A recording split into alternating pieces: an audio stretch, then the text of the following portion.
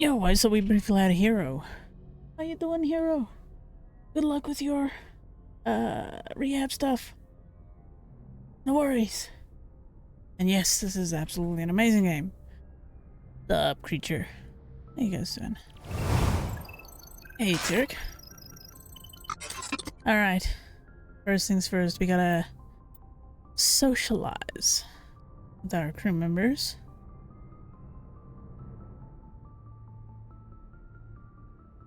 It's hot. I'm dying. Yeah, I'm dying of heat and I'm drinking fucking coffee. How does my brain work? It doesn't. That's my secret. Alright. First off, start from the bottom and work our way to the top. Because we are going to be talking all of our little souls.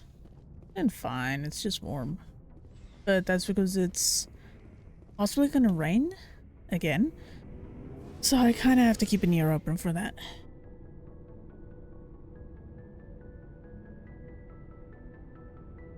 But I do be needing to take care of things with these people.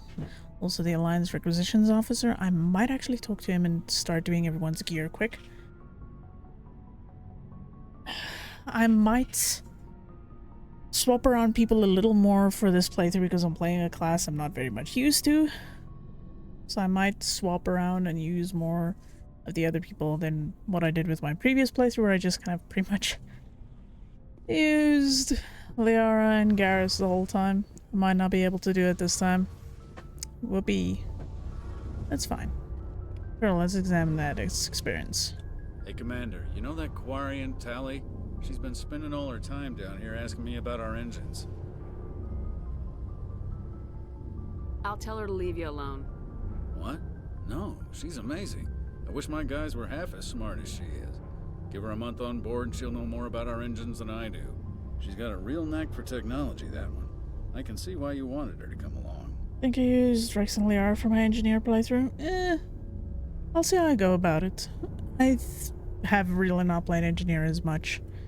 It's one of my least favorite classes. Sabru. How do you use anyone else other than the most loyal space bro Garrus? I know, it's difficult leaving him behind, and because I've got a soft spot for Liara, it's always difficult leaving her behind. But I'm gonna have to space it out because I'm a little squishy. I figured she'd be a real asset to the team. You got an eye for Tally, Commander, but I'm guessing that's not why you came down here. Fill me in on the IES stealth system. How does it work exactly? You can't hide a ship out in space. They emit too much heat and radiation. Too easy for sensors to pick them up. I'm right, she's an asset. I am so sad. Trap the energy we give off in storage sinks built into the ship itself. No emissions to give away our location. Eventually the sinks have to be vented. More than a few hours silent running and they overheat. Cook us inside our own hull. Rooter is a wonderful, awesome soul that's a fellow mod with me, with another friend of ours. He's pretty great. They're both incredible people. But yes, wise words, Miss Hell. I was so sad that she wasn't romanceable in the first game, but I kind of understand why. It's not that she's underage because of her pilgrimage, it's that she's young, like extremely young. And the time gap of the second game kind of puts her on par with Shepard's age, or at least close enough that it's not as much of a huge gap anymore. There's no way for anyone to detect us? A visual scan can still pick us up. Anyone looking out a window can see us plain as day. But you have to be pretty close to get an actual visual out in space. Most vessels rely on scanners. As long as the stealth systems are engaged, they can't see us. Not unless we accelerate to FTL speeds. And if memory serves correctly from the first game, Shepard is 29. Just being honest, Rue. Just being honest. It's just the old arbitrary, you gotta do this to be an adult stuff. Yeah, basically. Why doesn't it work with faster than light travel? Cranking up the FTL blue shifts our emissions, pushes them into frequencies too high to capture in the sinks. As soon as we make the jump, it's like setting off a flare. Sensors can pick up our location whenever we enter or exit FTL flight, but for short-range missions, our stealth systems are amazing, and we've got the only one. Where else have you served, Adams? If you name a class of Alliance ship, I've probably served on it. Everything from dreadnoughts and carriers right down to frigates like the Normandy. My last assignment was on the Tokyo, only a cruiser, but she was a good ship. Couldn't hold a candle to the Normandy, though. I want to know more about the Normandy. She's the best ship I've ever served on, probably the fastest vessel ever designed. And she's the only one using the new Tantalus drive core. Every time I hear Tantalus, I think of Final Fantasy IX. What's so special about the Tantalus drive core? Proportionally, it's about twice the size of any other vessel. Not only are we faster, but we can run at FTL speeds longer before we have to discharge the core. Carry on, Adams. Aye, aye, Commander. Sorry if I'm picking all the stuff that people might not find interesting, but I just love listening to some of these people. Like, some of the lines, you can tell that they put actual thought into these things. Your ship's amazing, Shepard. I've never seen a drive core like this before. I can't believe you were able to fit it into a ship this small. I'm starting to understand why you humans have been so successful. I had no idea Alliance vessels were so advanced. I'm all for the yapping personally. I find it cool to go through things and listen and talk about it. Yeah. Then there's me with my nerdy interjections every once in a while. Like, for instance, I think in this one, the voice actress for Tali was still credited as Ash in this one, and it was only from the second and third game that she was credited as Liz. The Normandy's a prototype, cutting-edge technology.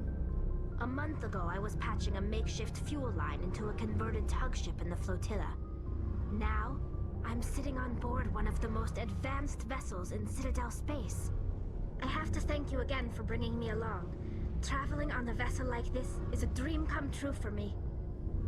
Also, I keep forgetting to plug this, but guys, the stack up stuff is still running. Unfortunately, the notification for that is busted, so if you do donate, let me know. And tell you what, anyone that donates anything above $5, I still got some gin down here. I'll take a shot of gin. Why not? I had no idea you found ship technology so interesting. It comes with being a Quarian. The migrant fleet is the key to the survival of my people. Ships are our most valuable resource. But we don't have anything like this. We make do with cast-offs and second-hand equipment. We just try to keep them running for as long as we can. Some of the fleet's larger vessels date all the way back to our original flight from the Geth.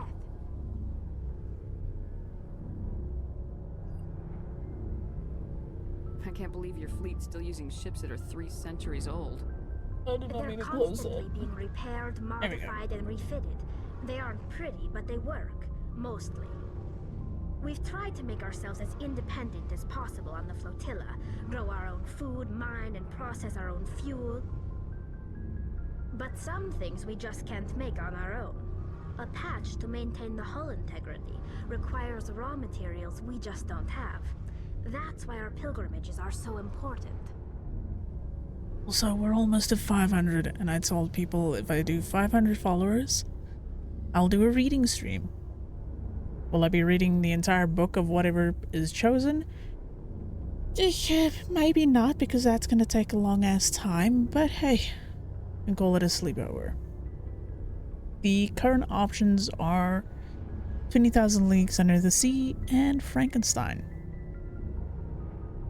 The poll is on Twitter. So, yeah. And since I'm only 3 away, I figured why not. It's a milestone I never thought I'd get, so here we are. Tell me about your people. Our lives aren't easy. Resources are scarce, and we are constantly on the move. Everything we do must in some way contribute to the continuation of the migrant fleet. There are 17 million Quarians in the flotilla, and each of us relies on the others for survival. The bonds among my people are strong. Unfortunately, we have had to surrender many of the freedoms and civil liberties other species take for granted. I had to choose public domain books because I wasn't sure what would be safe to read on stream. Like hell, I'll put together a little background to make it like cozy and have like rain effects or something, or maybe a crackling fire. You know, make a whole little sleepover out of it. Why not?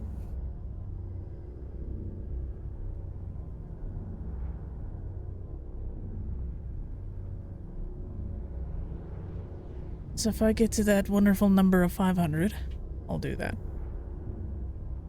Yeah, anything public domain is fine. Yeah. What kind of freedoms? Well, it's illegal for parents to have more than one child. If our population grows too much, it would strain our resources to their breaking point. Of course, we also can't allow our numbers to become too few. If our population is in decline, the rule against single births is temporarily repealed. In extreme cases of population decline, incentives are even offered to encourage multiple births.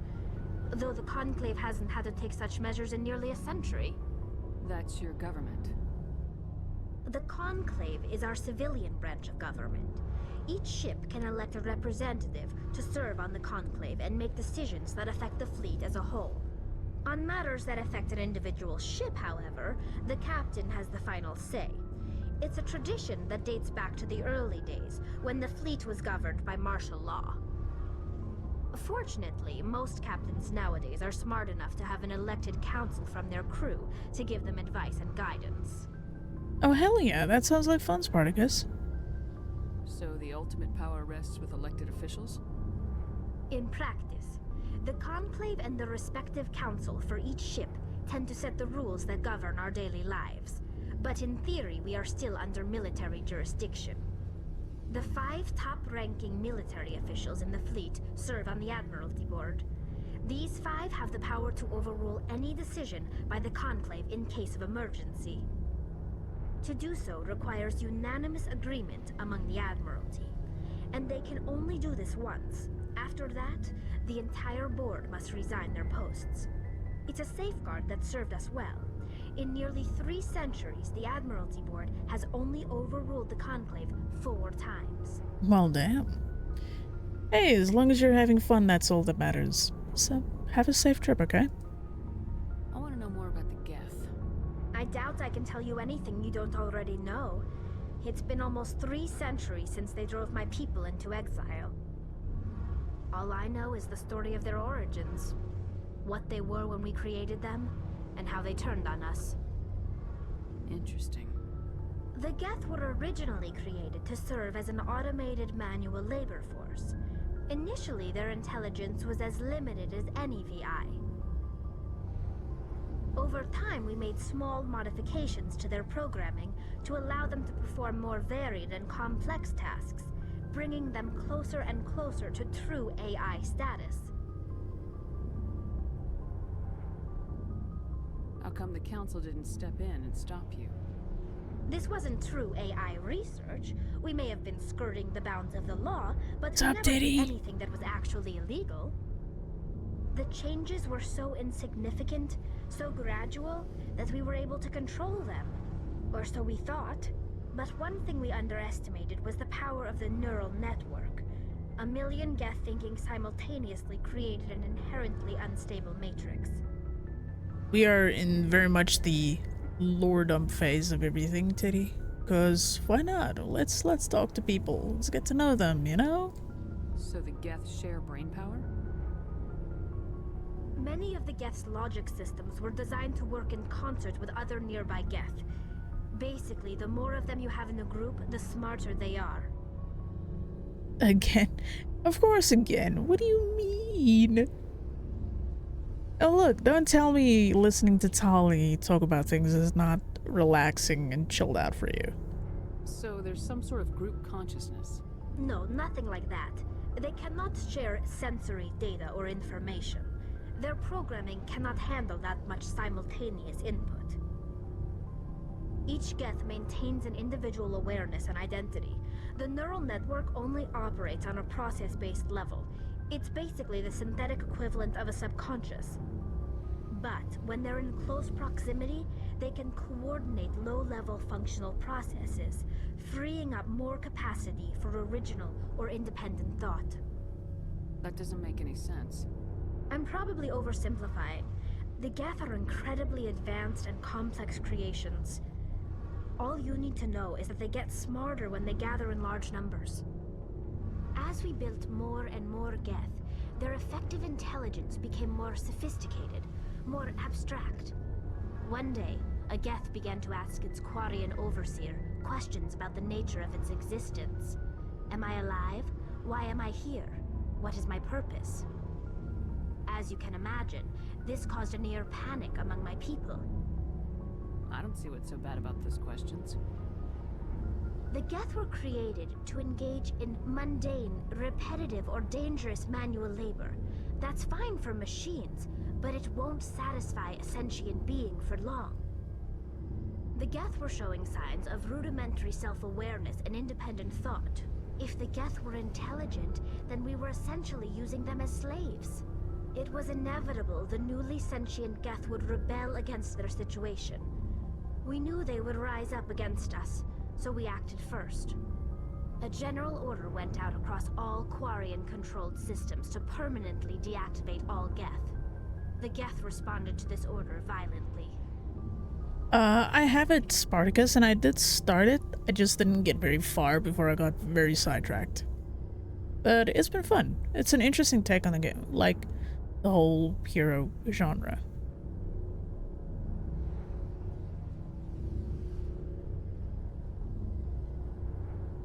I actually quite enjoyed it. I'll eventually go back to it. Hey, you can't blame them for fighting for their survival. We had no other choice. The Geth were already on the verge of revolution. By acting quickly, we had a chance to end the war before it began. The hope was that most of the Geth would still be little more than machines, incapable of organized resistance. But they had progressed much further than anyone anticipated. The war was long and bloody. Millions upon millions of Quarians died at their hands. In the end, we were forced to flee our own homeworld. We feared the Geth would pursue us, but they never came beyond the Veil. Now we drift through space, exile, searching for a way to reclaim what was once ours. I think they did, but I was gifted it, so I have it on Steam. It's hard to feel sorry for you. Your ancestors tried to wipe out another species. We made a mistake when we created the Geth in the first place, but we did not make a mistake when we went to war against them. If we had not acted, they would have wiped us out. They're a synthetic life form. They have no use for organics. None. Why do you think they cut themselves off from the rest of the galaxy? Sup, Finnish guy? Why do you think they've killed every organic being who's ever tried to contact them?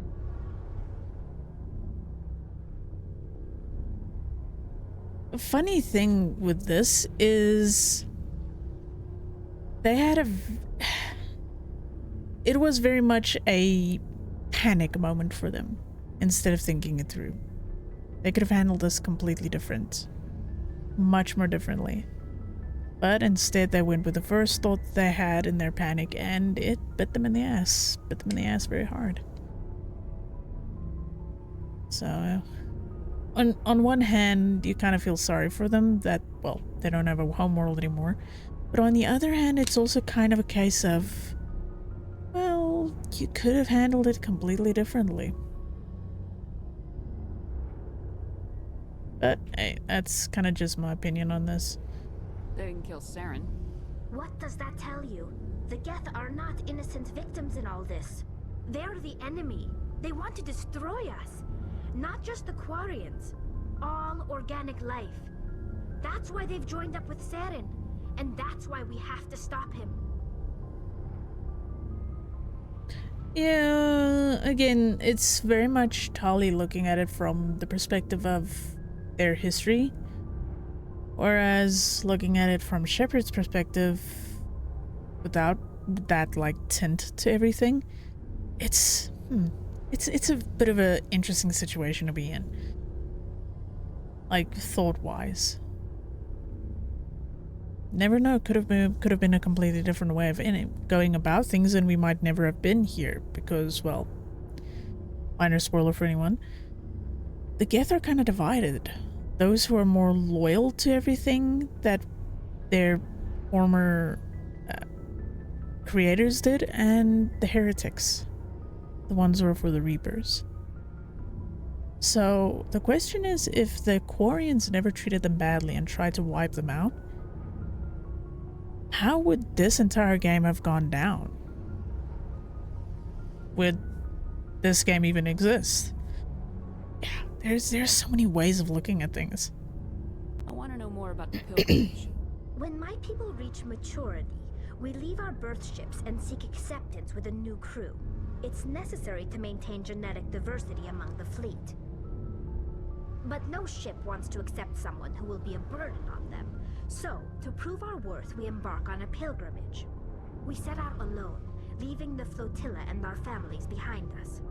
We only return once we have found something of value we can bring back to the fleet.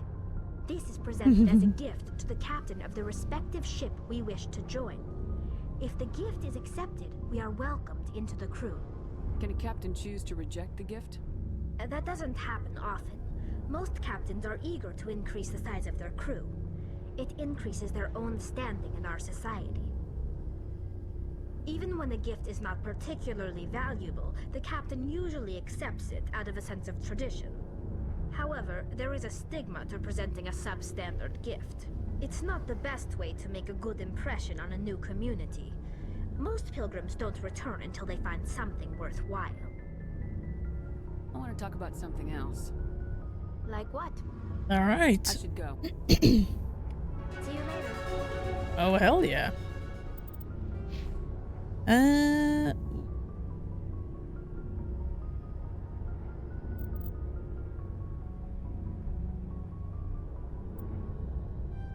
think I'm gonna put one in that. Yeah, there we go. Right. What's up, buddy? I want to do some shopping. Hey, Commander. Looking for some extra supplies before you head out? What have you got? Whatever you want. Armor, weapons, mods. It's not standard Alliance issue, but that's not necessarily a bad thing. Well, as long as you don't mind paying for it. Why should I pay you for my weapons and armor? My stuff doesn't come from the Alliance. I have to purchase it myself, and it's not cheap. Hell, the licenses alone have set me back more than I'd like. But no licenses, no goods. Without the goods, I'm out of a job. Are you going for the full trilogy? Yep, that's the plan. So I got a lot of catching up to do because it's already the 13th. I've been kind of just having so much trouble with power issues and rain and everything. So tonight I'm gonna try streaming quite a bit longer and see how far I get. Let's see what you got. You bet, Commander. Okay, so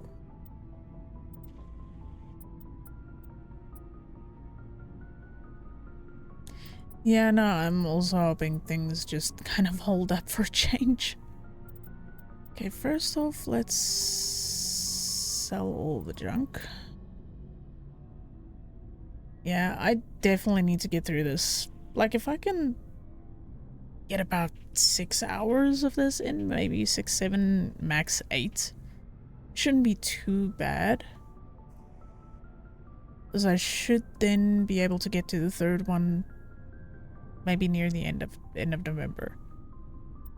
Which is fine, then I can switch off between Sinking City, Mass Effect 3, and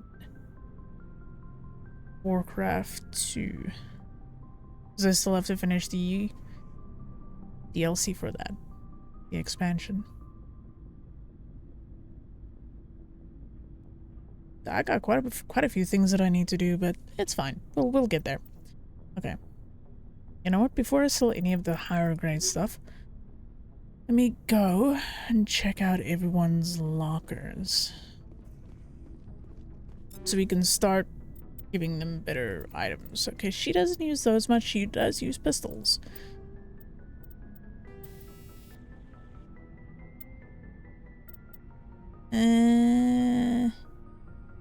You know what? Sure, why not?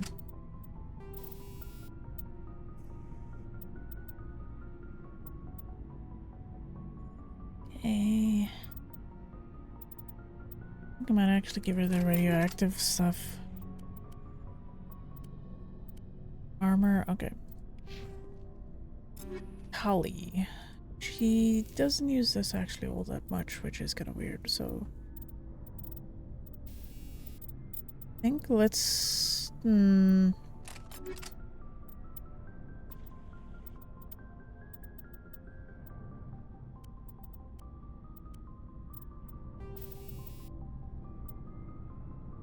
Okay, you might actually need the armor plating. Hold on. Ooh. Hold on. What do I have in here? I have health regen. It's kind of nice, but I think this might actually be better. Faster shield recovery is going to be better for me, and for Tali. She's got the plating.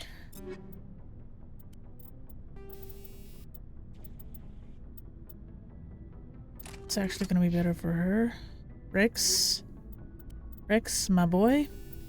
You got motorized joints for you because you are a fucking cannonball. We're gonna actually give you... Ooh, you got a lot of chemical rounds on you. So, Tali, instead of that, let's give you some chemical rounds as well. I don't have anything that's actually good for on these things, so that's gonna suck. Garrus. Sniper boy.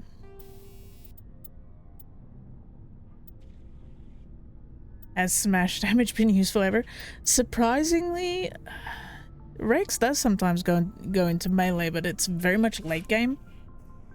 Especially if you use the auto level up. He only starts using his higher level stuff. His higher level melee attacks and biotic attacks in higher levels, unfortunately. So, it's not... It's kind of a little bit of a toss-up. Sometimes it works, sometimes it doesn't.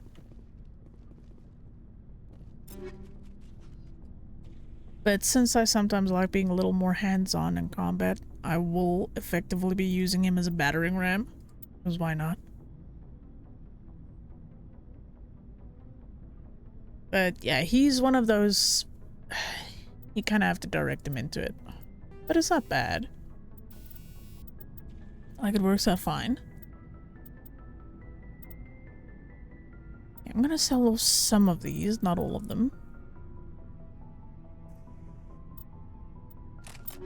Wish I had more level 3 stuff though, but it's fine. Alright. Ashley, I'll be right back with you. Let me sell off some of this stuff. Looking for supplies? Oh, return, yes. Let's see what you got. You bet. So, how we're gonna deal with this is sell this. We're gonna sell those. Basic rounds, I'm only gonna keep 3 of them. Improved sighting, we've already got rid of those. High caliber is nice, but eh. Any personnel rounds, we're gonna sell 1. These we can all sell because... Okay, we're gonna keep the level 3 stuff for the time being. When I pick up things that are actually worth using that on. Sell junk. Buy.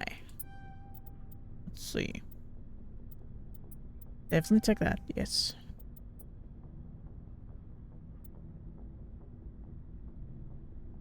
That's weaker. It's kind of shitty. Can I? No, I can only wear light. I can't wear heavy. You guys hamstringed me by making me choose a fucking engineer. I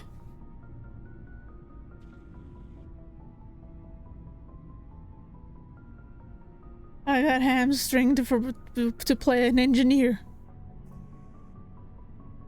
Now you say sorry. Okay. Sorry, Ashley. You're kind of we're gonna kind of see what we can cobble together for you. Okay. I don't know. I never played I don't know what I did, but I'm not. Of course you're not sorry, Finnish guy. Fucking ass that. Little bastard. Sure, we'll leave those. Engineer choo-choo. Engineer is fine. It's just not very much not my playstyle. But it was what was voted. So we're playing fucking engineer. It's fine. Yeah, sure, why not? We'll leave those on you. At this point in the game, we don't have enough money to do proper gear, so we're just cobbling shit together. This is fun. This is fine. Yeah, this is fine. Nothing's on fire yet. Shepard, what can I do for you? What's your story, Rex? There's no story. Go ask the Quarian if you want stories.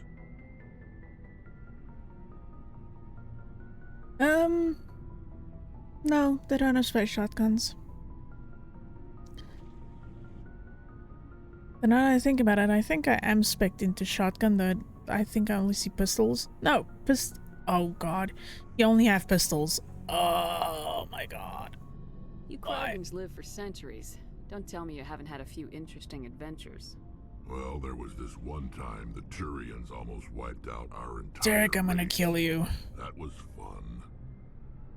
No, you know what, people? Tarek plays a Lalafell in Final Fantasy XIV. So when I say I'm gonna punt him, I don't want to hear anyone defending the Lalafell. We punt him. I heard about that. You know, they almost did the same to us. It's not the same. It seems pretty much the same to me.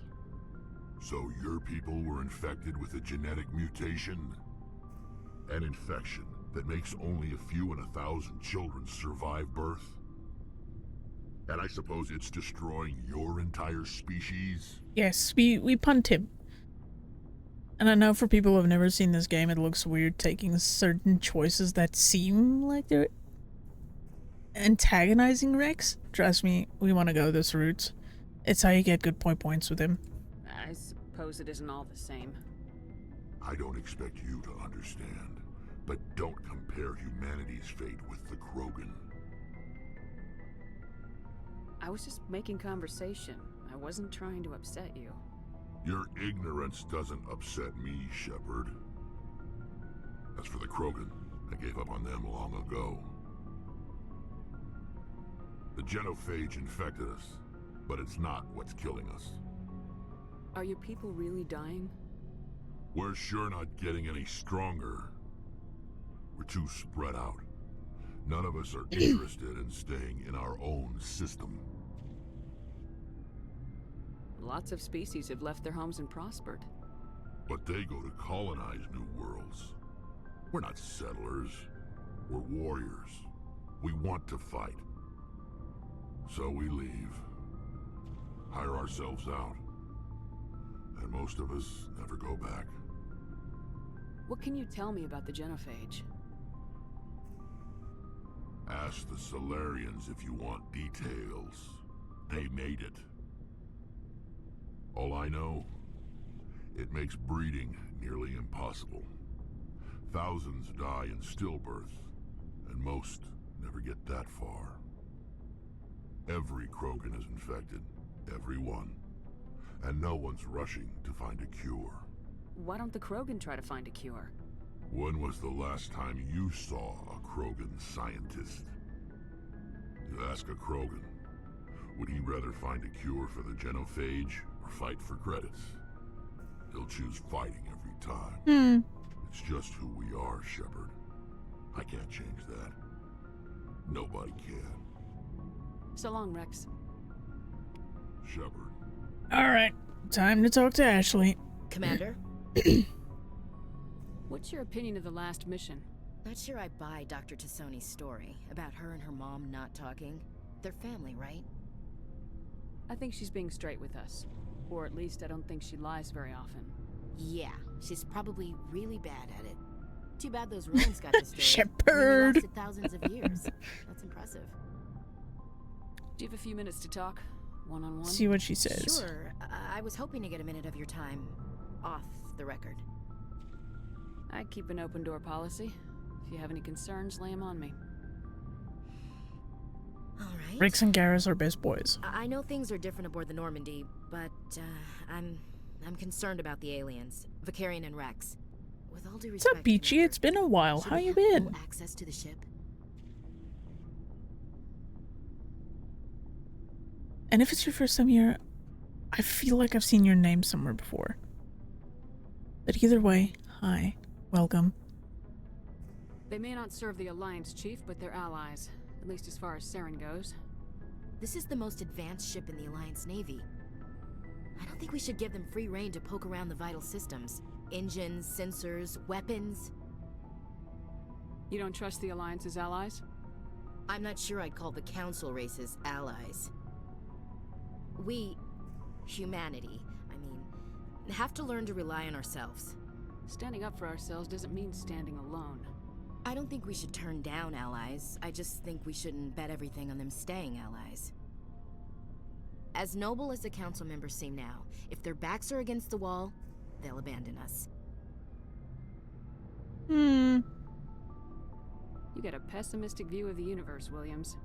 A pessimist is what an optimist calls a realist. Look, if you're fighting a bear and the only way for you to survive is to sick your dog on it and run, you'll do it. Stop, Chungus. You love your dog, it isn't human. It's not racism, not really. Members of their species will always be more important to them than humans are. So for anyone wondering what happened earlier today, I was doing no mic recording for Uncharted 3. Yes, I do have playthroughs on my YouTube channel that have no mic. It's literally just a very long playthrough of a game. And I started the Uncharted series.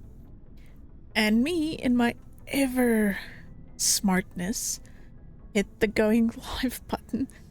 Just as quickly, I fucking shut down that shit. And Chungus actually piped up and was like, "Did you just go live?"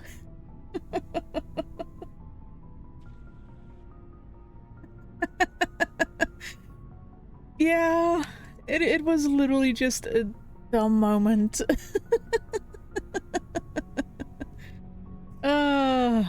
So yeah, I'm starting a no mic recording for Uncharted 3. So I'm busy recording gameplay for it, and then I have to edit it all down and compile it into a long play video. So yeah, I caught you in 1080p. Crowd Hardy where they was still in chat. Yeah, pretty much. Oh, that was definitely a moment. Fucking hell. And yeah, hey, now you guys know the next project for the YouTube channel while I'm catching up on VODs is doing the no mic stuff. So it's Uncharted 3 that I'm still doing, Uncharted 4, and hold on. Lost Legacy, there we go. So there's still those three that I'm going to be doing, and I'm also going to be doing the Uncharted game. Oh, sorry, not Uncharted, Last of Us. I'm going to be doing the Last of Us ones as well. And you're like, oh, nobody saw that. Yep. Yeah. I was like, I hope I was fast enough to just not let people see that. I wasn't. These seem like deeply held beliefs, Williams. What made you think this way? My family's defended the Alliance since it was founded. My father, grandfather, great-grandmother, they all picked up a rifle and swore the oath of service. I guess we just tend to think of Earth's interests as our own. Then boom. Yep. Chungus showed up. Worked with aliens before. No, ma'am.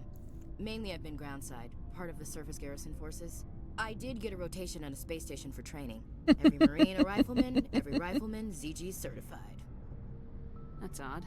Your record is spotless and your technical scores are exemplary. You should be serving with the fleet. Anyway, that's why I haven't served with many aliens, Commander. I never knew my family. Grew up an orphan on Earth. Anybody in your family I'd have heard of? Couldn't say, Commander. So why are you out here? Just trying to get away from Earth? No. The future of humanity is out here. There's so much we haven't seen yet. Yeah. I still remember my first field exercise on Titan. When we hit mud, the reality hit me. I'm the first person who ever stood here. Then my drill instructor kicked me in the ass. I went face first into the muck. He spent the next 5 minutes chewing me out for gold breaking. Don't tell me you had Gunny Ellison. He's the only one who uses that word to describe shirking duty. Oh, Lord. You went to the Makapog boot camp, too? Yeah. Gunny Ellison's still reaming out recruits down there. Kicking ass and using words like inveigle and pusillanimous. That's a word I haven't heard in a long time. Jesus. Alright, I can see where your concerns are coming from, Williams. But this is a multilateral mission. You're gonna have to work with aliens, like it or not.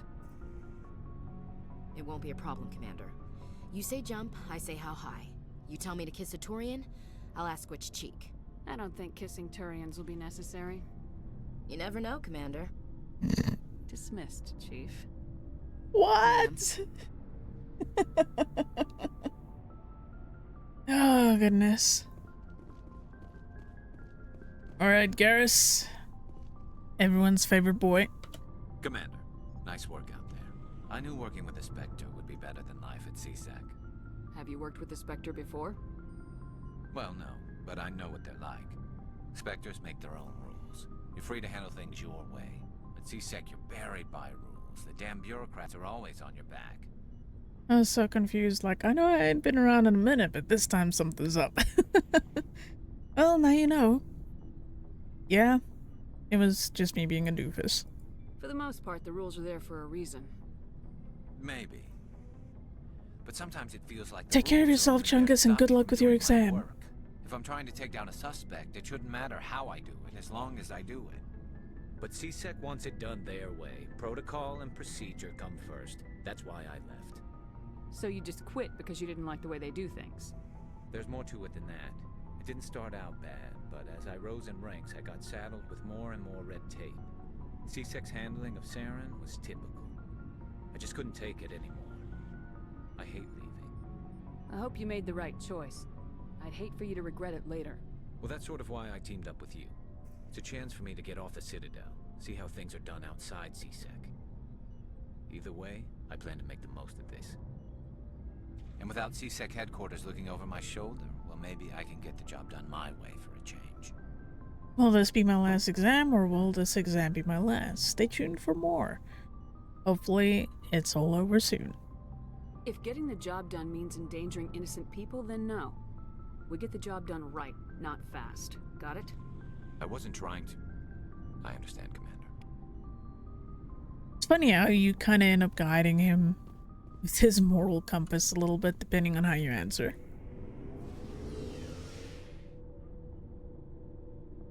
All right. Now we get to talking to everyone else.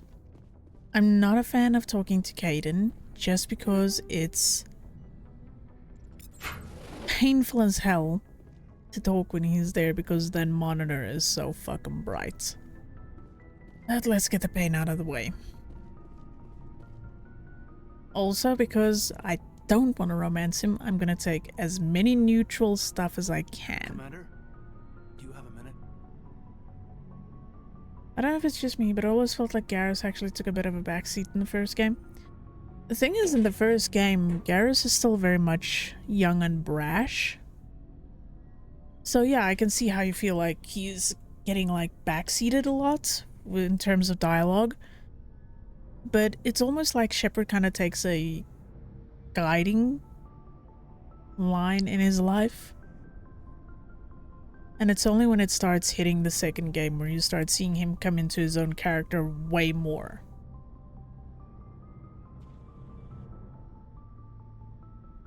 Like, the first game for me with a lot of the characters felt very surface level. There wasn't a lot of deep conversations with any of them. It only started to really pick up from the second game. Because the first game was more of a tentative, like, will this work? Won't this work? We put a lot of time and effort into this game. We put a lot of actors into this game because everyone's voiced. And when it turned out it was a success, that's when they started to experiment more with not just mechanics, minigames and everything. It's when they started to experiment more with fleshing out characters, giving them more of a past, giving dialogue more like realm and feel. It's a very, like, there's a reason why for a lot of people the second game is their favorite and the first one is fondly remembered, but people kind of blast through it to get to the second game. I always make time for my officers. Off the record, I think there's something wrong here. This Saren is looking for records on some kind of galactic extinction, but we can't get backup from the Council? Sorry, Commander. There's writing on the wall here, but someone isn't reading it. We'll get things done. I'd rather operate independently than have the brass on our backs anyway. I hear you. It just seems like a group that's been around as long as the Council should see this coming. I mean, it's funny, we finally get out here, and the final frontier was already settled. And the residents don't even seem impressed by the view. Or the dangers. First one definitely isn't a bad play, but I have to agree on the second game being a clear winner for me too. Yeah. Like, you could clearly see there was way more investment in, I'll just say, the general feel of your companions. Yes, you had new people like Jacob and Miranda, and Thane and Grunt, but even them, even though it's your first time meeting them, they felt way more fleshed out than the first game. Again, I guess the way you could look at it is, the first game was just, will this work? Won't this work? Is this going to be fine? Is this going to clear enough for us to make a second game?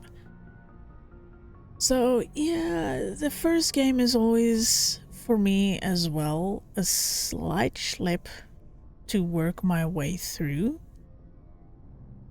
But I still enjoy it for the fact that this was the first game. This was what introduced me to this series and made me just absolutely love everything. Like, I have physical copies. I have the physical copies of the first of these 3 games. I still have the Mass Effect 3 one with a reversible cover where you have male ship or fem ship. So I still have them. But yeah. No, it's, you can definitely see why the second game was a lot of people's favorite. Well, you're a romantic. Did you sign on for the dream, Malenko? Secure a man's future in space? Yeah, I read a lot of those books when I was a kid, where the hero goes to space to prove himself worthy of a woman he loves, or, you know, for justice. Maybe I was a romantic in the beginning, but I thought about it after brain camp. Biotic acclimation and temperance training. I'm not looking for the dream. I just want to do some good. See what's out here. Sorry if I got too informal. Protocol wasn't a big focus back in Bot. Tell me about it.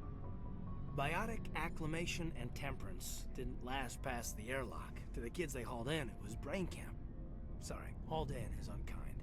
We were encouraged to commit to an evaluation of our abilities so an understanding of biotics could be compiled. There are worse results of accidental exposure to element 0 in the womb. Beats the brain tumors some kids grew up with. Seems like you beat the odds. How many didn't make it? Out of 100, maybe 60 have no effect. 30 suffer adverse effects, little things like brain cancer. The other 10 show enough ability to augment with implants. Not always permanent, though. Not like the cancer. Next thing you know, you're out on Jump Zero. And how's a kid supposed to deal with that? A station at the edge of human space. Jump Zero is Gagarin Station, right? What's it like? Yeah, that's the official name.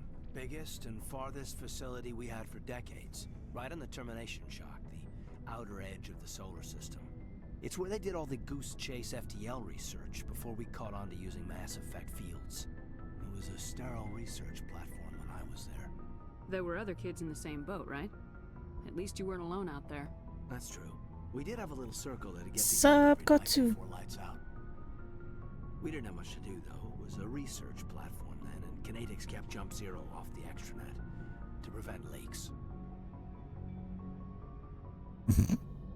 What? I forgot about these. Oh, I don't want to get through to... Oh. No. We're not romancing him. You know of any intentional exposures for certain? No one knows. Doesn't mean they didn't happen. As big as the exposures were, it was hard to track down accidentals. It was different then. No one knew the potential, so there wasn't a lot of regulation. Anything Kinetics did was gold. I'm not saying they intentionally detonated drives over our outposts, but in retrospect, they were damn quick on the scene. Jump Zero's a long way from home. What was it like? The grand gateway to humanity looks a lot better in the vids. Anyway, this was supposed to be a casual debrief, not a bull session about stuff that happened years ago. We have to depend on each other in combat. I like knowing what kind of man I have at my back. I understand, ma'am. I won't let you down. You, make a habit of getting this personal with everyone? Of course. But I don't enjoy it with everyone. We'll talk again later. I'll, I hate that. I hate that all three options Yeah, I'd like that. kind of make it look like you're interested, even when you aren't. Like, there are parts of the conversation system that never aged well. This is one of those. Yeah, it seems like you can't avoid her coming across as flirty there. Pretty much, yes. So this is one of those cases where there are just things that never aged well, or that were written not badly, just vaguely. So it doesn't help. So, well, at one point or another, unfortunately, we're gonna have a bit of a... Are you leading this poor boy on? No, but I'm gonna start leading Liara, if you know what I mean. What can I say? I love Liara. She's always my #1 romance. And everyone else chose on the first stream to do femship. And femship is... well... yeah. It's easier to romance Liara because the only other options that you really get are in the third game. So that's about it. Just stop by to say, hey, I'll get you. No worries, Kazu. Thank you for stopping by. It was nice to see you.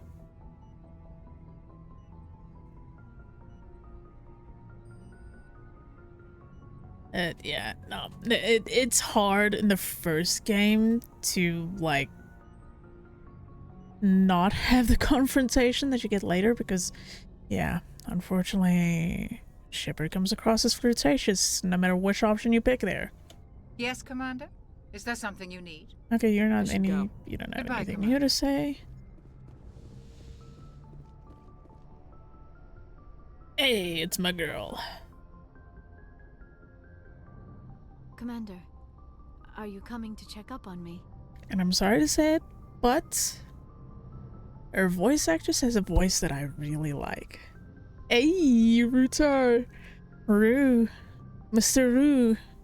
I take it you're a Liara enjoyer as well.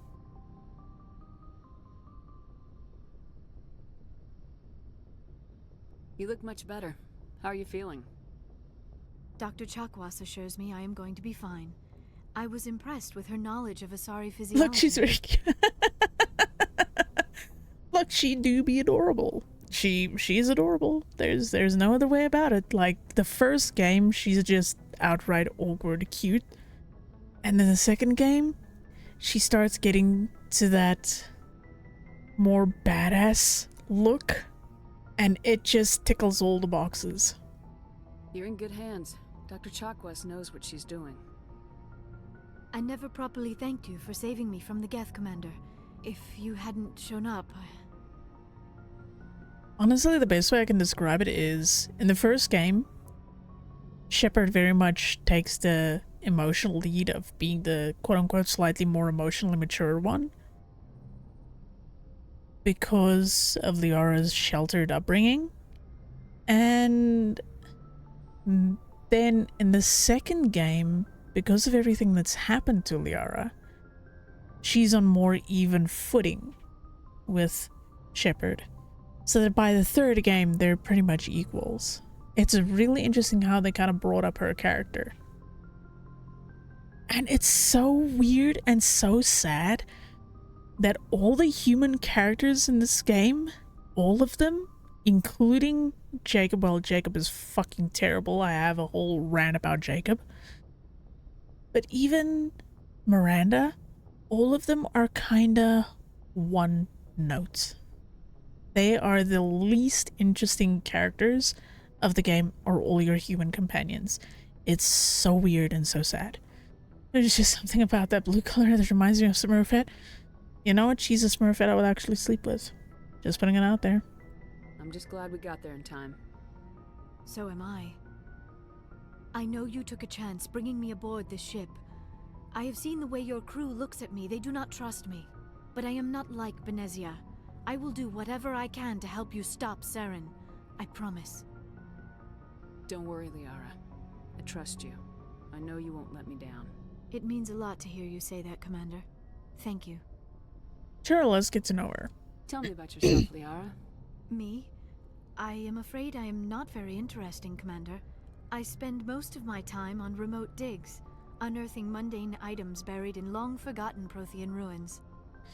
Again, it's so weird to think that from the age of 1 to 350, they're considered children to teenagers, and 351 is 700-ish, they're considered adults, and from 701 to 1000, they're considered old ladies. Very weird. Sounds dangerous. And lonely. Sometimes I would run afoul of indigenous life forms or stumble across a small band of mercenaries or privateers, but I was always careful. Until the Geth followed me to Artemis Tau, I never found myself in any situation my biotics could not handle. As for the solitude, well, that is one aspect that most appealed to me. Sometimes I just need to get away from other people. You don't like other people? I suppose it comes from being a matriarch's daughter. People expected me to follow in Benezia's footsteps. They wanted me to become a leader of our people. Matriarchs guide their followers into the future. They seek the truth of what is yet to come. Maybe that's why I became so interested in the secrets of the past. It sounds so foolish when I say it out loud. It sounds like I became an archaeologist simply to spite Benezia. Yep, just want to be away from people. Nope, just out in the middle of the boonies, out in the middle of nowhere. You don't need to socialize, it's fine. All children rebel against their parents. It's a natural part of growing up. Aha, you share the wisdom of the matriarch, Shepard. That is exactly what Benezia said when I told her of my decision. But there was more to it than that. I felt drawn to the past. The Protheans were these wondrous, mysterious figures. I wanted to know everything about them. That is why I find you so fascinating. You were marked by the beacon on Eden Prime. You were touched by working Prothean technology. Sounds like you want to dissect me in a lab somewhere. What? No, I did not mean to insinuate. I never meant to offend you, Shepard. I only meant that you would be an interesting specimen for an in-depth study. No, that's even worse. Yep, keep digging that hole, Liara. I'm sure it'll hit something sometime. Calm down, Liara. I was only joking. Joking? Oh, by the goddess, how could I be so dense? You must think I am a complete and utter fool. Now you know why I prefer to spend my time in the field with data disks and computers. I always seem to say something embarrassing around other people. Please, just pretend this conversation never happened.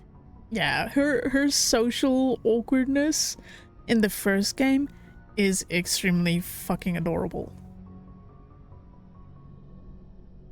It really is.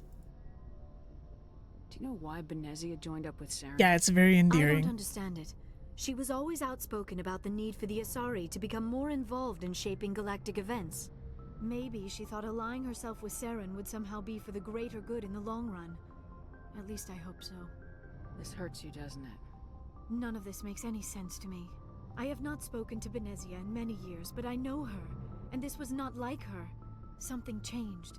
That's something that always struck me as odd, is she refers to her mother by her name and not mother. Maybe because of something that happened?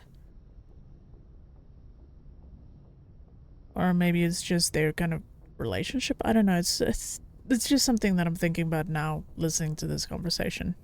I'd like to know more about the Asari. We were the first species to discover the Citadel.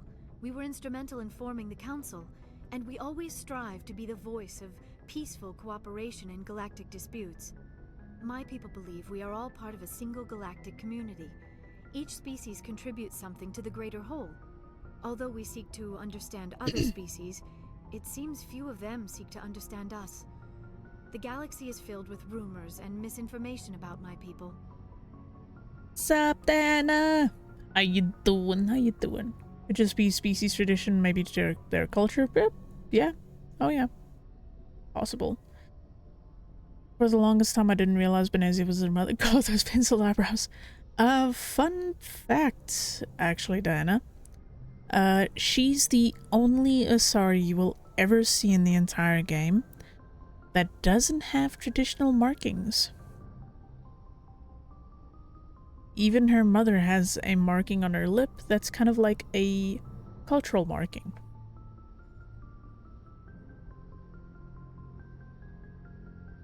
So it's kind of a little bit of a weird thing that's just sets her apart from the other Asari.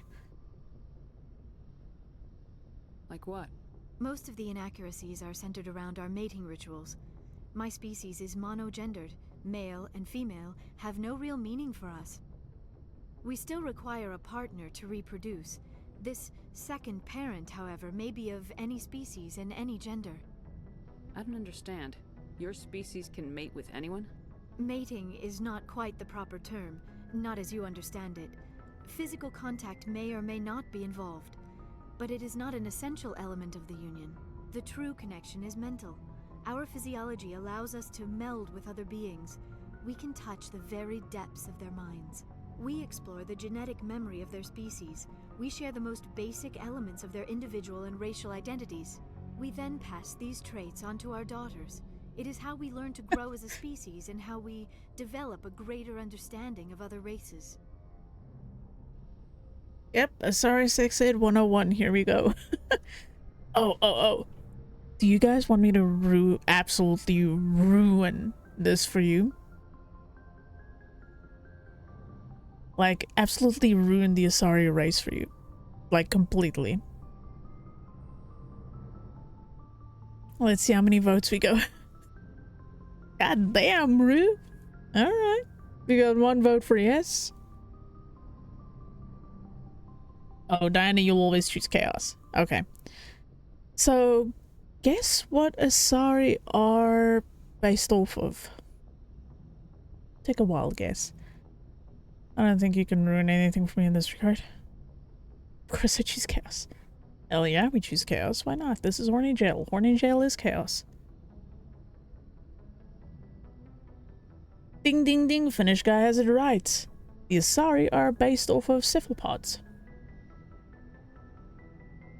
Their skin is described as being cool to the touch and slightly scaled. What happens to your partner after the union? Every relationship is different. Some unions are a single encounter with both parents parting ways afterwards. Others can be more long-term. Sometimes an Asari and her partner will stay together for many decades. Do you know who Matriarch Benezia chose as her partner? She rarely spoke of her partner. Though I know my father, if you want to use that term, was another Asari.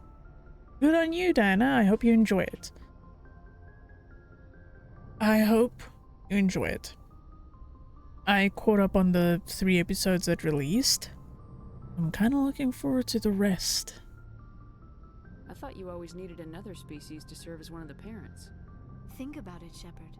If we were not able to mate with our own species, we would have died out long before we ever mastered spaceflight and left our homeworld.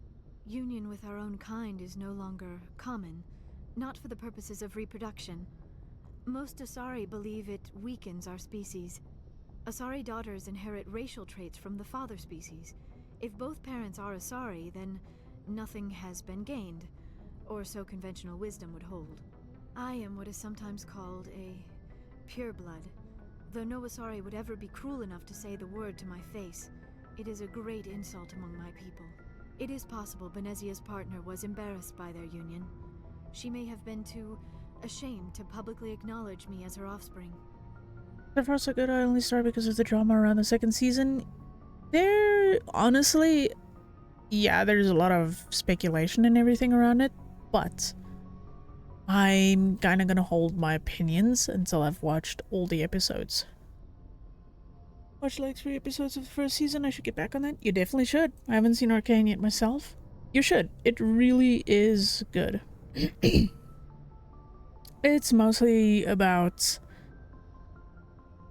the direction of the episodes. Again, I'm keeping my opinions to myself until I've actually finished the show.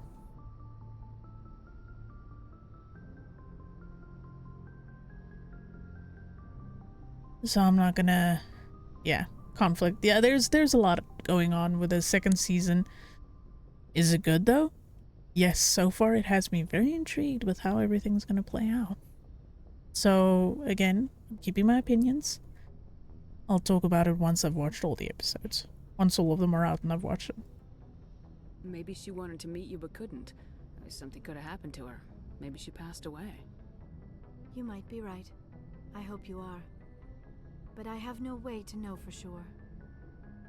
Benezia never spoke of her partner. Whatever happened, it caused her too much pain to dwell on it. She raised me by herself, though that is not uncommon. Many Asari raise their children alone, particularly if the father species is short-lived. Often the partner will pass on long before the child reaches maturity. I like how we went from basically sex ed to family education to now how to deal with being a long-lived race boinking a short-term race. That's very interesting. You Asari live for 1,000 years. What happens when your partner dies? Few sapient species live as long as my kind.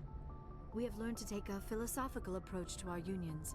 We do not focus on the inevitable loss of our partners. Instead, we enjoy the time we spend with them. And even after they're gone, a part of them lives on in us. The union is a connection that transcends both time and space. How was Fiend? Classic, I was watching for a bit. How did it go? How did it go? Wee woo, wee woo. You just missed Asari sex ed. Got a touch further than last time. Oh, I should damn. go. Goodbye, Shepard. That's awesome. Yeah, I was watching that and it was insane. Holy fuck. Alright, we spoke to everyone. But despite having 5 people with biz gear, we didn't clear. Okay. Okay. You know what? Let's take on some of these. And Hydra, Argos, Row. Pistons, good old IPS gear, oh my god. Yeah, I looked at that fight while you guys were playing it, and holy fucking a bucket does it. It looks, Jesus.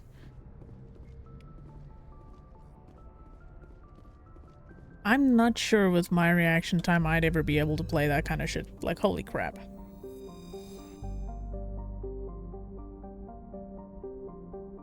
Alright, we need to go to Hydra. We didn't go through him. You'd be surprised. Funnily enough, I don't think it's that hard for an extreme. You've seen my reaction time on other stuff. Patching it through. Why was that so Commander loud? Shepard, my name is Nasana Dantius. I have a job for you. I can't say any more in an unsecured communication. If you're interested in hearing my offer, meet me on the Citadel so we can talk in person. I'll be waiting in the Diplomat's Lounge on the Presidium.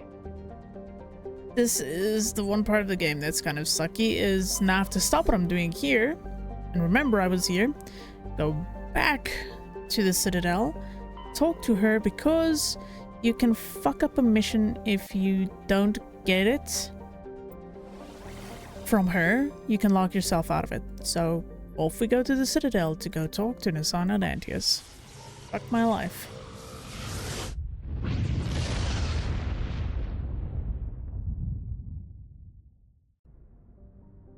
Also, again, a reminder.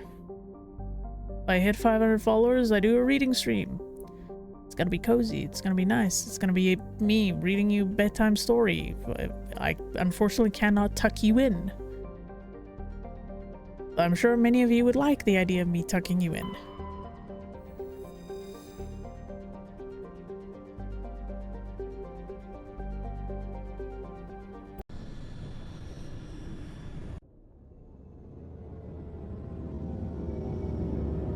Please tell me I have enough charisma to be able to make this pass check.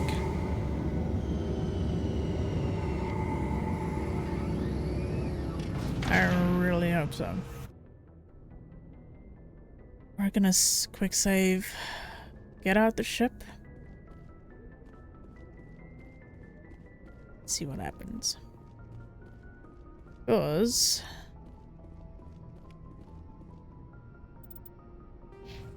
tuck me in, you haven't even given me a mattress and solitary.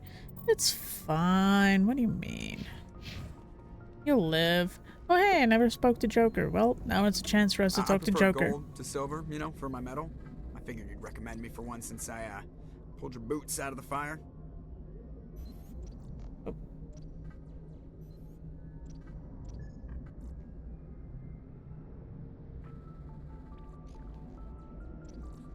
Sammy and the dashboard are at war with each other. This is what happens when I close it by accident. Oops. If we present you with a medal, you'll end up sitting on stage listening to politicians make speeches for a couple of hours. That's a good point. They'd probably make me shave, too. I spent the last 7 weeks working on this baby. No medal's worth that. So, Commander, why don't you tell me why you're really here? Joker, the OG bro with an AIGF. Yep, pretty much. I like to know my crew. Mind if I ask you a few questions? I can see where this is going. You did a background check on me, didn't you? Well, I'll tell you the same thing I told the captain. You want me as your pilot. I'm not good. I'm not even great. I am the best damn helmsman in the Alliance fleet. Top of my class in flight school, I earned that. All those commendations in my file, I earned every single one. Those weren't given to me as charity for my disease. What are you talking about? Are you sick? You mean you didn't know? Oh, crap. Okay, I've got Vrolik syndrome, brittle bone disease. The bones in my legs never develop properly. They're basically hollow, too much force and they'll shatter. Even with crutches and my leg braces, it's hard to get around. One wrong step and crack! It's very dramatic, but I've learned to manage my condition, Commander. Put the Normandy in my hands and I'll make her dance for you. Just don't ask me to get up and dance unless, you know, you like the sound of snapping shin bones. Why does everyone call you Joker? It's a lot shorter than saying Alliance Flight Lieutenant Jeff Moreau. Plus, I love to make little children laugh. I was just thinking how much you remind me of Santa Claus. Look, I didn't pick the name. One of the instructors in flight school used to bug me about never smiling. She started calling me Joker, and it stuck. Why didn't you ever smile? Hey, I worked my ass off in flight school, Commander. The world's not gonna hand you anything if you go around not wrong. Like an idiot. By the end of the year, I was the best pilot in the academy. Even better than the instructors, and everybody knew it. They'd all got their asses kicked by the sickly kid with the creaky little legs. One guess who was smiling at graduation? I need to know more about this Vrolik syndrome if I'm putting my ship in your hands. Yeah, of course you do. It's an extremely rare condition. Nobody knows exactly what causes it. Genetic, maybe. It's treatable, but there's no cure. They classify my case as moderate to severe. I was born with over a dozen fractures, hip, thighs, ankles. My bones were already breaking in the womb. 100 years ago, I wouldn't have survived past my first year. Lucky for me, modern medical science has turned me into a productive member of society. You're not gonna break a bone trying to fly the ship, are you? I don't fly with my feet, Commander, so I'm fine as long as I'm in this chair. I gotta be real careful when I get up to take a piss, though.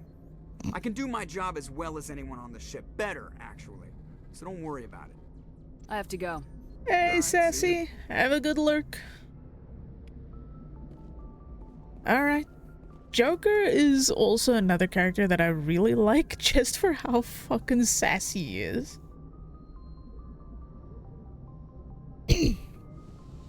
He's an absolutely awesome character. Alright, let's take the two bros.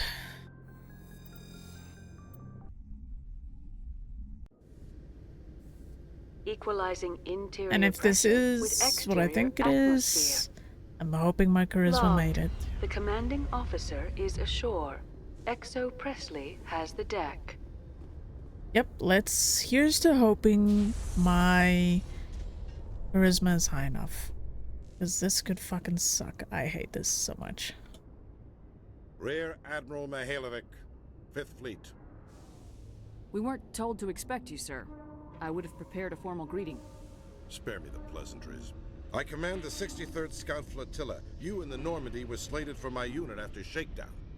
And the Council got their paws, claws, tentacles, whatever. They got them on our ship, and you.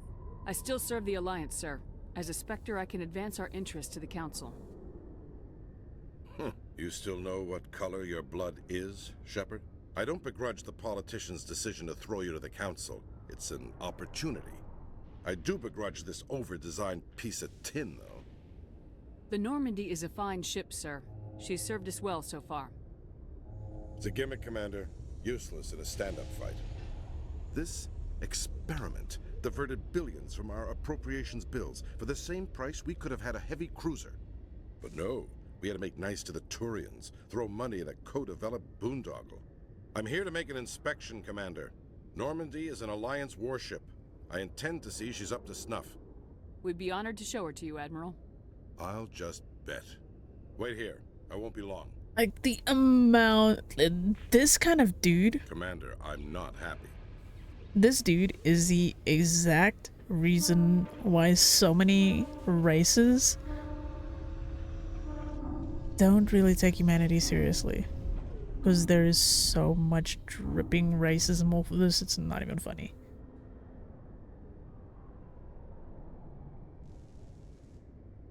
And it just kind of keeps perpetuating hate. I'm sorry to hear that, sir. Who designed that CIC? Putting the commander aft of everyone else is inefficient. What if he needs to discuss with the operators toward the bow? Modified Turian style. They prefer commanders looking over their subordinates rather than in the middle of them. We wanted to see how effectively they can command with that setup.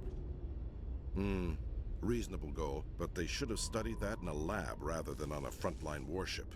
I had to shake my head at that drive core of yours. 120 billion credits at element 0 to make this thing able to move without giving itself away. You realize we could make drive cores for 12,000 fighters with that money? What good is it to hide for a few hours anyway? Useless. We can loiter in an enemy system and monitor traffic or drop infiltration teams on enemy worlds. Normandy could be more effective than the Solarian STG. Maybe. But that's not the job of a proper warship. We're supposed to find and kill the enemy fleet, not count how many times their garrison goes to the bathroom. And we need to talk about your crew, Commander. Krogan? Dang, ship is she got them crazy eyes. Turians? What are you thinking, Commander? You can't allow alien nationals free access to Alliance equipment? That is something that has always been hilariously weird with all of these games, but then again, this is like late 2009 and Mass Effect 3 came out mid to early 2010s. So, yeah, it kind of fits.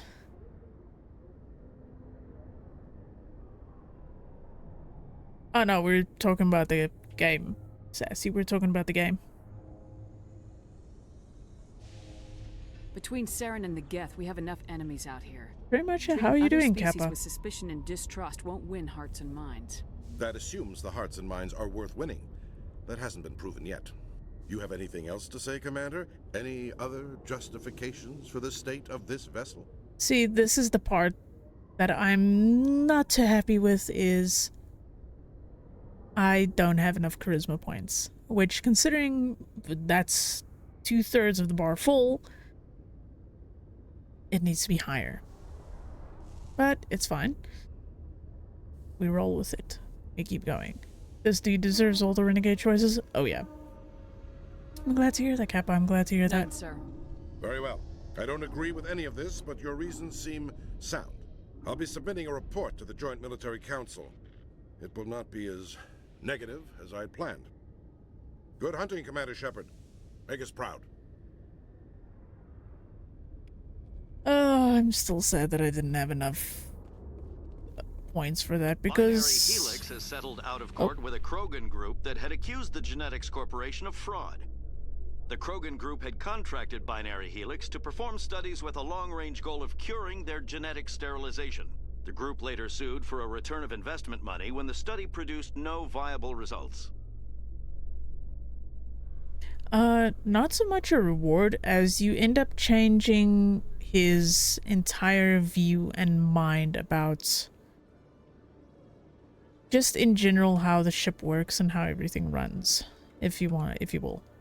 Like, he is less prone to, oh, this is a bad idea, this is a waste of money. He starts seeing more of the benefit in it.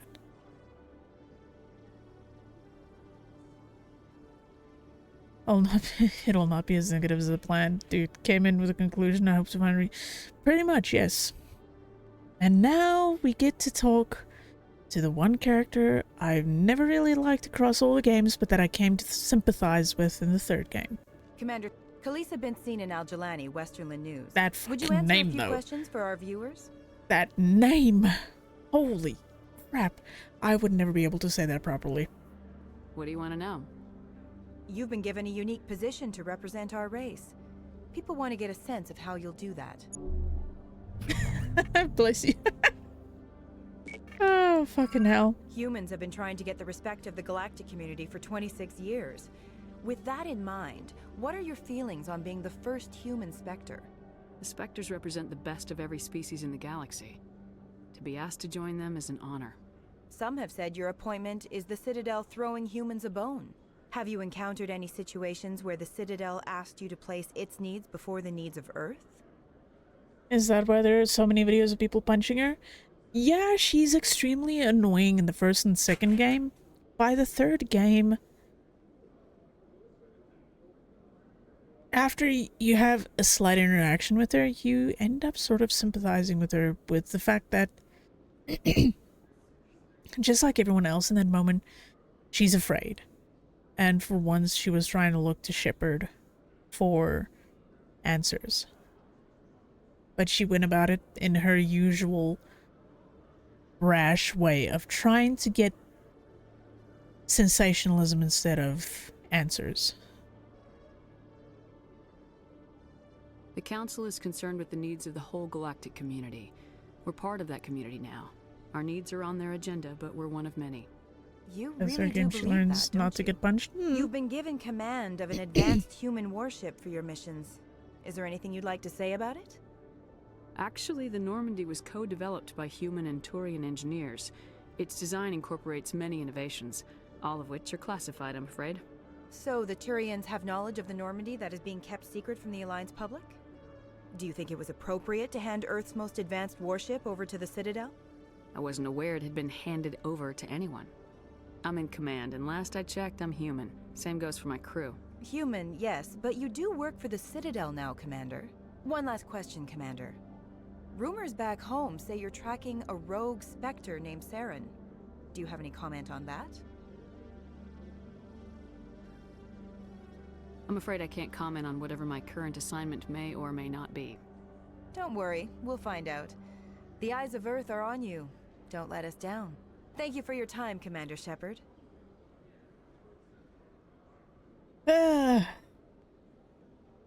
Reporters.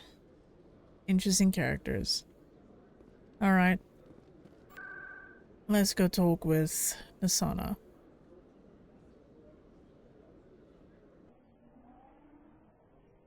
And can't believe Earth is... yeah. It happens. Welcome to the Presidium. Allow me to be your guide. But... yeah. The reporter is unfortunately a character that I'm not very fond of until much later.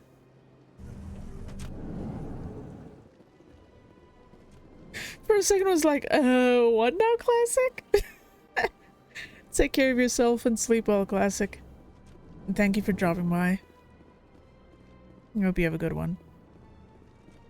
Commander Shepard, I am Nasana Dantius. I see you got my message. Can't believe they're watching. Yeah, well, Earth tends to be an interesting place. It sounded like you needed some help. I do.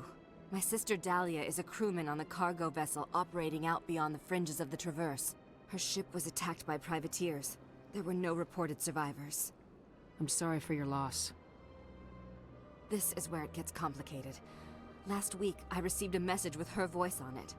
Dahlia is alive. The rest of the crew was killed, but she was taken prisoner. The slavers demanded a huge ransom from me in exchange for returning her unharmed. Why didn't the raiders kill Dahlia along with everyone else? My sister probably told them who she was. My family's very wealthy, Shepard. They must have realized she was worth more to them alive. Coming up with the ransom seems like the best way to ensure Dahlia's safety. That's what I thought. I did what they wanted, transferred the funds to the account they specified. Only they never released her. They haven't contacted me since. I've made a terrible mistake, Shepard. I'm a diplomatic emissary. By law, I'm required to report any attempted extortion to CSEC immediately.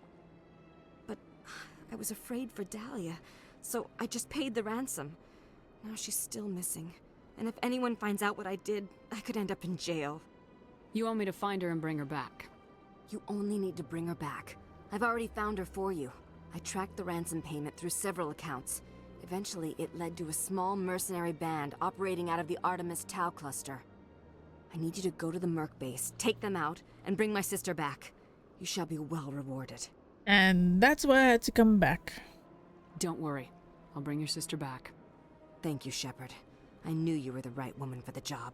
Come back and see me when the job is done. That there is exactly why I had to come back. Because otherwise, you gotta lock yourself out of that mission. Not very much from tomorrow's also. I need to fly to yourself. No worries, Sassy. I hope you have a safe journey.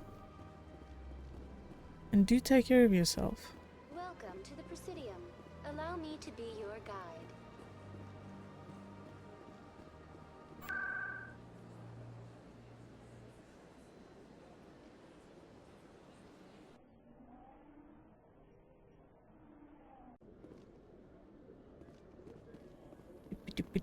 In breaking news, Chairman Burns of the Parliament Subcommittee on Transhuman Studies has been kidnapped by biotic extremists. The biotics commandeered a freighter and were last seen in the Hades Gamma Cluster. No demands have yet been made.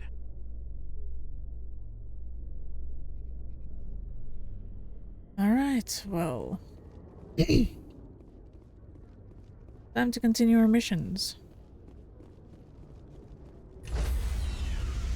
And back to the Artemis Tau cluster we go. Stand by, shore party. Decontamination. I remember when that used to take so much longer. The commanding officer is aboard. Because Exo Presley stands relieved. That was an actual load screen. And I just remember how much longer those used to take. Like, it would have passed through 2 cycles and it would have been halfway through its 3rd cycle before it would load you into the ship. Patching it through. Commander, Miss Al-Jalani's story on you just aired. She shouldn't have ambushed you like that, but you handled it pretty well. We had differences of opinion, sir. I hope she at least believed my sincerity. You handled yourself pretty well, Commander. She came across like a raving idiot. Just wanted to let you know what the response was back home. I won't keep you any longer. 5th Fleet out. It's always funny that you hear his voice in the first game and at some point in the second, and eventually in the 3rd game you actually see what he looks like. It's like, oh, you're a real person. Oh. But the 2 yapping girls still there. God, I have to try and remember. Yeah, they should be.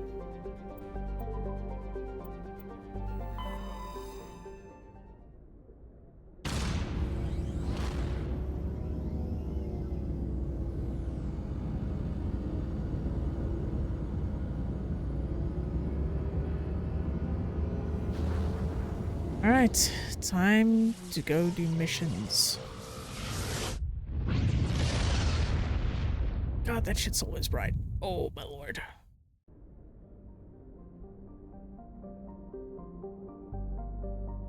In the 3rd one, there are 2 gossiping. Yeah, they tend to still be there probably, but they don't show up in the 1st or 2nd game because, well, They don't exist in the first or second game.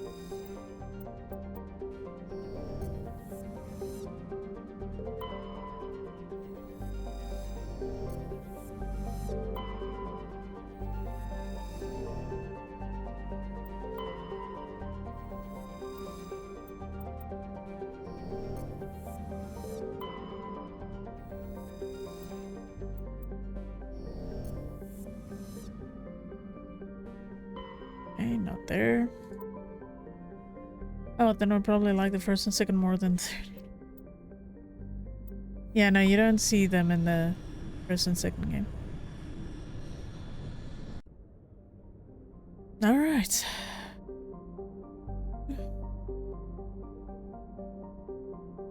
See if I can spot any asteroids. None. Alright, let's start scanning.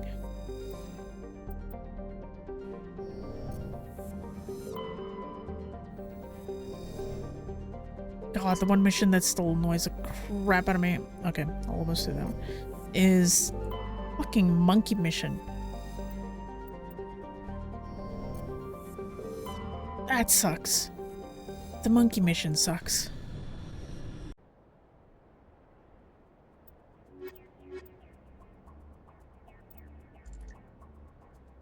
Might actually take Garrus.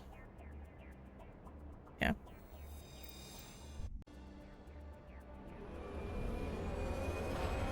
Yeah, so there's a side quest you get at some point where you have to find a flight recorder, and monkeys stole the damn thing, so you have to go to every monkey colony on the map to find the fucking thing.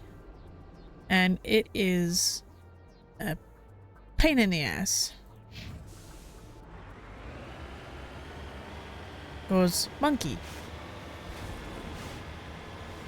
So you have to physically run up to every single monkey and interact with them to see which one has the fucking thing.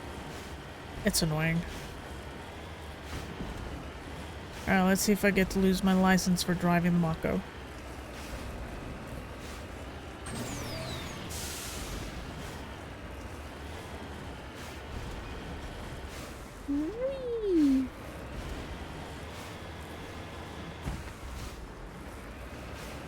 I don't remember the exact planet that it's on, but I do know what the planet looks like. It's like a Gaia world. So yeah, that's a thing. I don't trust open flats like this.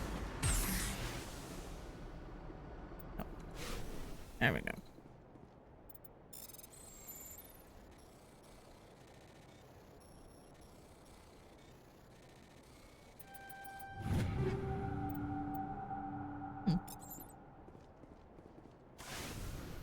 Alright, next, let's go to the stronghold.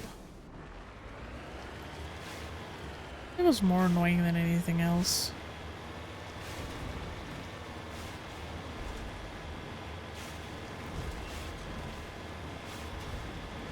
Beep boop beep boop boop. There are some missions that are fine, and then there are some of them that are just bleh. And there are ones that are tied to whatever origin you chose for your shepherd. Oh, that reminds me, at some point I actually have to go talk to...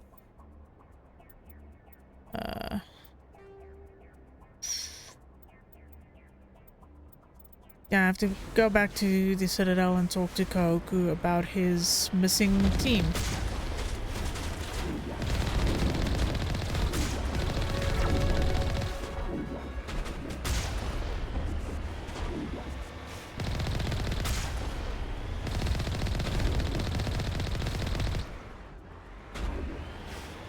Oh, well, that works.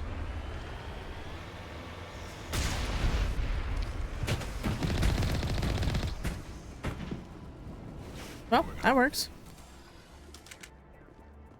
Shave.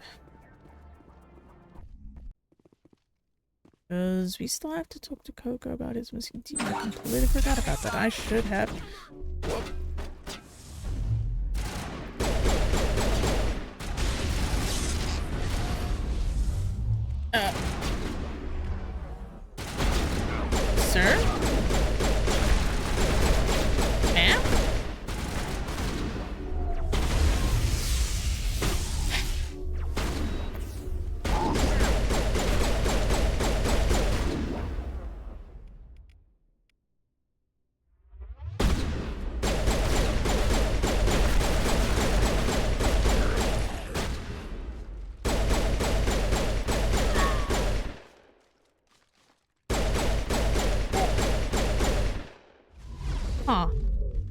Well, okay.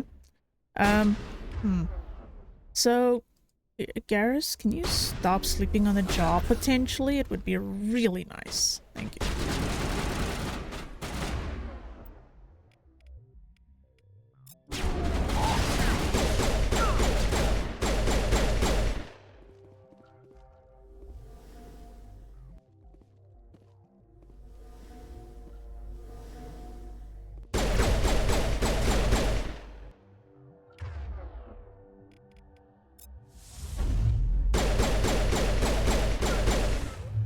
Now it gets fun.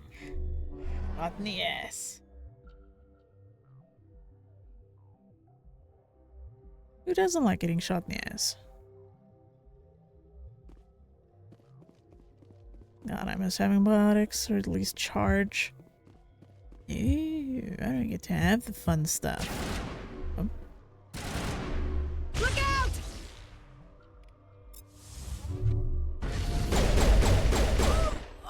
Oh, okay. I don't like it shotting in the ass usually. I mean, yeah, I do, but I hate that this keeps getting taken out of. Okay, you know what? Hold on. For some reason, whenever I use my abilities on the buttons, it just takes it away. Stop doing that, game. Come on. Stop being a little douchey. Okay.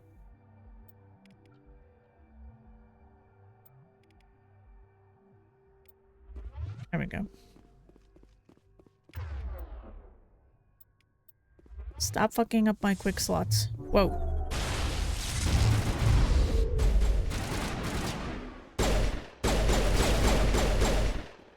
Thank you for dying. I appreciate your death.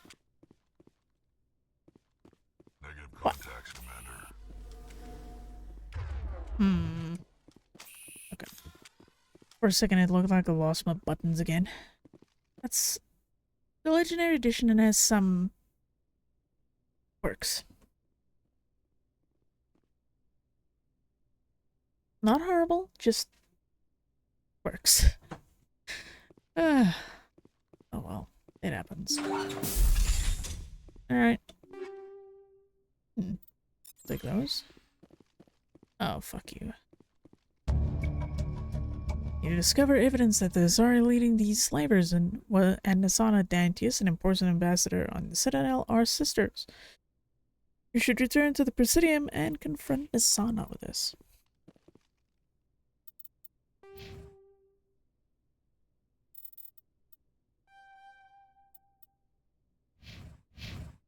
Wow, my decryption is still too low. Fuck you, game. Well, no fun stuff for me out of those. It's fine.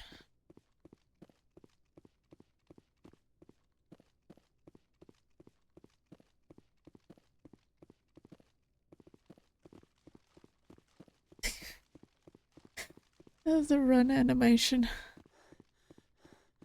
That was a fun time.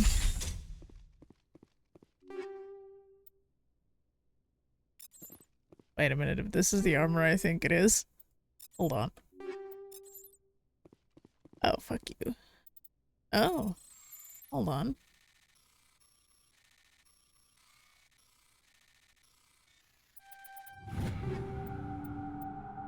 Yep, I'll take it. Okay. Hold on. This is what I think it is. Who wants to see a pink Krogan?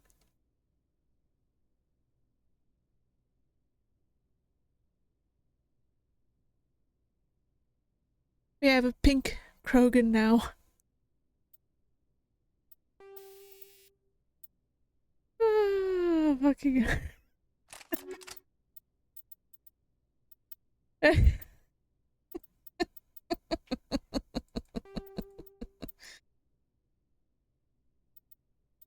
Wait, do I have armor for Garrus?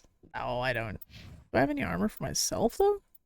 I mean, I do get the pink armor too, but it's not much better than what I have. Like, my actual normal armor in terms of actual protection is better. It's kind of sad, but it is what it is. Alright, Rex. Oh, that's... Ooh. Our bonus and cooldown has taken a knock duration, but... you know what? That's fine. We'll stick with this. Okay, you do actually get an upgrade. Kinda gonna give this to you because you do use this. Fucking hell. I don't actually... You know what? Why not? I'll give myself a better shotgun. Never know. Put some anti-personnel rounds on it, because why not? Might be useful. Right, so... We have completely explored the Artemis Tau cluster. Now we're going back to the Citadel. Because my doofy-doo ass forgot...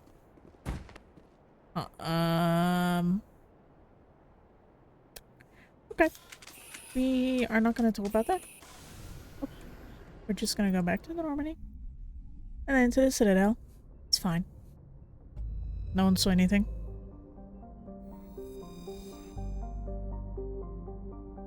It didn't happen.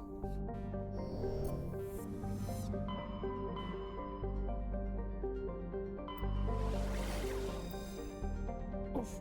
Itchy leg. Nope, you saw nothing. Nothing happened.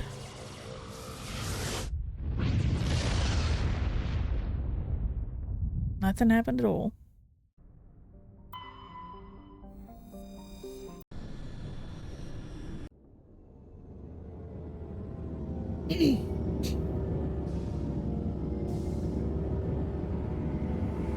Okay.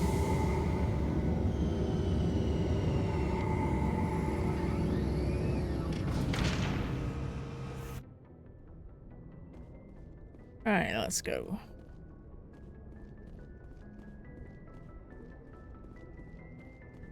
Scrap Garrison Tolly.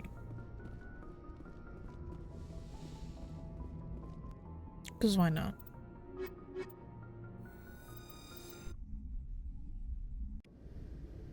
We're not gonna have a fight. Equalizing interior Whoa. pressure with exterior atmosphere. Logged. The commanding officer is ashore. I'm just XO breaking the Presley game today. has the deck. The fuck? Well, that was certainly something. Okay.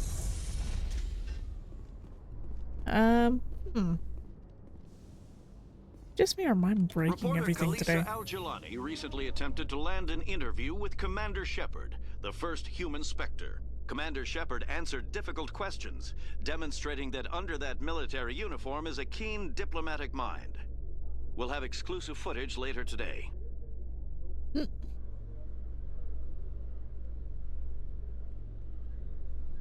Okay, first up, let's go tell Kahoku about his men.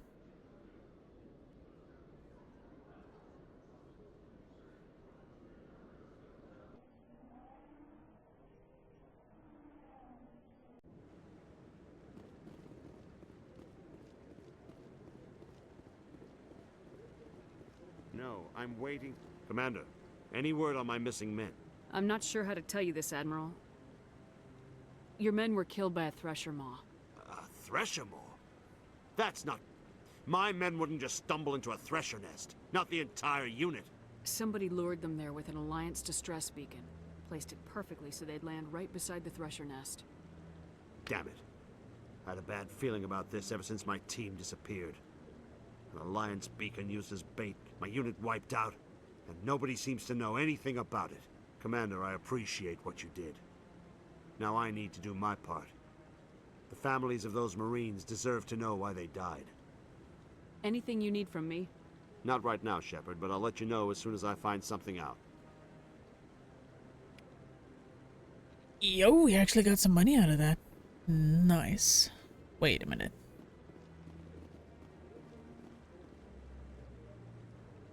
This is basically the same terminal. I'm only just now noticing this. Yeah, it's basically the same terminal. One's just slightly bigger and... Okay. What's up? Hello again, Commander. I've got a proposition for you. Since you helped me get information on the crime syndicate, I've gotten a lot more backing from my publishers. I'm investigating traffic controller conditions now, and I wondered if you could help. That seems like a step down from wide-scale corruption. Actually, in a way, it's more important. This isn't about people getting rich. This is about safety. I've heard rumors that the space traffic controllers are overworked to a dangerous degree. I can't get into the control room, but you could. If you planted a bug inside, I could crack the story. If you crack this story, what's likely to happen? Ideally, there will be calls to improve working conditions by hiring more controllers and upgrading systems. The council won't pay for improvements voluntarily. This story will provide that pressure. Yeah, sure, you know what, why not? I can't Let's do it. promise anything, but I'll see what I can do. Give me the bug.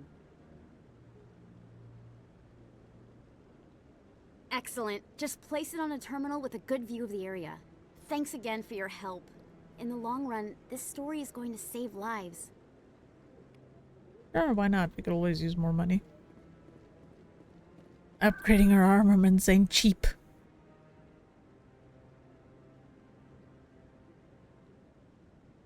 Alright, let's go talk to Nasana.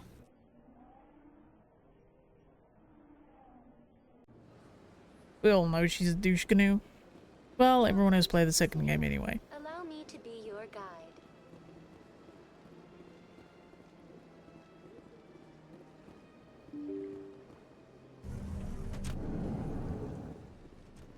I just ran into an invisible wall. Whee!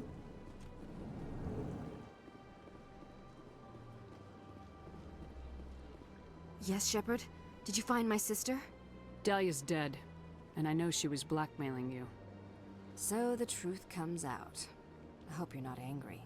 Surely you can understand why I lied to you. If people found out my sister was a criminal, I'd be considered a security risk. They'd revoke my clearance, or place me on administrative leave until she was apprehended. That is why I misled you. I could not risk you exposing me. But now that Dahlia is out of the picture, it's no longer a problem. I would have helped if you'd just told me the truth. Perhaps you're right. I am sorry.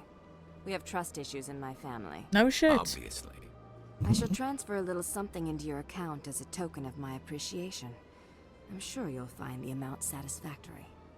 You're a diplomat on her way up the ranks. Could be handy to have a Spectre who owes you a favor. You make a good point. Anyone can come up with credits. But I can give you authorization to purchase prototype Asari mods. I will get you added to our manufacturer's preferred client list. Hell yeah. You'd be very interested in what they have available. Goodbye, Shepard. It has been a pleasure doing business with you.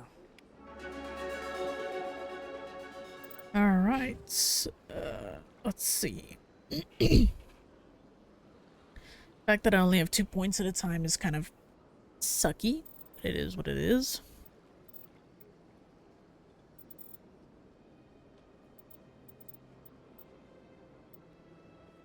Yeah, I might actually start sinking more points into that and one more into pistols.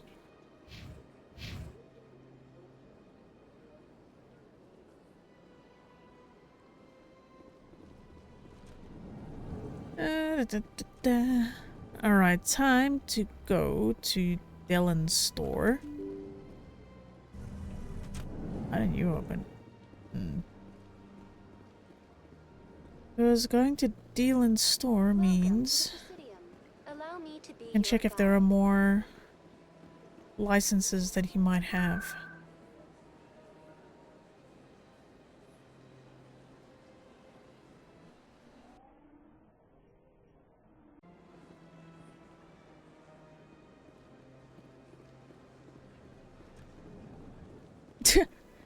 Hey Kaiser, how you doing?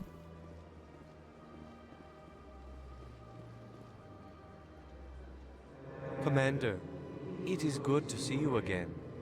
Would you care to see some of its fantastic items today? Tired as shit, but it's fine. Oh, this one is pleased to do so, human. You will not be disappointed. I kind of want to see how far I can get into the game before I get too tired. Okay, the level 1 and level 2 stuff I can just pretty much get rid of. You know what, let's keep Rex's armor just for shits and giggles. You don't want to have a pink Rex forever. Okay, those level 3s I kind of want to keep until I've upgraded everyone. Okay, let's see what we can buy. Yep, there's the license. That's exactly what I wanted. Light armor. Can I even wear this though? Is it better than what I have? No, it's kind of worse. No, it's still worse. Explorer. That's actually kind of better. 19,000 credits? It's not that bad. You know what? Sure, let's take that. Please tell me I can actually wear it. Yes, I can. Slightly less in terms of tech and bodic stuff, but in the long run I've got more shields to work with, so that actually that actually kind of helps. Alright, now we can go back to the ship. Work on the other 1,000,001 side quests that I apparently have. Now I need to go to lower wards. Yep, there we go. CSEC. Because we also need to go plant that bug. It's easy.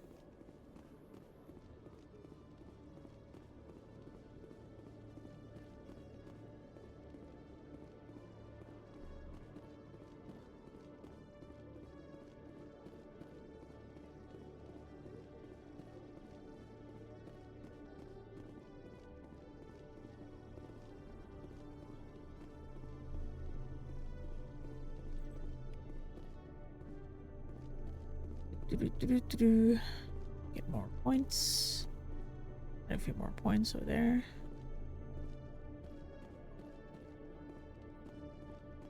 It's actually funny that this is just nothing. Big open nothingness.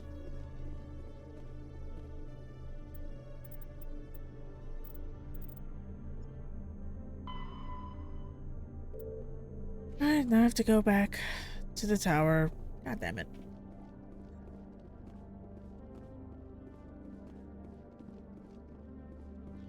Oh crap, I forgot I gotta go to the lower wards as well. Check for the rest of the licenses.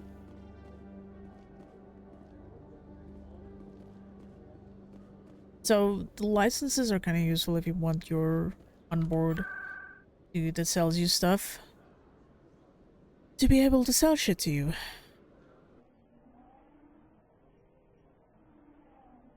So if we go buy licenses. I'm already getting readings. This is gonna make a great story. Thank you so much for your help. Here, this is everything I've got from my publisher's budget. It was no problem. Good luck with your story. It deserves to be heard. I appreciate your support. I hope this will save some lives in the long run. Thanks again for your help. I'm gonna show this to my publisher. Damn, I actually got quite a bit of cash out of that. Alright. Time to go to the lower ward markets. Luckily, there's only one dude down here that I know about. Oh. Yeah, you can talk to him, but he doesn't do anything. Hey, there are rumors on the extranet that you've been made the first human Spectre. That's incredible. Being a Spectre is a big responsibility. I just want to make humanity proud. The vids are all talking about Commander Shepard fighting for all of us back home. And your grace and skill have inspired a whole legion of admirers, too. Hey, can I get your picture? I don't have a problem with it, but why? Are you kidding? Nobody will believe that I talked with the beautiful Commander Shepard unless I get a picture. Just hold up your gun. Perfect. This has always been an interesting mission, and the fact that it carries I'm through gonna all hang this three in of the my games living is room. hilarious. My wife will love it. was always a weird one, and I will admit that the first time I played this, I never finished that one because I didn't know what to do with it. He has the shrine, doesn't he? Oh, he probably does. Alright, buddy. Hello there. Welcome to Moorland's famous shop. You want many good supplies, yes? Let me see what you have. Oh, you will be pleased, I think. Kind of a Very shame good about his things I ultimate. have. You will see. Not really, Tyrek. There are two ways to go about his entire situation. Night upgrade is definitely nice. Ooh. Kinda don't want to sell that because I might need it.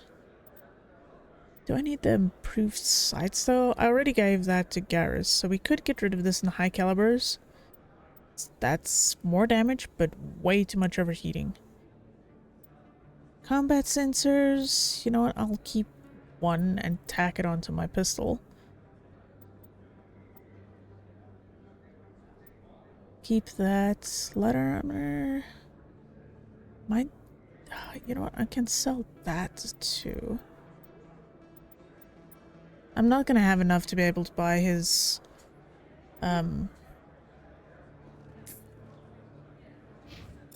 the armor that I want now, but it's fine.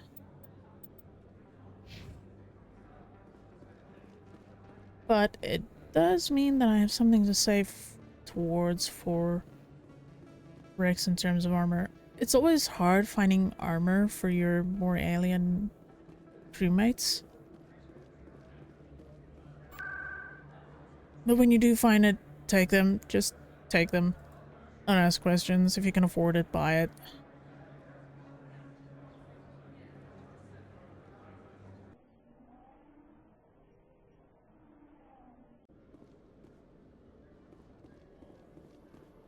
Yeah, I'm not even gonna bother looking at the seasick. In Prime, we present another profile in courage with serviceman Nirali Bhatia.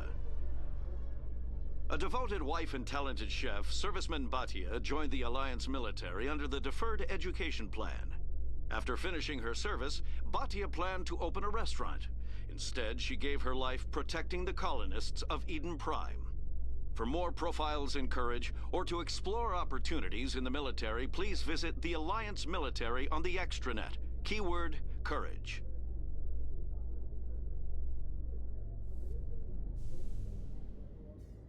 Alright, let's go.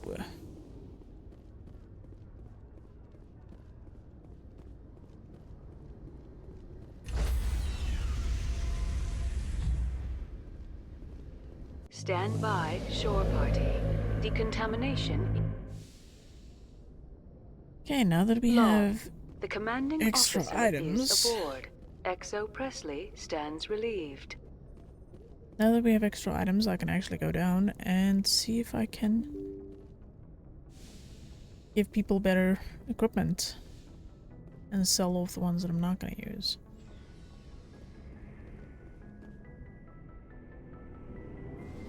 Let's face it, we need the money at this point. If I can just get the Spectre pistol, I'd be happy. Okay, you have pistol, you already have one. Armor though, you could do better. Holly, I don't think she can carry anything pistol-wise.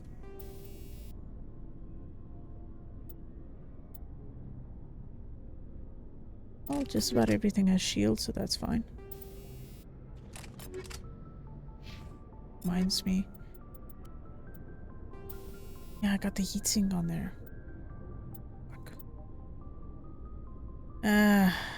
You know what, I'll rather put that on. It might be more useful for me later in the game. So I can find something that's worth it. The pink boy. Okay, he's got the smash damage, that's fine. You have the first aid interface. Holly has armor plating. Oh, I don't need to give you that. Rex? Yeah, he's got the smash stuff. Garrus? We have shield battery. You know, that might actually be normal for you. Caden. There, we got a pink Caden as well. We'll give him that amp. Okay, he's got armor plating. Yeah, it's fine. I'd actually sell those others. Ashley. Oh, she actually gets much better armor. No biotic and tech protection, which is not great, but not bad either. I can give you shock absorbers level 2. Okay.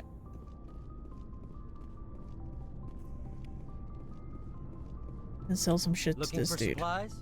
Yep. Let's see what you got. You bet, Commander.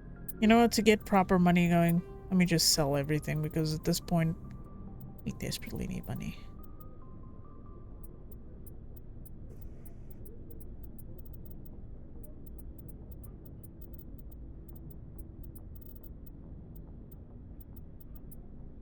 $20,000. Okay, let's see what you've got. See, this is the problem I have, is the Spectre gear. Look at those prices. Holy fuck.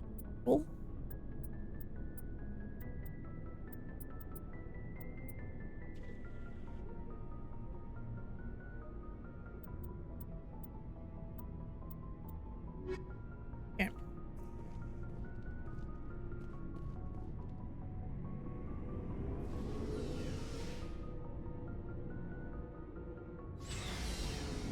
Like, by the time you get to buying the Spectre gear, it's already so late in the game.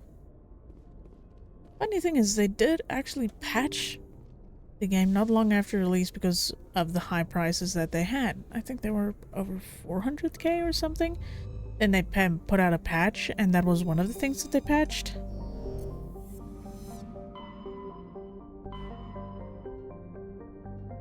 Actually, I'm kind of messed up. I need to see what I need to do.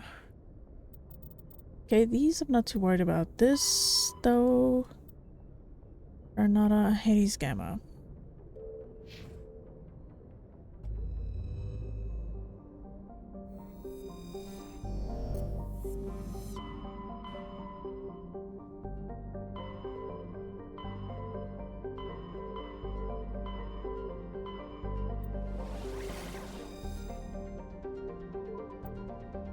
Let's go.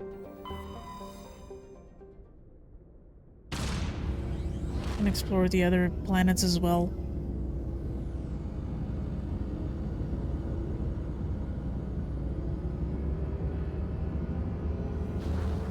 I think this is gonna be a lot of me just doing side quests today. Because we broke. We need money. We need better equipment. Message for you, Commander. Just came in over a secure channel. Shepard, this is Admiral Kahoku. I found out who set that trap for my men. The ones killed by the Thresher War. Damn, I hope you get this message. It was a group called Cerberus. An Alliance Black Ops organization. Top secret, highest level security clearance. They vanished a few months ago. Dropped right off the grid. Nobody knew where they went or what they were up to. They've gone completely rogue, Shepard. They're conducting illegal genetic experiments, trying to create some kind of super soldier. I don't have any proof, but I found the coordinates for one of their research worlds. I'm uploading them with this message. They're completely out of control. Somebody needs to stop them. I've done my part. Now it's up to you. This is probably the last you'll hear from me. Cerberus is after me now. I need to disappear before they find me. Well, that's the thing.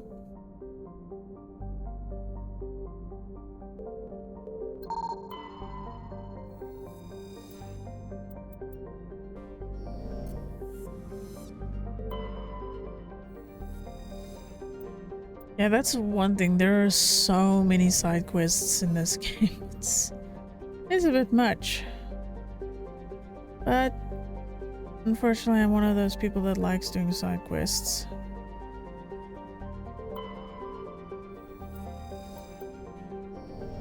Also, it's experience points. Come on, man. How would you not want experience points? And money.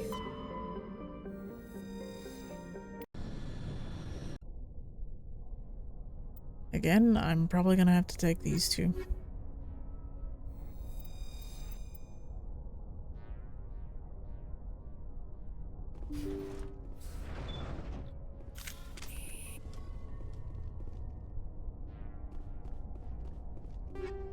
Ooh.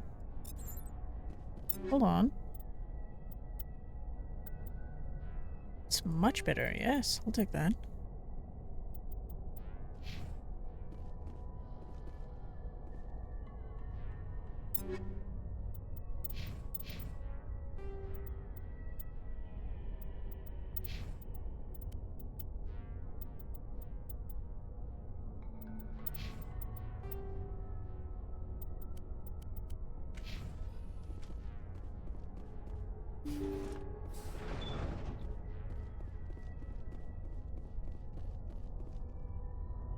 This is where things are gonna get a little hairy.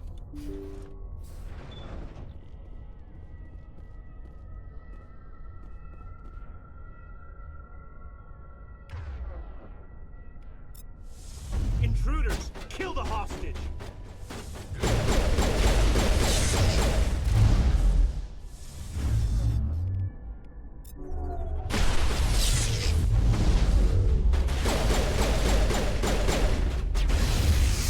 Oh, that sucked.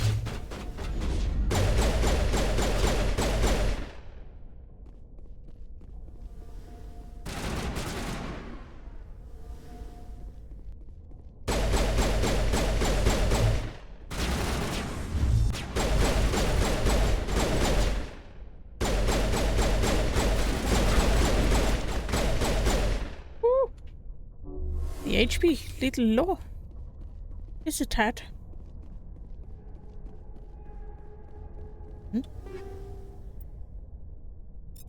Like all of that?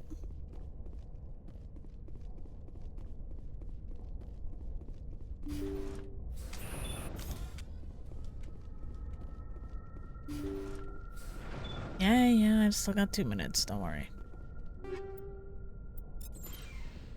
Can explore a little bit.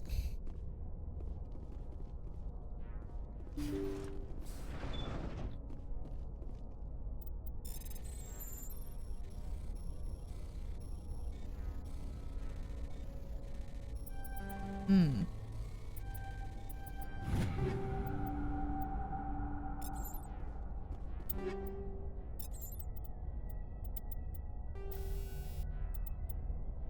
Ooh. Okay, I'll take that.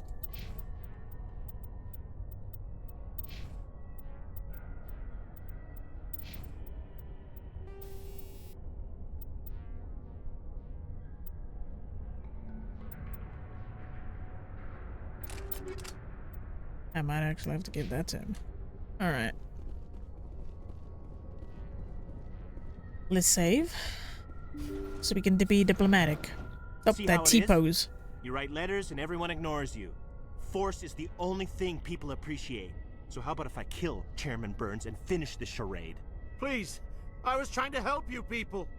Let's not do anything we're all gonna regret. Why not? What have we got to lose? Since the chairman here decided that we didn't get reparations, we've got nothing left to live for. But I've changed my mind. Seeing you all, it's clear that you all deserve... You had your chance. Some L2s are nearly crippled from side effects of the implants, but you voted against reparations. Think about this. Burns is the one man who can help you.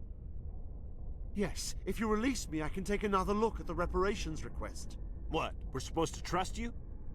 Sure, you promise us freedom and say everything will be fine, but as soon as we surrender, you'll double-cross us. I'm not promising to let you go. All I'm saying is that Burns will take another look. Right, Burns? Absolutely. I had no idea that the L2 biotics were this desperate. If I'd known, the reparations will come. For whatever it's worth, I promise that.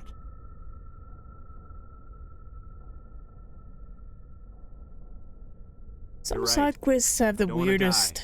moments. Maybe something will happen this time. We surrender. Thank you, Commander. I thought I was dead when they took me. I'll see to it that the reparations discussion is reopened. I didn't know they were so desperate. Okay, so what I mean by some side quests, the dialogue is a little odd, is it went from a very tense hostage situation to 2-3 sentences later just being completely resolved.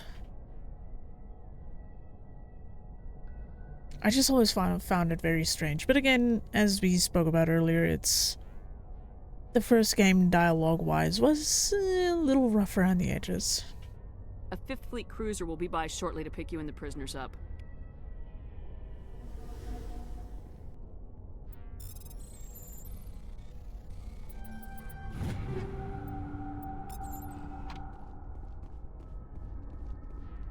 Early installment weirdness, as I say, yeah, pretty much. Alright, let's see if there are any other boxes for me to open.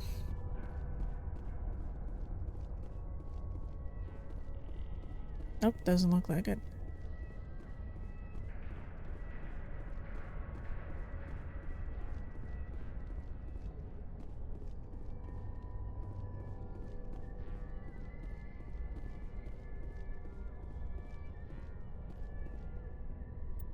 Well, let's get out of here. Okay, next.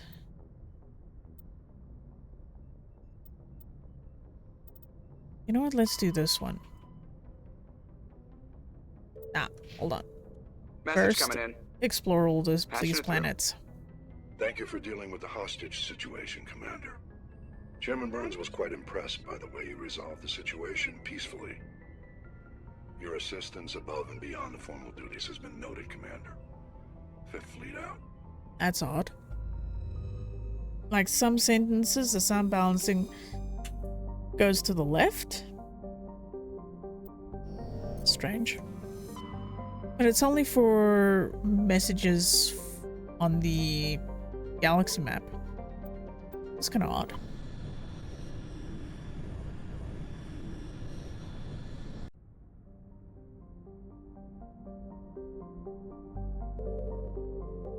Also tends to do it on the map. I don't remember that being a thing with the original game, so maybe it's just a little odd, strange thing that came up now in the Legendary Edition, though it didn't have that the first time I played the Legendary Edition. Then again, I never validated the files like I said I would. You know, talk about that.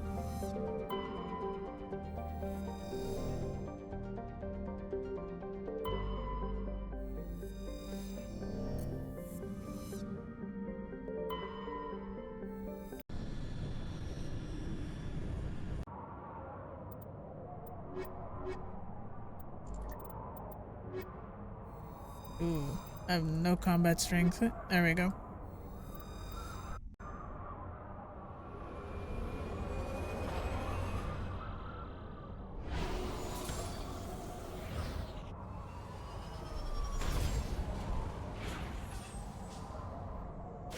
Funny thing is, the audio for me on the map sounds fine.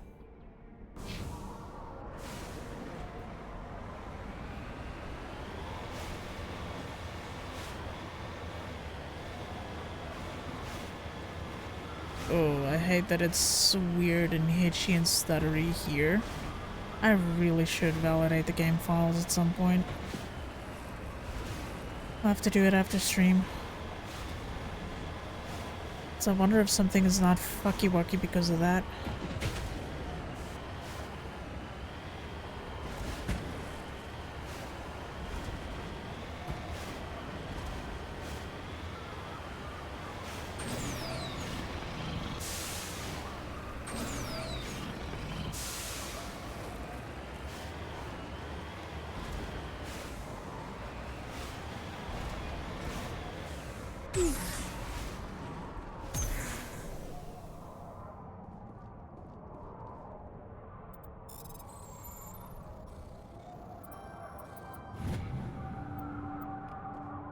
Get some money out of that at least. Just lead the way.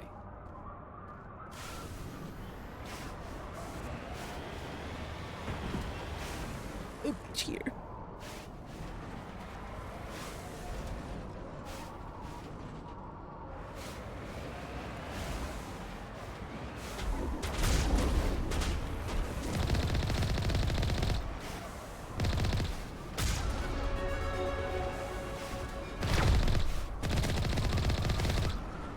Not the smartest idea to run full speed ahead at a basically what's the equivalent of a armored car.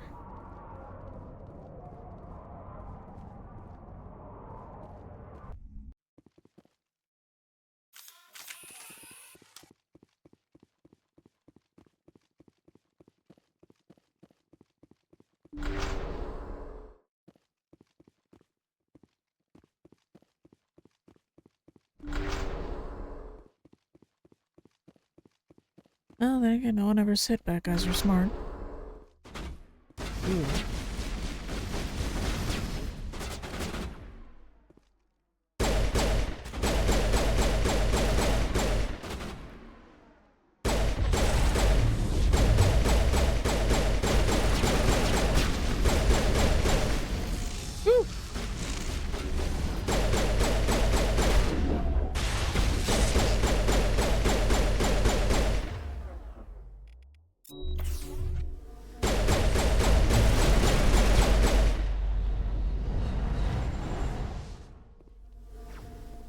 Oh, that's not what I want. Oh, that hurts. I hate snipers. Fuck you, bitch.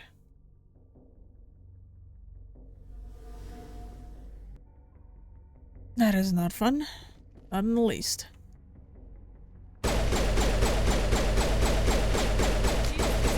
Oof. That's another sniper.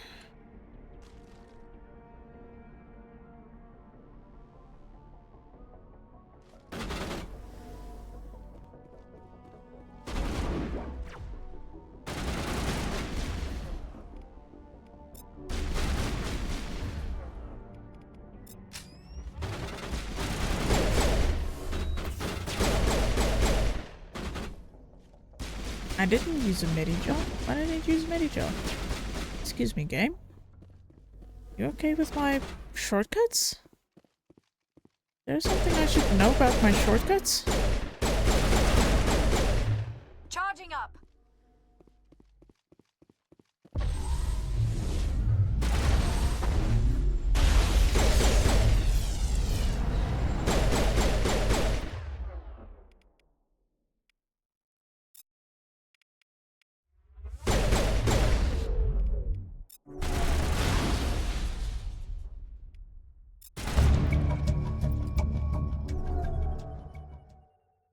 Oh, that one down. Eh, sure, I'll take these. Alright, now comes the fun part of trying to find all this things I can interact with. They're crime people. They should have some goodies for me. Right? Right. Why is there a medkit up here? Oh, they don't want me to get the medkit, you bastards. Ah, well, shit happens. There are two holes before me. Which one holds the treasure?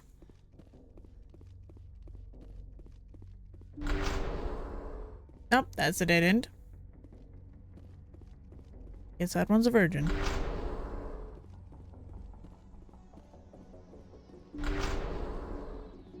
Whee!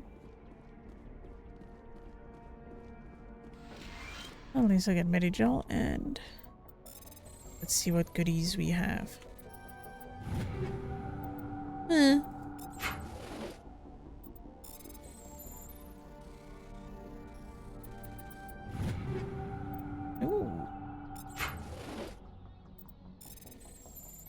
Oh. Right. Now we get to get out of here. Check out the rest of the planet, then we get to fuck off. Then I think we have one more star in here to go check out. You know what's bad? I want to play more, but I'm tired. Like, I can feel my eyes are exhausted. I kind of hate that feeling. So I might actually get up and get myself some more coffee in a sec.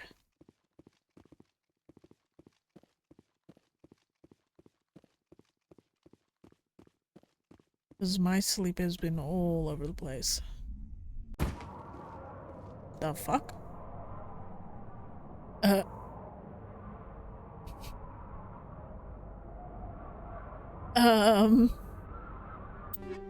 Okay. So, Ooh.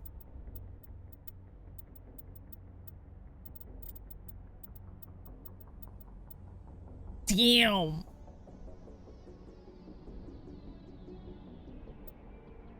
It's quite a bit of damage. You know what? I'll try this one. I'll give it a shot. See what it's like.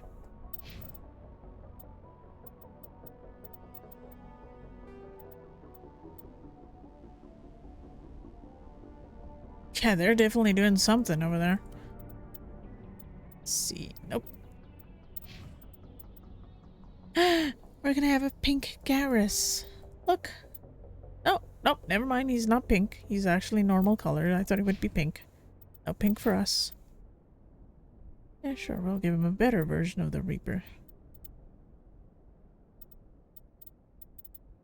Actually gonna give it this one. We once again have stuff that we can sell. Sweet.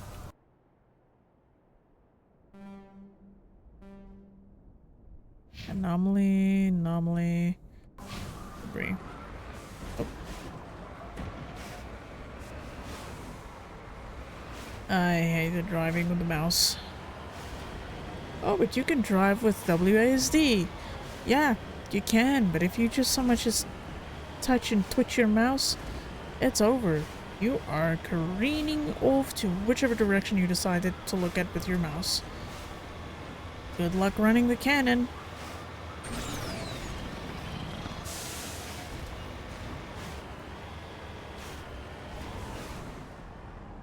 I probably can't. I don't actually think I can. They really should be separate. That's putting it mildly. They should separate it, but they never did. It just made driving the Mako so shit. Ooh. Actually get to put my explosives on here. Cool. Yeah, the driving was a little bit of a issue. Putting it very lightly, but yeah. They should have separated them, but they never did.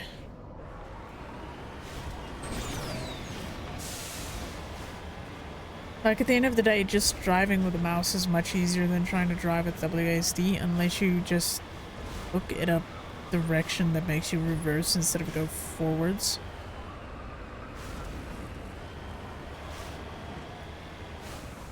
Heading out. I think I don't have enough to decrypt this. Oh, I actually can. There's some... Okay. Guess I'm going this way.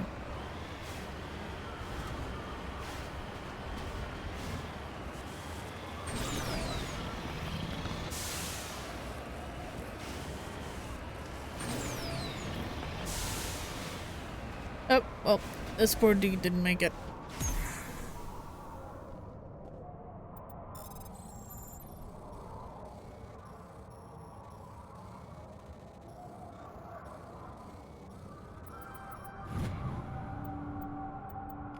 There we go.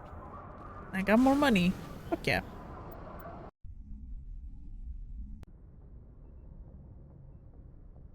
Okay, next up to check out the other star, and then we are actually done with Hades Gamma. Then we don't have to come back here for a while.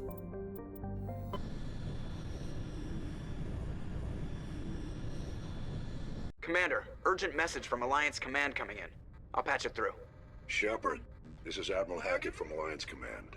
We've got a situation here, and you're the only one that can handle it. What do you need, Admiral? There's an Alliance training ground where we test weapons and technology in live fire simulations. One of the VIs we use to simulate enemy tactics in the drills is no longer responding to our override commands. It's gone rogue. Are you telling me this computer is thinking on its own? We're not stupid, Shepard. This is a virtual intelligence, not a true AI. It's not self-aware, and it can't access any external systems. We didn't do anything illegal here. Virtual intelligence support is critical to our military success. VIs process thousands of status reports and react in nanoseconds. No human can do that. We need you to fight your way through the training ground of the VI core and manually disable it. Don't worry, Admiral. I'll take that thing out. I know Spectres answer the Council, but you're still human. You're still part of the Alliance military, and right now we need you. The VI controls all the facility's weapons, drones, and automated defenses. You're the only one that can pull this off, Shepard. Good luck. Alright, work our way from the outside to the middle.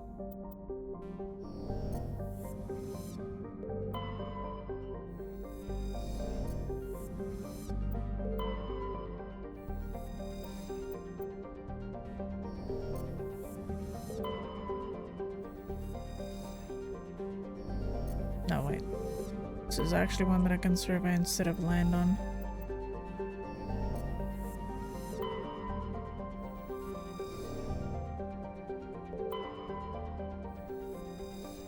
Oh yeah, I remember this one.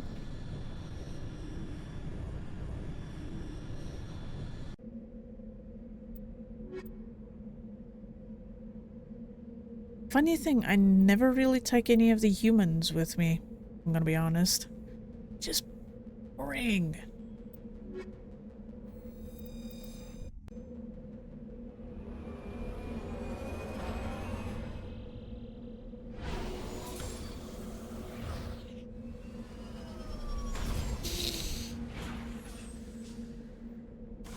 Alright, I'm quickly gonna go make myself some coffee. Maybe people should take a short break themselves. Because, yeah, I need to try and wake up a little bit.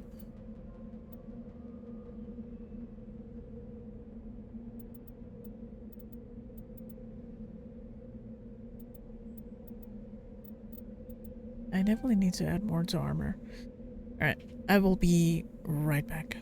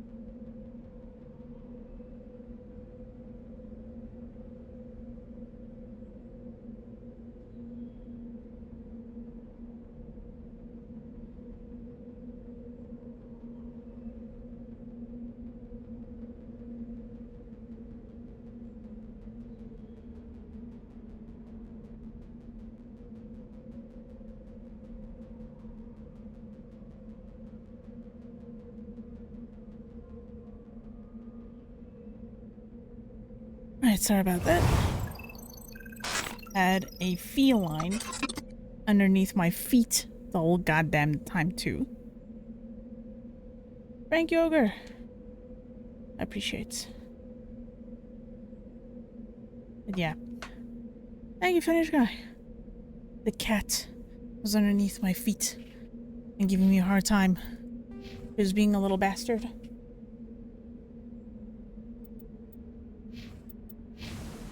Okay. Where are we heading off to? Anomaly. Research base. 3. So let's go for the anomaly first. Probably gonna be a thresher mole because I know there is one on this planet. No, she's just being a little bastard because she wants treats and I've already given her treats. So she's not getting more.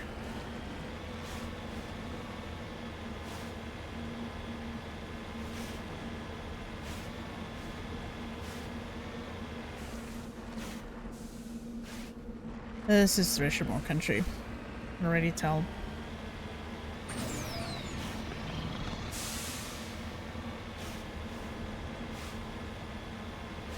There used to be one on this planet.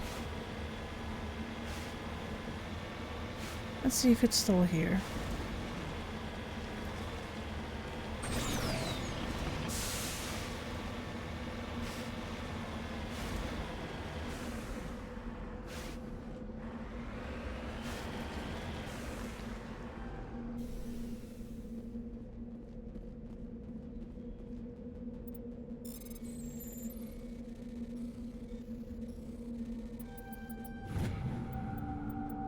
And now she's yelling at me.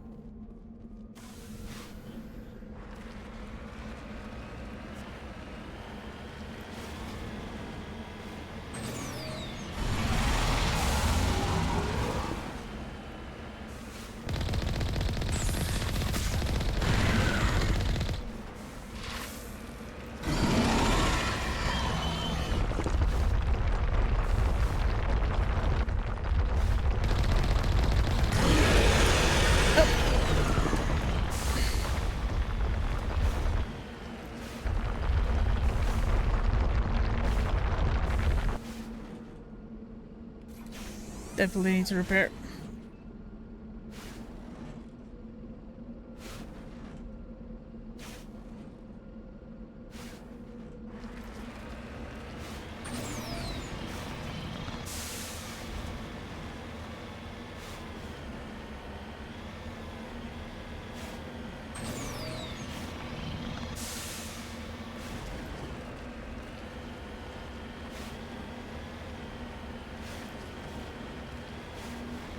Thing is, I want to kill this thing because it's a lot of points and money.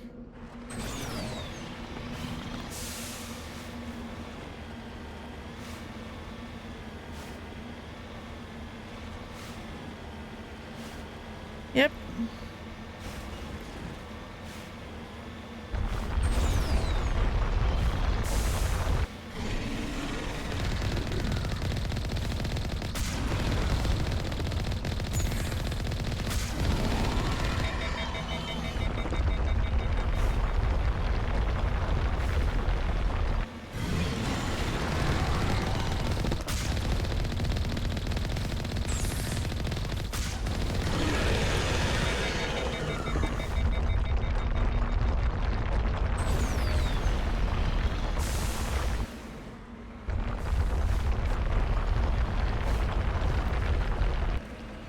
Oh, you bitch.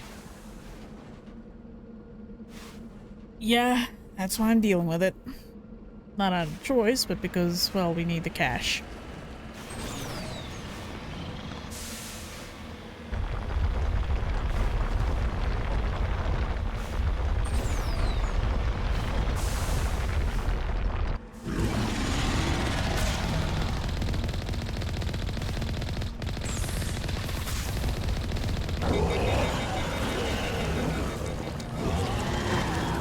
There we go.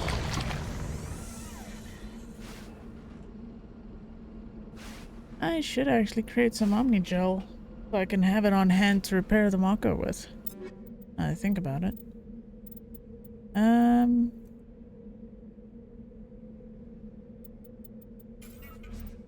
Convert all junk, thank you.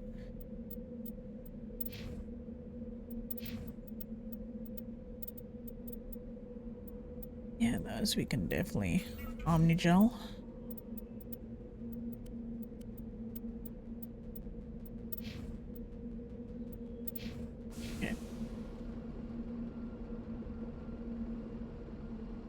Yeah, no, we definitely need the money though, because unfortunately, like this early in the game, you are painfully broke. Alright, take care of yourself, Sassy, and you have a good one, okay? And if you are traveling now, safe travels.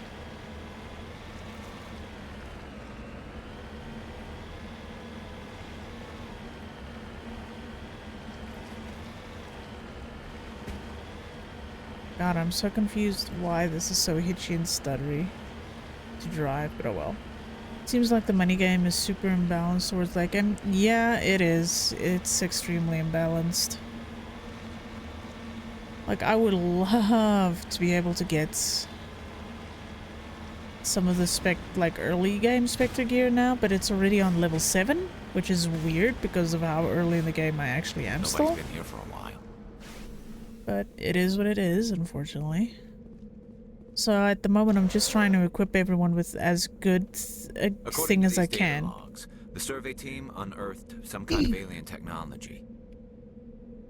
Could be answers at the excavation site.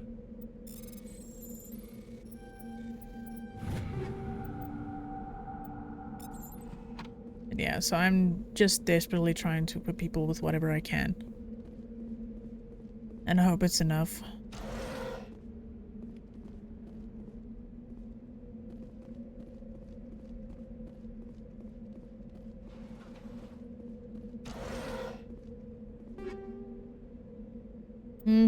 Ooh, energized weave. I need to take a look at that. What is this? Wow, 20 shield recovery and hardening.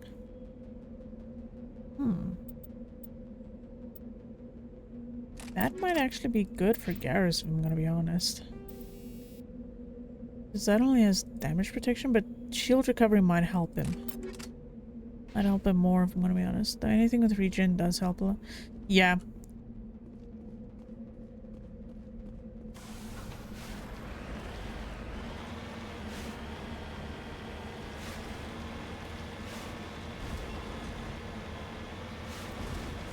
This is actually one that kind of sucks for one reason. You're fighting husks in an enclosed space. So it is going to be annoying to deal with. So the extra shields at the moment might actually be a good thing for Garrus.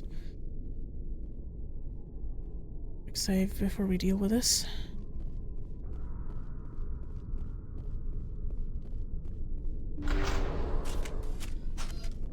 Not what I want. Pistol, thank you.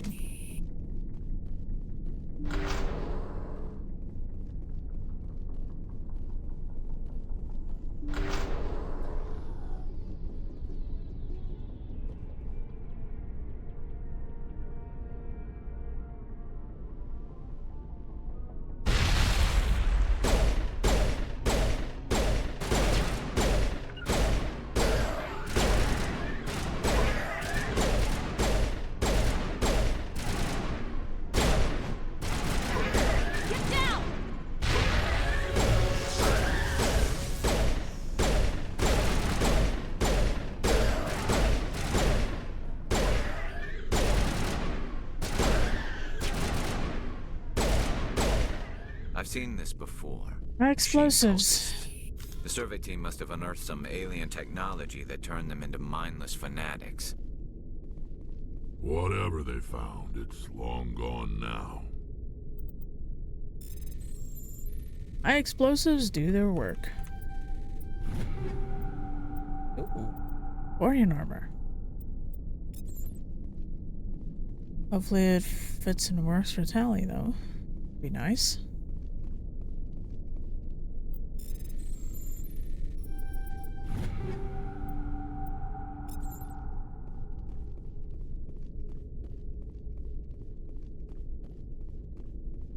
Bet you can't do anything with this.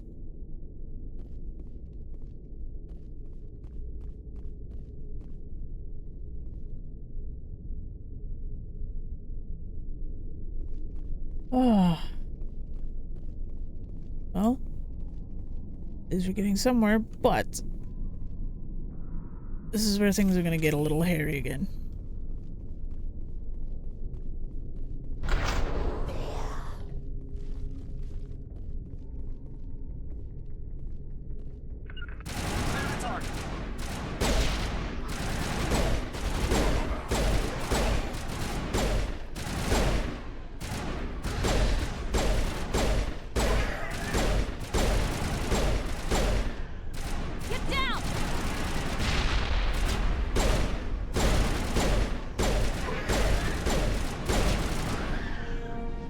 Ooh.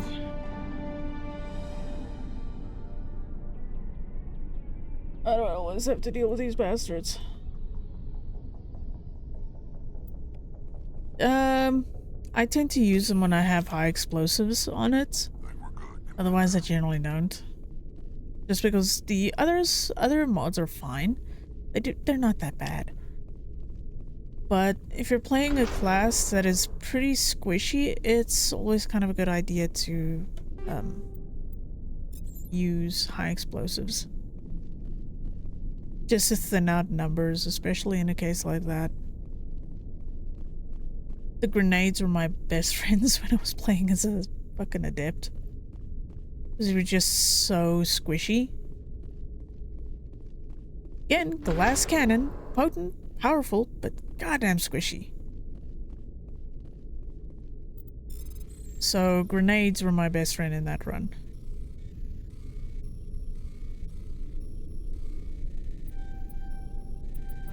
Oh, you son of a bitch. There we go. And I think, yeah, there we go. Upgrades. At least until you get sheet boost on anything. Yeah, it's not awful, it's just, yeah.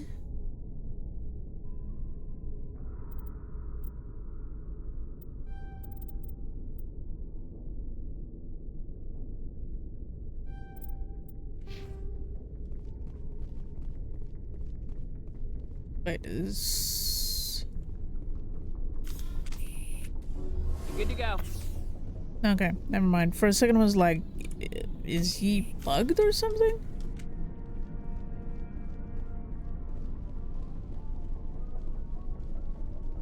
Well, on the upside, we have a bunch of weapons and armor that we can equip our team with. That's something.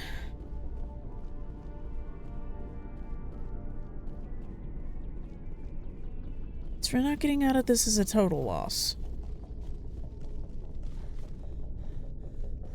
Was it annoying? Yep.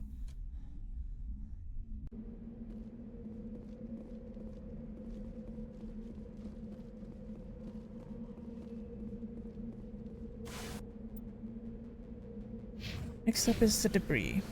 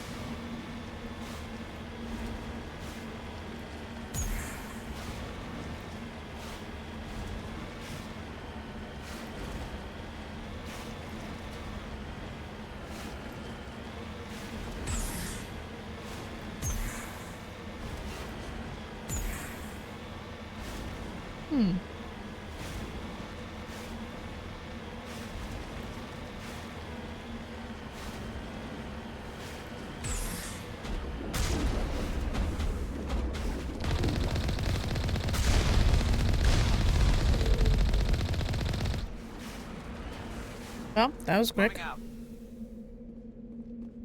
I open you? Hell yeah. Oh, you slut. Oh well. At least we got to murder.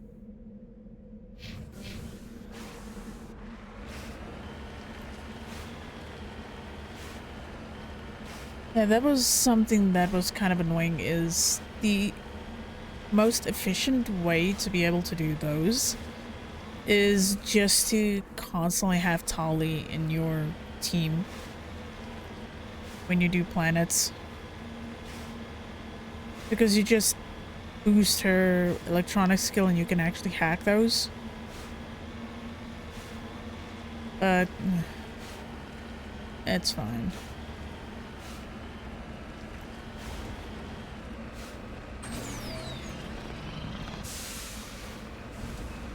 I'm king of the hill. Whoa.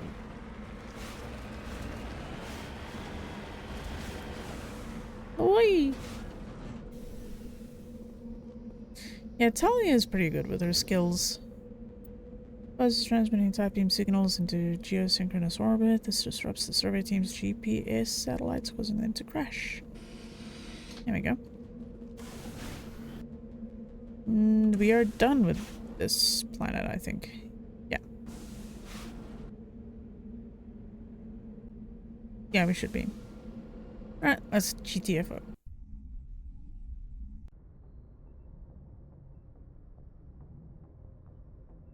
Okay, let's go arm our people. When do you think Elon Musk is gonna try to make one of those electric APCs IRL? You know, considering his brain power and his lack of anything that's remotely normal, I don't think it's gonna take him long.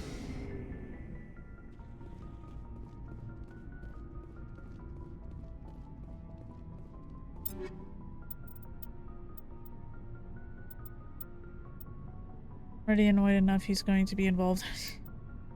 Yeah, I don't blame you. Yeah, there are 4 of these. Ooh, I'll have to give that to someone that actually uses that. Ooh, same with those. Though she does actually use shotguns, if I'm not mistaken. Her, Rex and Tali use shotguns. Strikers can be thrown away. Stiletto. Yeah, that might actually work for her. She doesn't really use snipers, so I'm not gonna bother. Armor. Okay. But let's see what we can give her. She's got first aid interface, so she can get a shield regenerator, though I think that interface is actually kind of better for her. Holly. You get a lancer. And a scimitar.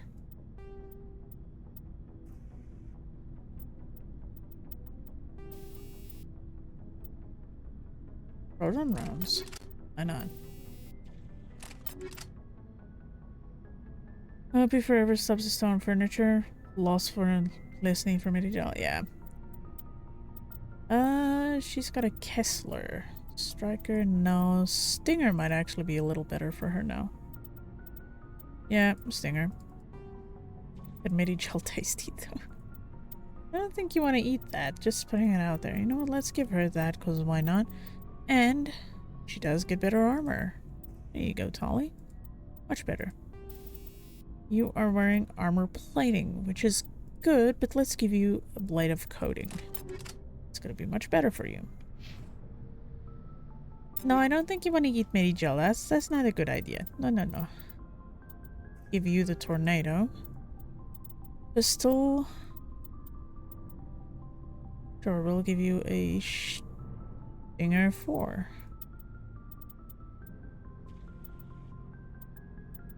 Yeah, why not? Let's give you one of those. This is still better for him, the motorized joints in general, so I'm not going to do anything with that. Tasting like ice. I don't think you want to chow that. Just put it out there. Garrus. Let's see. What can we give you? You've got energized weave, which is fine. I'm gonna give you this. Gonna give you this. I'm gonna give you one of these.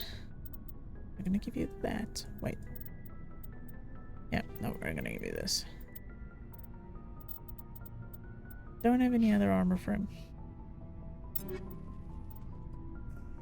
This is at the point where I'm just giving these guys kind of the cast-offs.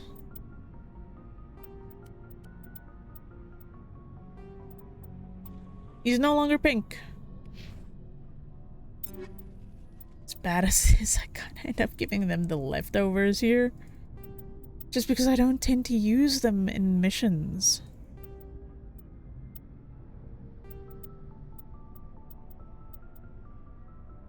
I'm so mad that she gets all the better armor and I'm just stuck with whatever. Yeah, sure, let's get rid of these. Here's a super river of equipment that I later... you get it back anyway. Looking for supplies? Yeah, you get it back anyway. Let's see what you got. You bet, Commander. Oh, I always got it back. Time to sell.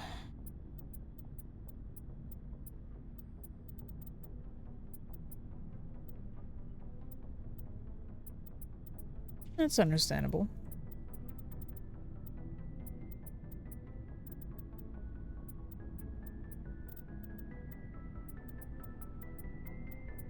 This is where you start getting rid of everything that's level 3 and 4 because you're just starting to get to the level 5 section.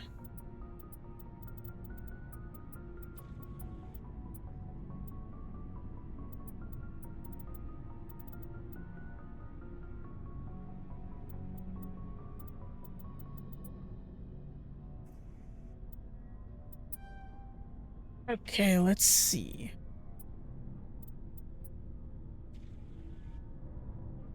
It's actually slightly better. Not by much, but it's slightly better. Damage protection wise. 1 point less on shields, but tech and biotic actually much better. Still so expensive.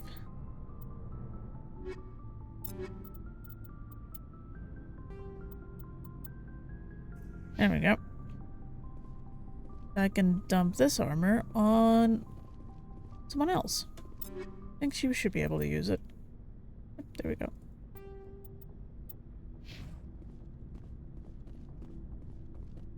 Okay, next assignment.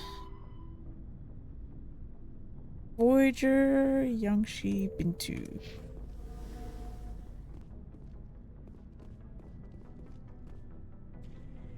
Voyager Yangshi Bintu. Voyager Yangshi Bintu. I gotta try and remember that now.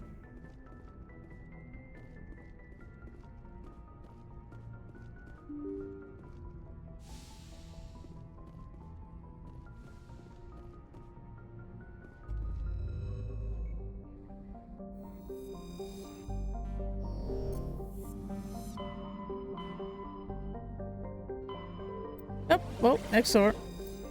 There we go. Makes my life easier.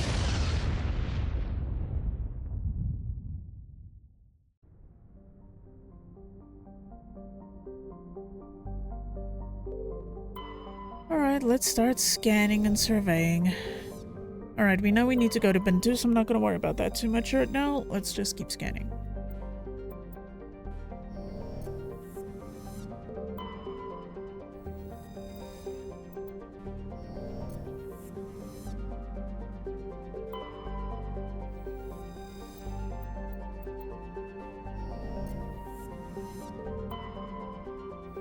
Alright, let's go.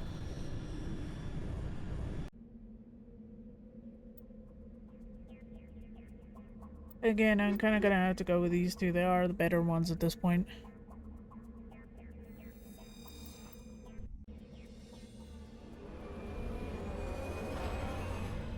They're kind of my strong runners at this stage.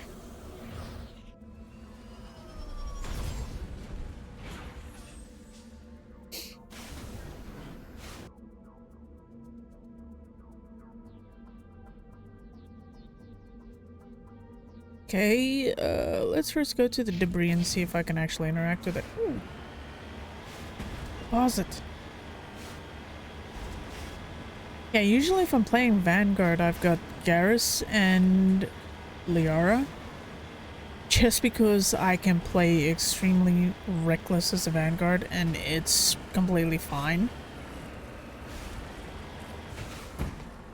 But with this one, I kind of need these two a little more in terms of murder potential.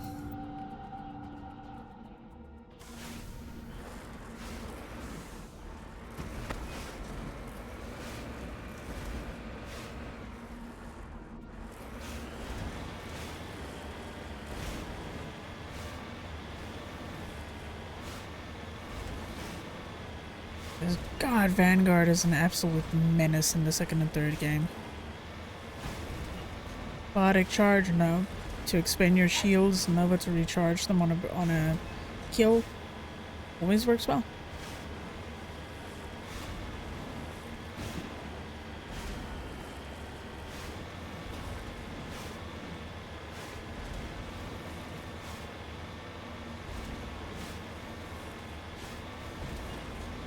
Alright, let's see what's down here.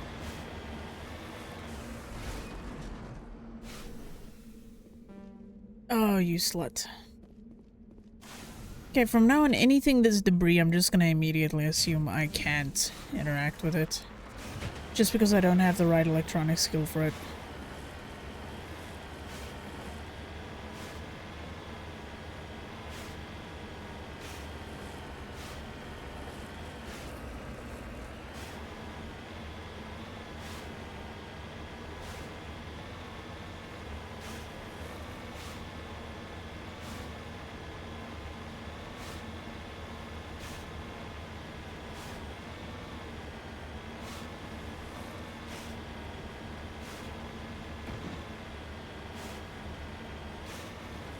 I think in general, this part was the most boring part of the game, was all the driving you usually did.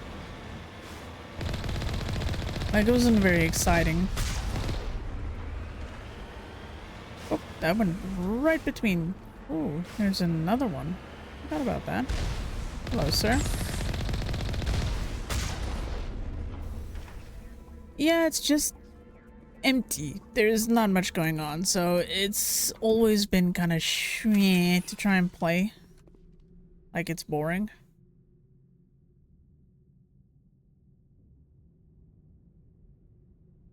But it's fine.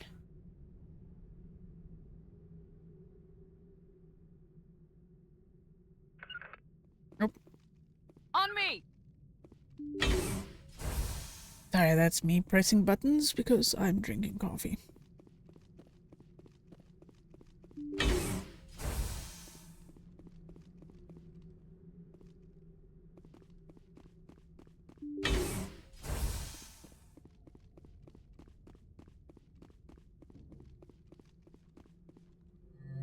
Finally, action.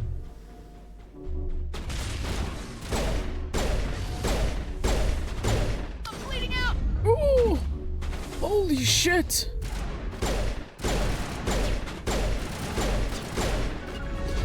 That fucking hurt!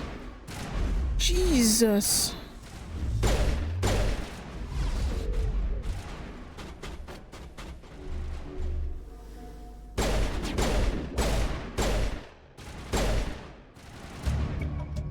Holy crap!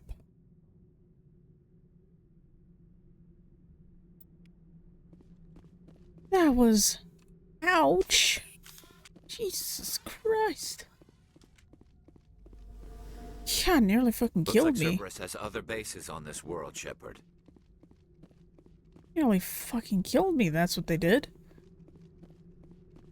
Oh.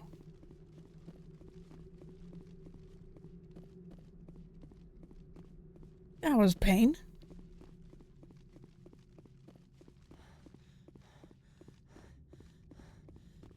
It was always funny to me that Shepard is supposed to be a trained soldier, but she can't sprint for more than like 2 or 3 seconds. You're kinda out of breath.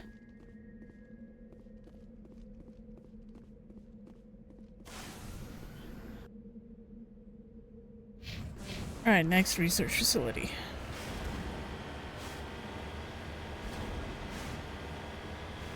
Good old gameplay and story segregation, I suppose.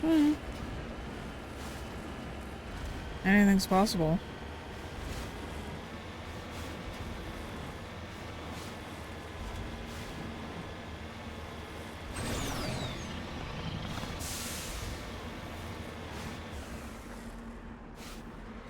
At this point, I just kind of want to see how much of the side stuff I can get finished.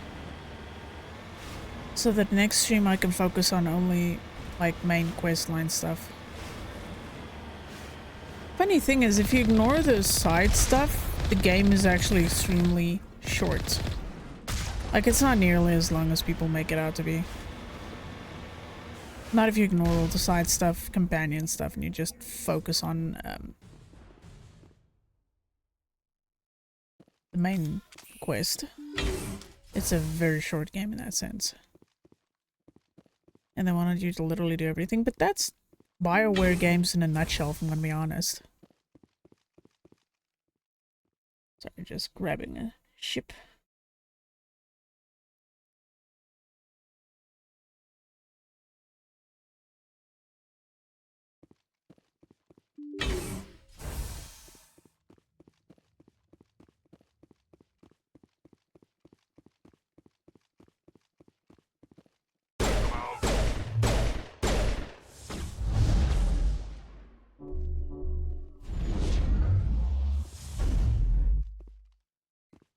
I'm so careful of this fucking dude, though.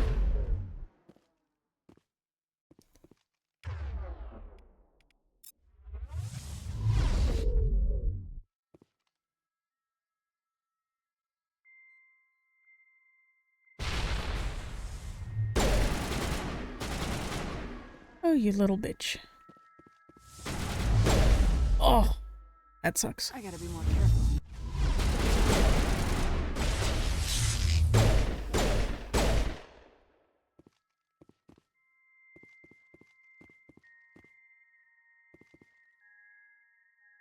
Yeah, I have my abilities, but they still suck. Go, go!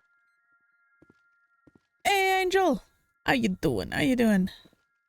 You're joining me for old games.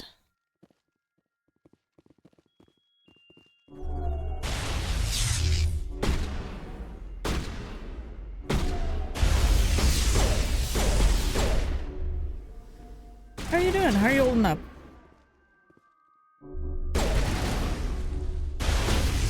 Ooh. It's my Saturday, so I'm just chilling. Nice! Yeah, we're literally playing the one game series that I absolutely nerd out over. Well, I'm avoiding spoilers for Vanguard, and yeah, that's about the only game that I'm honestly just avoiding spoilers for in general right now.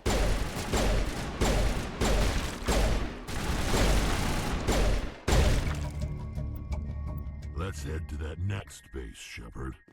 This is my kind of mission.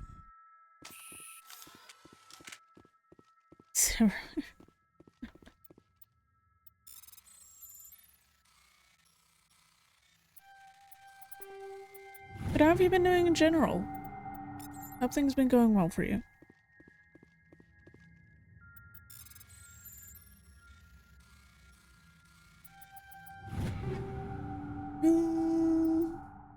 Works out. I think I can actually take an Ooh, that sucks. Hanging there, the US. Oh yeah. Yeah. I'm sorry that happened. Things are definitely not going well for you guys. Ooh.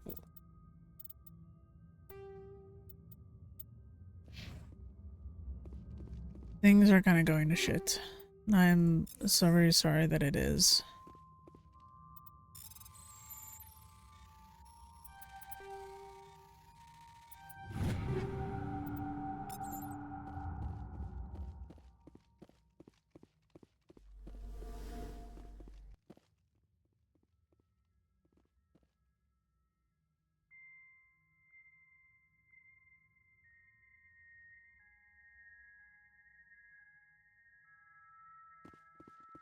Still living in uncertainty and everything is rough. It is definitely not the way for anyone to live.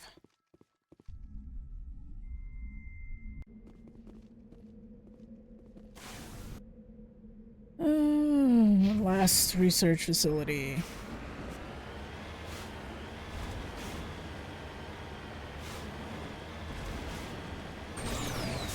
Whee!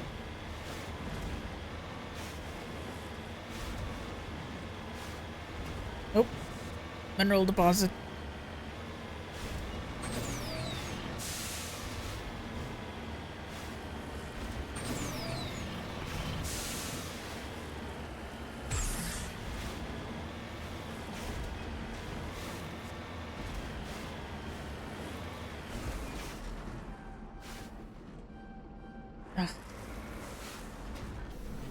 Well, at the very least, I hope I can make you guys laugh a little bit. Even if it isn't very much. Whee!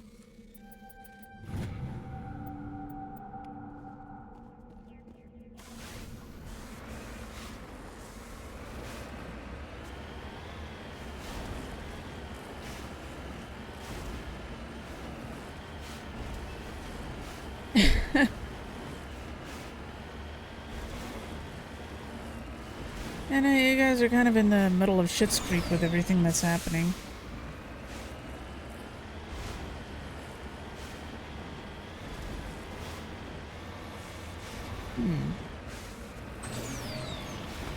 What's this over here?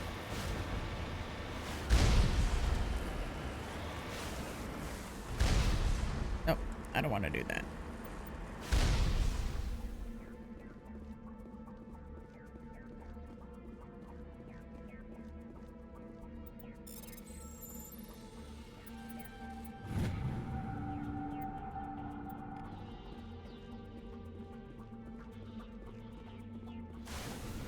A little bit weird to see the microphone in space. Yeah, it happens.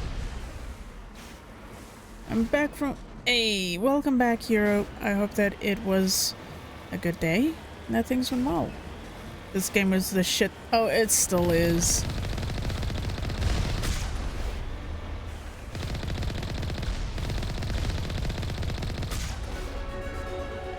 Hell yeah. Sorry, getting my last sip of coffee in. I have been running side quests the whole time. Because there are so many of them that are just sitting in my journal at this point. Yes, let's grab Advanced Unity. That is going to be very useful. Definitely need more pistol. And yeah, definitely basic armor stuff. That will be very handy. From side to side. Huh? Alright, let's see.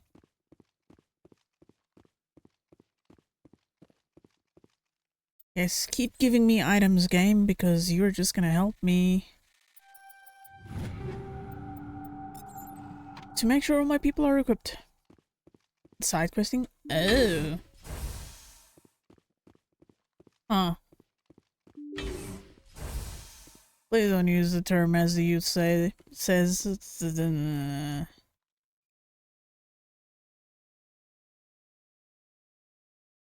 Yeah, we need to ban you for that one.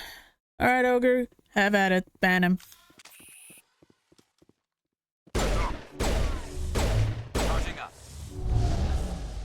Oh, pfft. Gee, thanks. So that doesn't happen again. Ah!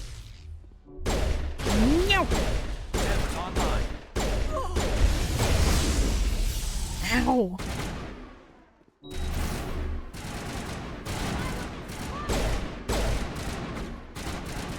Oh, this is not good. Oh, my nose is so itchy right now at the worst possible time too. Fuck you. Yeah, I saw after people have been asking them for how long to do it. Now they're doing it. Like, nice that they are, but still. People have been asking for the longest time for housing. There you are. Here it comes. Have a granada.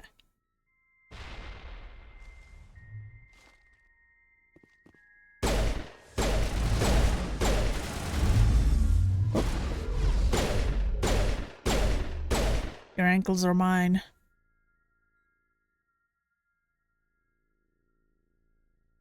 You don't have ankles. Your ankles belong to me.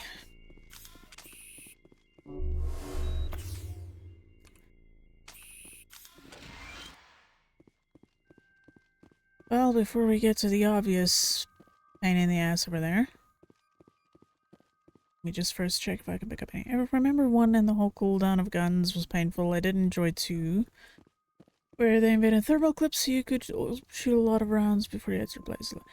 Yeah, they also made it that there was a gun mod in number 2 where you could actually bring back I need a target.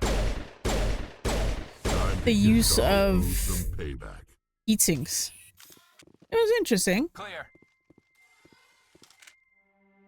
Checks for a pulse, but find none. Admiral Kahoku is dead. Despite the ferocity of the creatures he was sealed in with, there are no sign of trauma on his corpse. The needle marks on his arm suggest a different means of execution. Shepard, over here. It's Kahoku. Didn't enjoy the ammo thing, but the story was decent. Yeah, there were a few things that they changed. Honestly, I didn't mind the ammo thing too much because the heatsink was annoying. Like, for me, with my shoot everything I guess Cerberus found him after all. indiscriminately tactic, the thermal clips was more fun. Oh, that reminds me. Oh yeah. Good stuff we can put on people. Very balanced reasons. I love all 3 stories. Out of all of them, the first one is kind of the weakest because, well, we spoke about it a little bit earlier. The dialogue for characters and so on felt slightly weak. But, again, this was the first game, so it was like, hey, this is gonna be experimental. Let's see if this works. Let's see if people will enjoy this.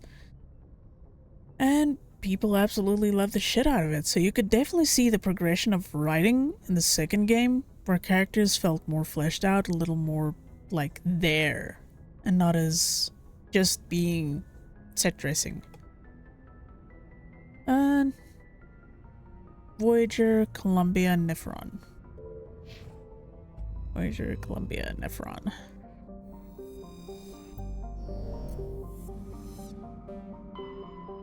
Columbia. There we go. My big issue is they kept stripping it down to be more TPS, like rather than RPG-ish. And the ending was a bit controversial and then they changed it, still a bit lacking for a lot of folks there. The endings, I've played all of them, including the different ones that you get if you are Renegade or Paragon. Yes, if you take the Control ending, you do have 2 versions of that. If you're a Paragon, you get a great ending. If you're a Renegade, well, things are a little more up in the air. But as for the endings, I wasn't crazy about them, but I didn't hate them either. I was just like, okay, they're kind of there. The thing you have to remember, Tarek, is that they were chasing a trend because around that time Gears of War started to get really popular. So they had to keep appealing to a wider audience. So, yeah. They kind of had to go for it. They kind of had to do it. Let's just not talk about the cousin that came later, Andromeda. Funny thing, Hero, is Andromeda, and this is now me just completely forgetting about the game and voicing my opinion on this one. Andromeda wasn't completely terrible. As an action game set in a space setting, it was fine. Story-wise, it fucking sucked. They put a lot of expectation on the game by calling it Mass Effect Andromeda. I feel like what they should have done is hey, let's make this a side story to the Mass Effect universe, like a what if scenario. What if people decided to leave and go to a different galaxy? Then it would have been fine, because then it would have been standing on a story of its own. It would have had its own merits and own reasons for being. I feel like if they had just done that, it wouldn't have been judged nearly as harshly as it was by being called Mass Effect Andromeda. I feel like it's the same thing that's happening now with Vanguard. Because it's got the Dragon Age tag on it, it's got a lot of expectation. It's got a lot of people looking at it and being like, yeah, this isn't Dragon Age, but if you maybe let it stand alone as a generic action fantasy game, it would have been fine. Like, it's okay. It's not great, but it's not bad either. It's as soon as you put tags or names to a well-loved franchise on a game that a lot of expectation is put on it. Andromeda, I actually thoroughly enjoyed the combat. I had so much fun with the combat. But the writing was very, very weak. There's a lot of holes in the entire thing that is Andromeda that I have ranted about a number of times. Things that just was never properly explained, things that never made sense. There was just a lot of plot holes. There were things that felt off and weird. For a game that carried the Mass Effect name, I didn't have the same connection to the story, to the characters, to the setting that I have with the original 3.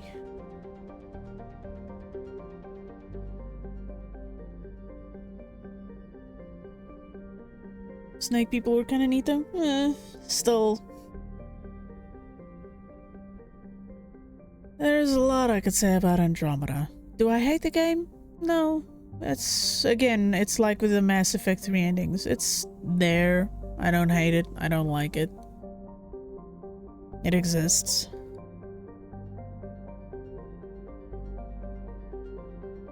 Would I have felt differently if it was just like a spin-off to the Mass Effect series? Actually, probably. Yeah, it would have made a lot more sense.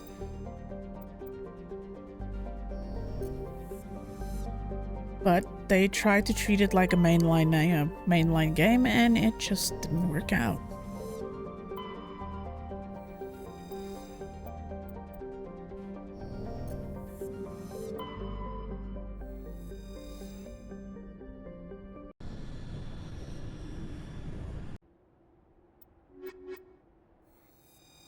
I'm gonna see Rex and Garrus are gonna be my go-tos so much for this playthrough. Just because of my squishy ass.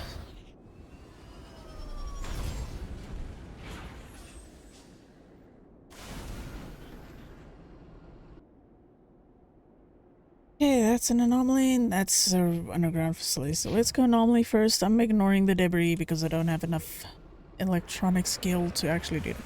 I think what just made me sad was, yes, the story sucked a lot. It took me 20 plus hours before the game felt like... Before I felt like, oh, okay, things getting a little exciting now. I think what I hated the most was I felt like my decision made no impact. The game is based off your first choice. Science, place, or military. So I was like, it was one time. I've picked others since then. Decided my character, he felt hollow. And everything I did was to please others. Or I would get 2 choices to pick and they were... Yeah, okay. The big thing that kind of got me... Sorry, we're going on our own tangent over here about Andromeda. But I'm a huge, like, nerd for this shit, so... The thing with Andromeda is your character becomes the Pathfinder. You're not really doing much in terms of being an explorer. Like blazing a trail. You are cleaning up the attempts of the guys who showed up before your arc did. That's okay, that's fine. But they could have handled first contact with the Angara a little bit different. They could have handled the whole situation with the Kett different. Also, that's another thing. Andromeda is huge. Why are we only getting 2 races? Huh? The thing that bothered me, especially with the whole Pathfinder bit, is you just arrived. The Nexus people clearly said they didn't have any good interactions with the alien races, namely the kid and the Angara. All of it has been rather violent.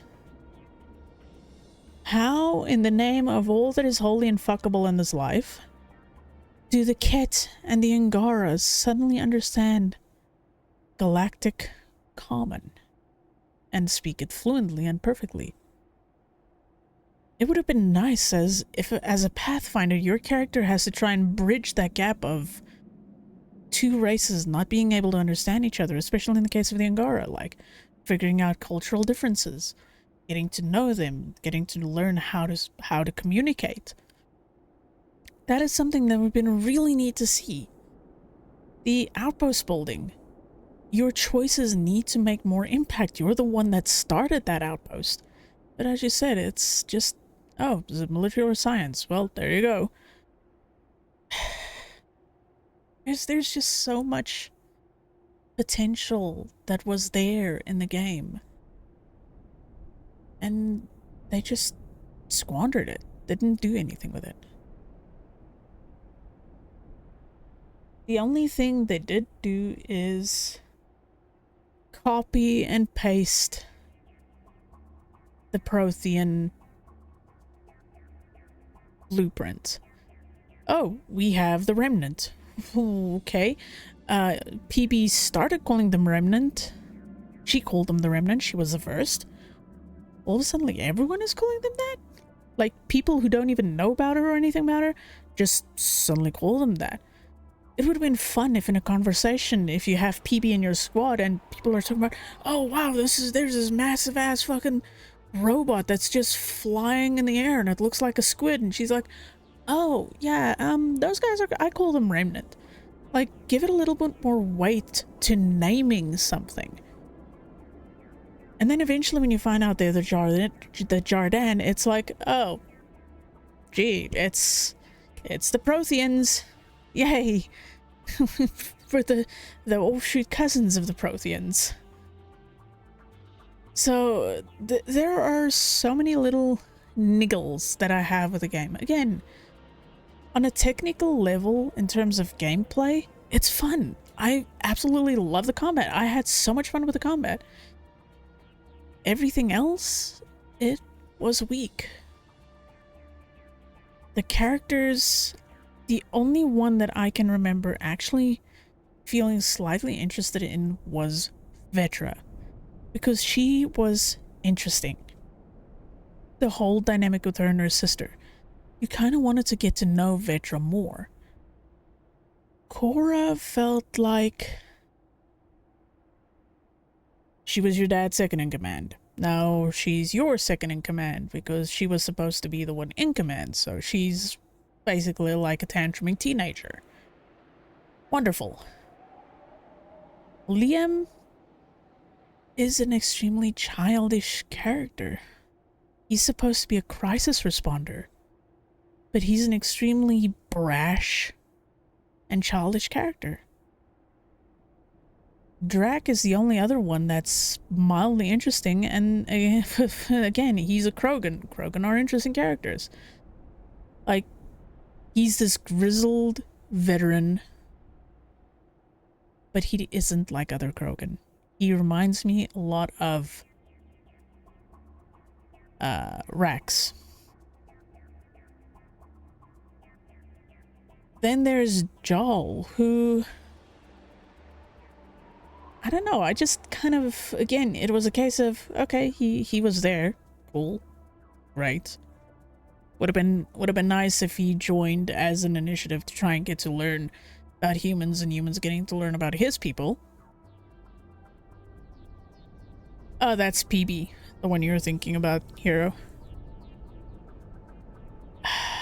The only human that was interesting to me, and this is because she has an awesome voice, was Suvi.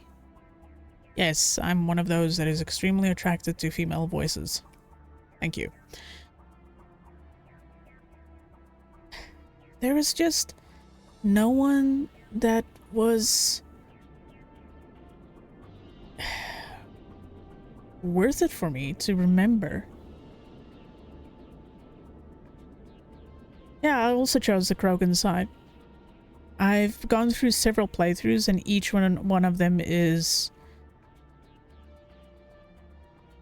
a case of I played as letting the Krogans be free and choosing the Solarians. That's another thing. All of the arcs. Where is the arc that was supposed to be carrying the Quarians, the Hanar, the Drell? Like, nothing happened with that. You don't even know what happened to the Turian arc along the way. The only one you do find is the Solarian arc, which is pretty much fucked. And the Asari arc. What happened? It's like we got half a story. It's like they got halfway through with, okay, great, let's package this and go. Fuck the plot holes.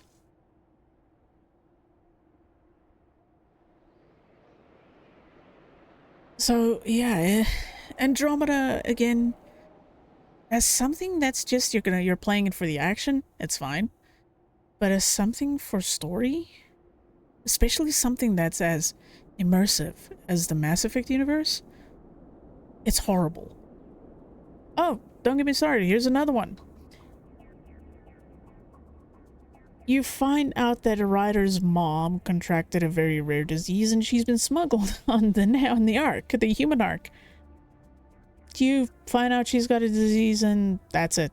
There's no like quest line to find ways of trying to analyze it more and maybe even find ways of trying to cure her. It's just boom, your mom's on the ship, she's alive, she's just in cryostasis because she's got a deadly disease. Yay. Huh? What? Yeah. Huh? There were so many moments in the entire game where I'm just like, the fuck did I just witness? The fuck did I just hear? PB's character was super annoying to me. I was actually so... Oh. It was like the voice actress... She's an amazing voice actress with so much she could have added to that character. But somewhere along the line, PB just became an annoying character. Like, super annoying. It was like, okay. And her constant rivalry with the other Asari on the ship, Lexi.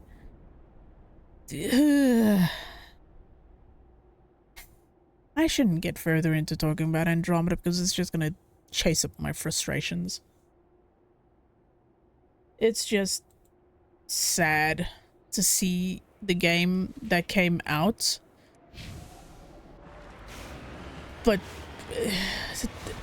it's a case of seeing the potential the game had, knowing what it could have been, and seeing how they fucked it up. That's basically the problem I have with Mass Effect Andromeda.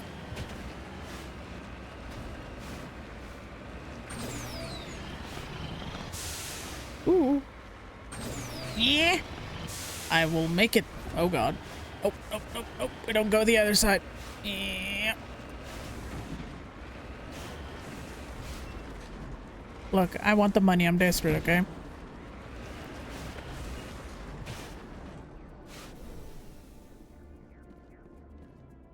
At the moment, BioWare is... I'm not sure where they're trying to go with their IPs at the moment.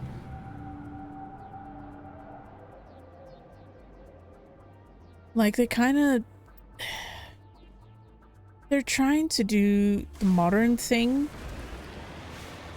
which, again, on a technical and gameplay level, worked great. It was fine.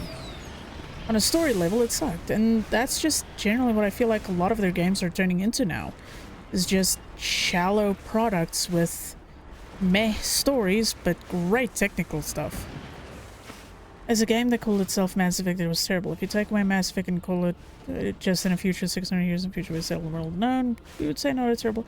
Again, yeah, that's what I feel like with Mass Effect. Like, even if you wanted to put the Mass Effect name on it, just call it something like a what-if scenario, instead of just being like, okay, this is a mainline game, here you go.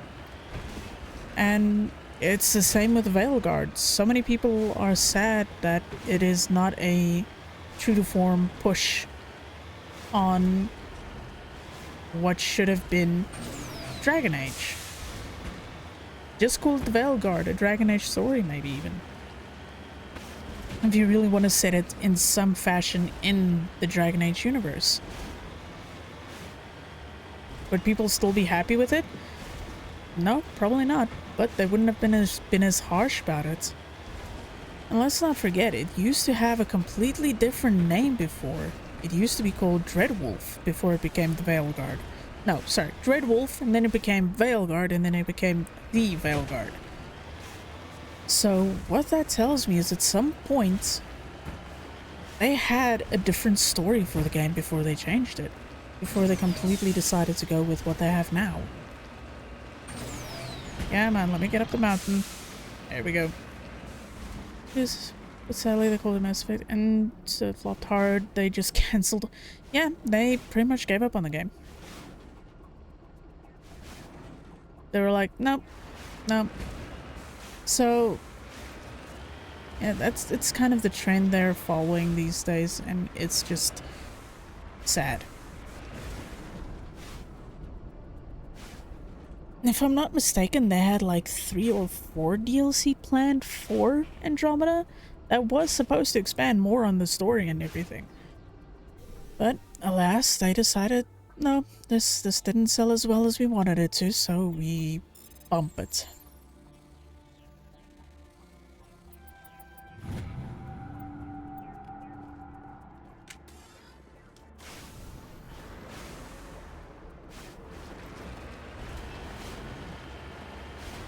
And the thing is, will I play... Ooh, voice break. Will I play Vanguard at any point? Actually, yes. I would like to play it, because it does look fun. But, am I going to pay full price for it? No, I'm not.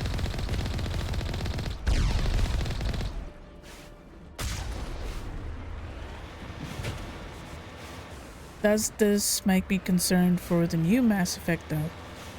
Yeah, it actually does. I am very much concerned for what kind of a game we're gonna get. Because it's been a long time since Mass Effect 3. I'm not even counting Andromeda because, well, let's face it. EA is praying very hard that people forget that Andromeda even exists.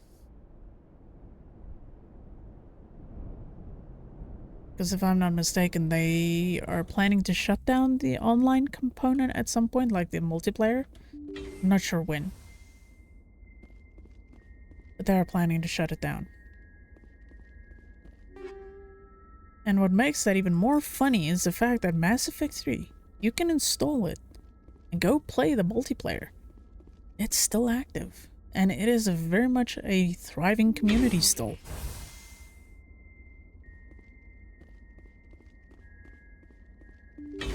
But, this is just kind of... Oh. Wee. Why do you have to be a douche canoe? Ow! You slut. Hello?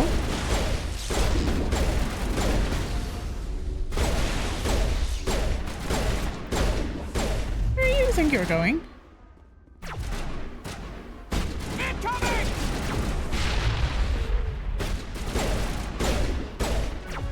Thank you for dying, ma'am.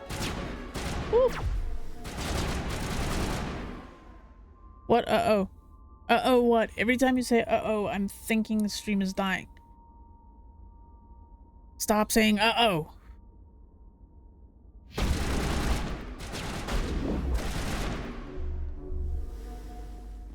God damn it, now you got Hero doing the same thing. Stop saying uh-oh. Rex Rex, Garrus, I love you two to death, but your asses are fat. I can't see past it. That wasn't a smart place to hide. Got as far as episode 5 and then shook.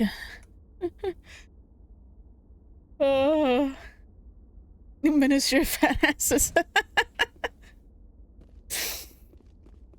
Yeah, Rex has got that dumpy. And Garrus isn't far off, just putting it out there. And I'm glad to hear that you're enjoying it, Dan. It is a great show. It really is a great show. Yeah, I'm glad that you're having a good time.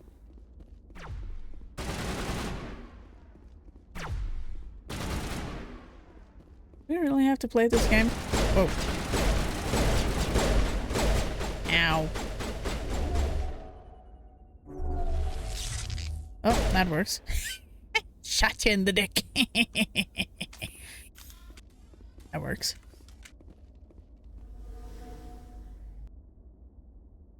Shoot them in the crotch, it always works. Dumpiest of trucks. Okay, is there anything I can pick up? Hold on. Ooh, lordy. Well. Okay. That's a lot of stuff. As long as you kill them with... Yes, I murdered him with a nut shot.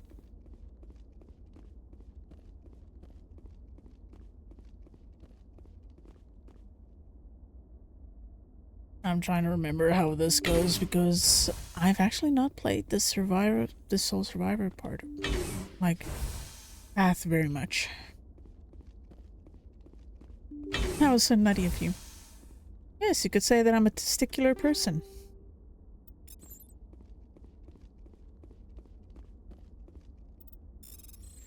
I had a bowl of a time. Oh, fuck you. Hey, it's all the pink armor again. Wonderful. Yeah, sure, I'll take a medkit. You get bowls in your side. What can I say? I was feeling a little bit testy. I'm imagining... I don't see myself. I can imagine people just rolling their eyes at this point.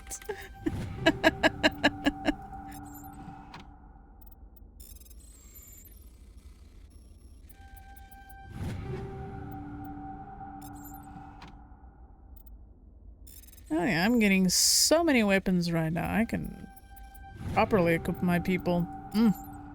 Lovely.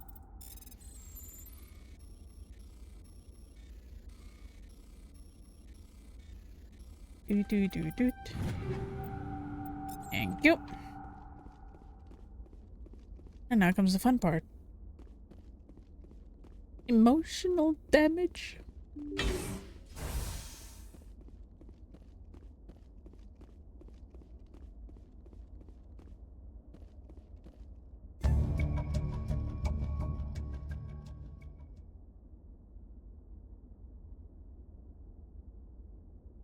There we go.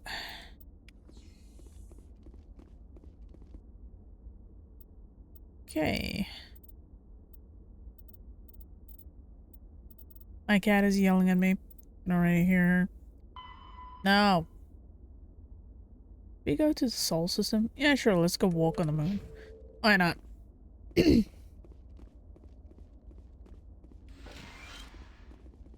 hate that it still shows that you can interact with this even though you can't anymore. Like little niggles, but it's age. It's game age.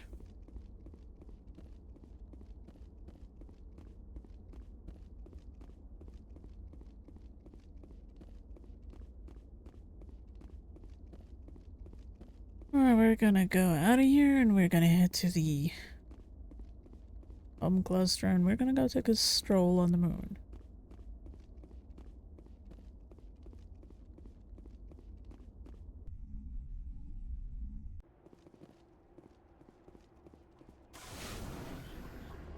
That's GTFO.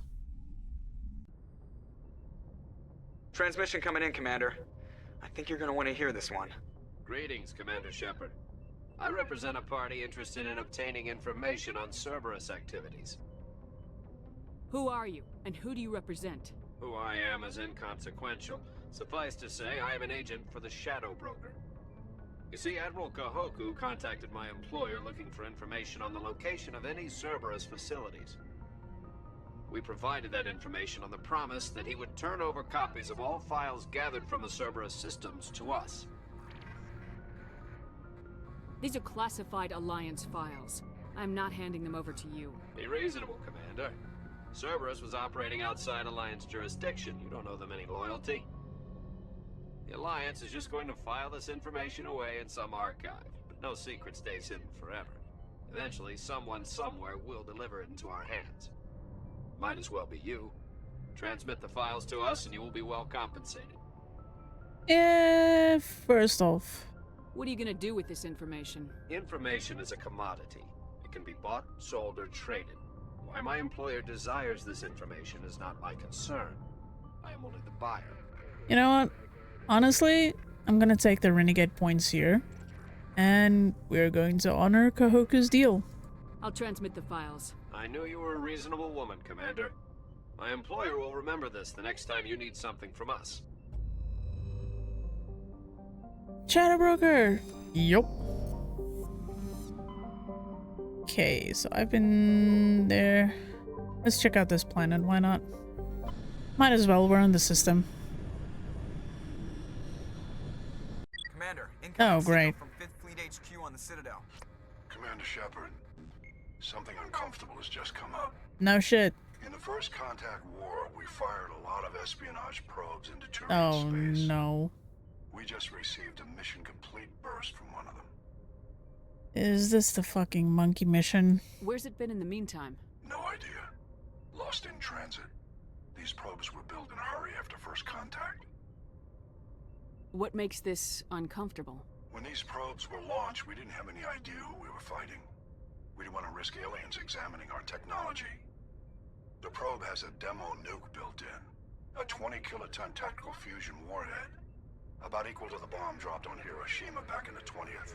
If somebody finds that probe, tampers with it, you don't need me to finish, Commander. Oh, I goody. understand this must be handled, but I don't have anyone trained to deal with this sort of thing, sir.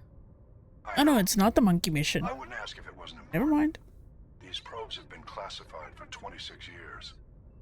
The Council will call fusion bomb booby traps dangerous and irresponsible. The Alliance would face censure if they find this probe. I'm asking you because the Normandy can get on site quickly and quietly. It's in the Voyager cluster. We'll get on it immediately, Admiral, and we'll be discreet. I appreciate that, Commander. Good luck. Fifth Fleet out. Wait a minute, am I not at? Yeah, I'm in the Voyager cluster. Okay. Let's go look for a bomb. Luckily, it's not the monkey bomb mission. I hate the monkey mission so much. Here, I think you might actually know what I mean, what I'm talking about when I say I hate the monkey mission.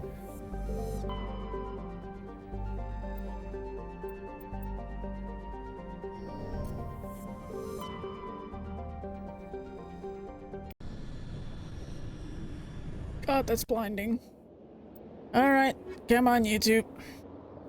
Dumpy 1 and Dumpy 2. Ow! Stop yelling at me! My cat yelling at me from the bed. How dare you!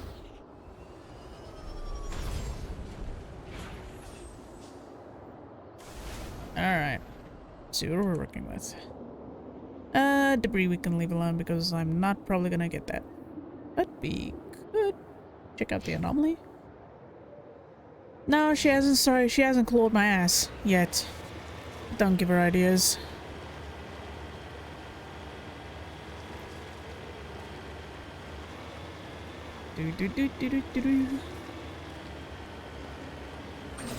Yep.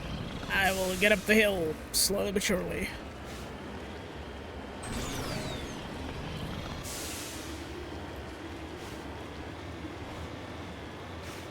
You know, I just think I'm starting to finish missions, then I get piled with more of them. Joy. I think by the time I hit the main mission, I'll be so over leveled, it's not even gonna be funny. Oh well. Whee!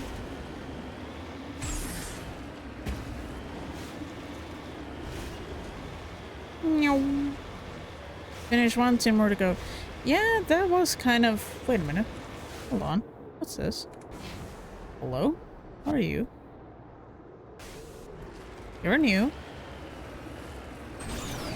It was kind of the structure for BioWare games back then. I mean, look at Dragon Age. Origins, especially. Dragon Age 2... Yeah, you know what? Dragon Age 2 was actually the bigger culprit there. You just start finishing missions and then all of a sudden you get to Hawk's house and you're just swamped with a bunch of request letters for more missions. It was nuts. Oop. Alright, let's see.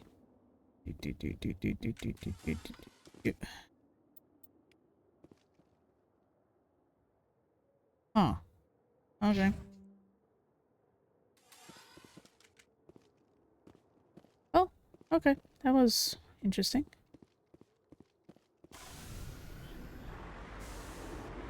Now comes the fun part, getting out of this.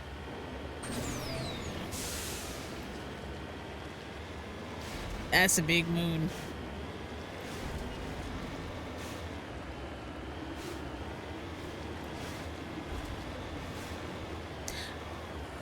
Honestly, I feel like it's kind of a BioWare formula that they've just been following for most of their career.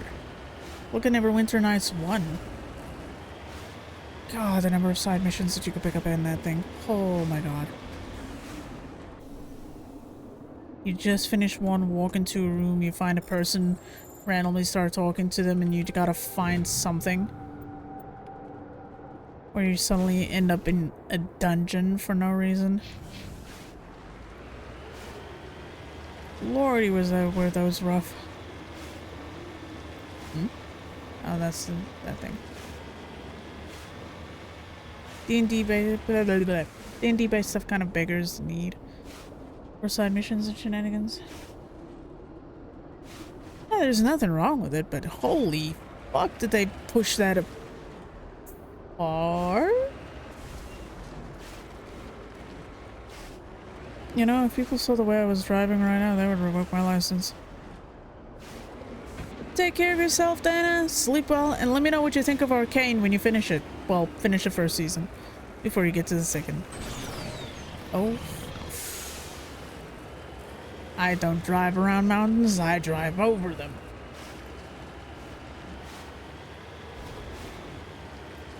One of these days I'm gonna flip this thing. Then I won't hear the end of it.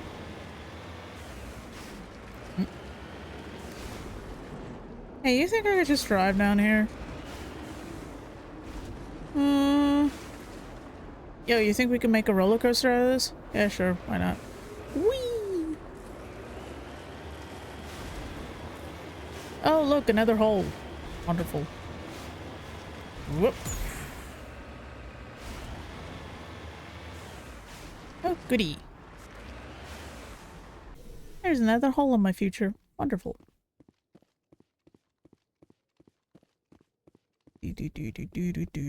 Mineshaft. That's the source of the signal. This smells. I agree. Your probe didn't crash. It was moved here. They may not know what they have. Let's find it before they set it off. Right. Oh, this is gonna be fun. Alright, time to save. Hopefully I don't get squished. Because I am a squishy engineer. Thanks to Rick, who I will punt because he's a Lalafell.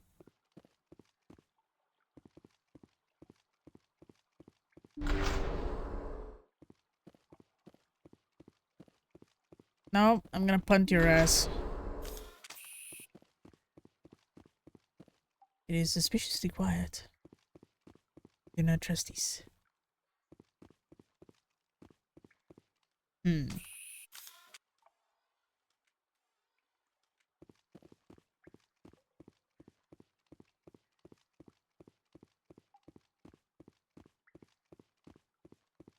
Alright, time to do the RPG thing and look for shit I can sticky finger my way out of. Please don't take that in a very awkward way. I mean, picking up items, stealing items.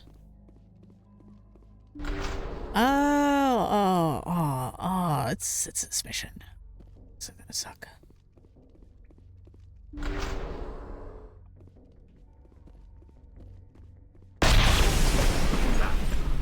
That was a detonator. Yep, Someone it's his mission. just screwed us. Shepard, at last. So, fun thing, if you take the War Hero one, where you save Elysium, this dude is pissed with you because he was the one that set up the Batarians to attack Elysium in the first place. So the fact that you survived and saved the whole entire place pisses him off. So he wants to kill you because of that. That is if you take the Warrior. Don't remember about this one though. You have me at a disadvantage. My name is Ilanos Halliot. I doubt you know it. Who do you think runs the Terminus clan, Shepard, huh? Oh, they changed it? Slavers, criminals of every stripe? In most criminal organizations, it's the one who's recognized as the most successful. That's correct. The one who kills the most men, seizes the most ships, pillages the most colonies. 3 years ago, I was the strongest. I used my influence to assemble a fleet. We would drive your kind out of the Verge. Okay. Yeah, you see, this is already a little bit different from what I remember. Because I used to take the War Hero quite often because I kind of like that one. Now I'm playing as Soul Survivor, so... This is new, but also not new. It's been a while since I've done the Soul Survivor route. You're the one behind the attack on Elysium. I was the motivator, the instigator, the one who promised glory and riches for sacking the largest human colony in the cluster. The one blamed when it failed. Failed! I was ruined when your kind held against the Blitz. What better way to recover my reputation than by eliminating the first human Spectre?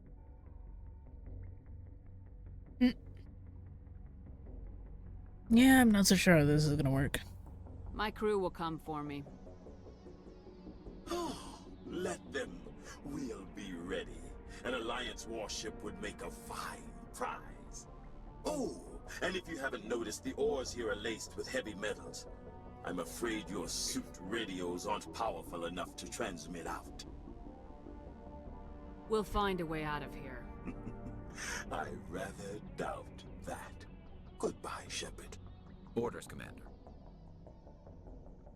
We've got air and light and the Normandy's still in orbit. Let's look for another way out. Well, at least this is quick.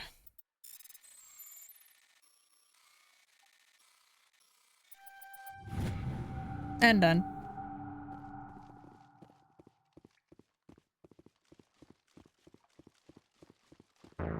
What? Did I disable it? Huh? No. What?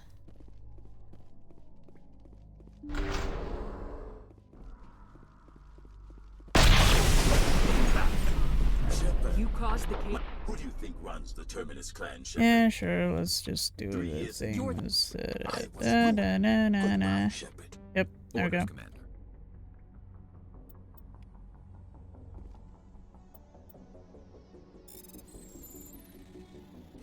Oh, fuck, I forgot about this part. It's got 2 parts, because I'm a doofus, I forgot about that.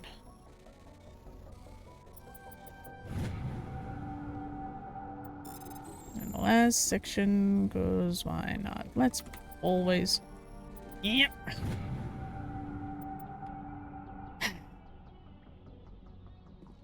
This is what happens when you don't play this thing for a year.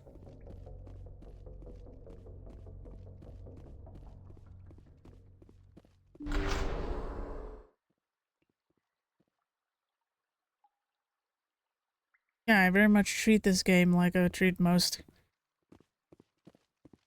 stuff that I seem to take a liking to. I play it once a year. I'm actually kind of sad I didn't play Alien Isolation this year, but maybe next year.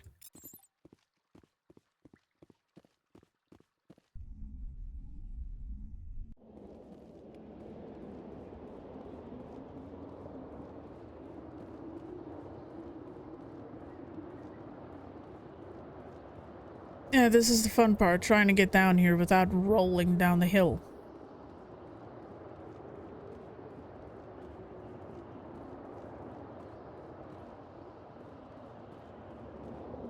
Because yeah, your character can actually like roll down the hill like a dum-dum.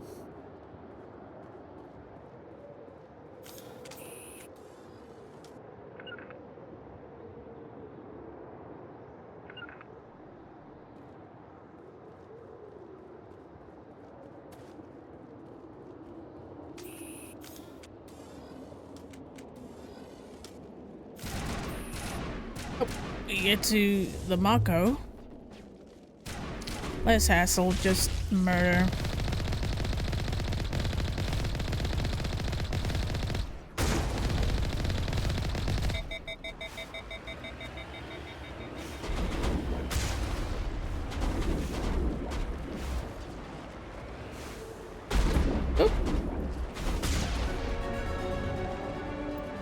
Now that you've been through a lot of trouble to draw you here, pity you didn't like this for a middle list. Now that you're above ground, your suit radio has established connection with Normandy. Time to get the hell out of here.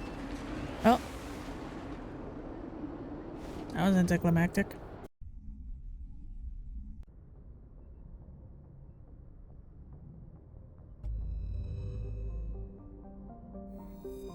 Oh, well, funny how hack it doesn't say a fucking thing.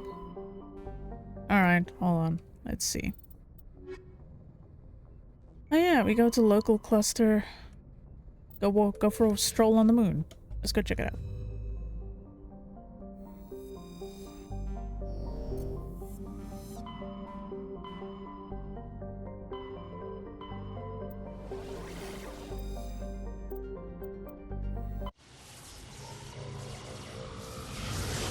I was watching Monarch play Mass Effect 2, and people got her to use the probes on Uranus.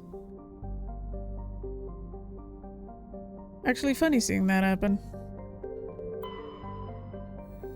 Nope, we don't want this. We want that. There we go. Yep, yeah.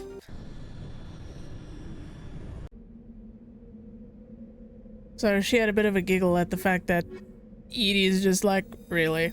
Seriously? You're using the probe? I think that's something that'll always be fun for me, is watching new players get to experience these games. So it was kind of nice watching that. Alright. Time to go to get our specialization.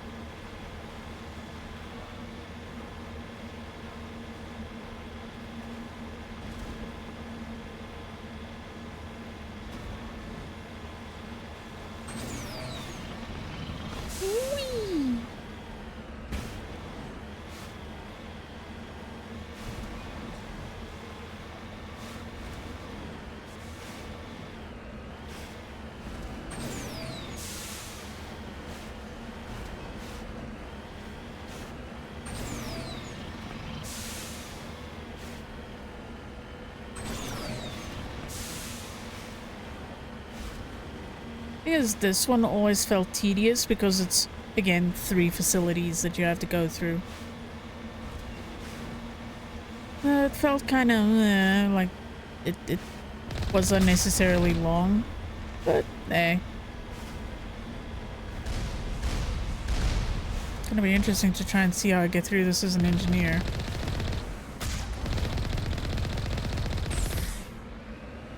Oh.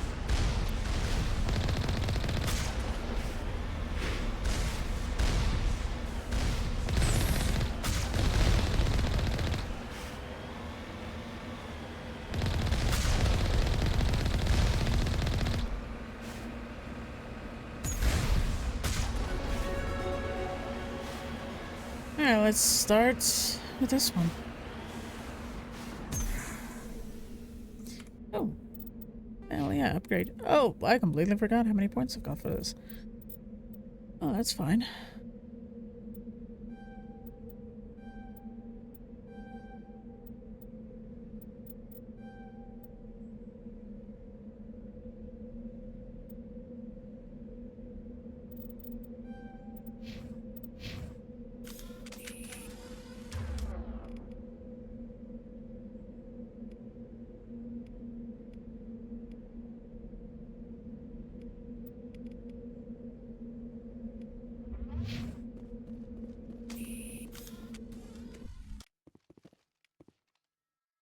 Definitely time to save.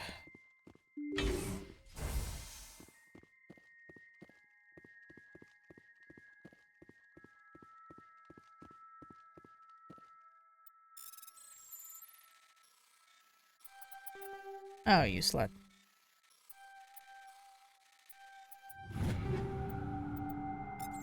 Actually, I had to be a little more careful with that one. Oh, my nose is so itchy again.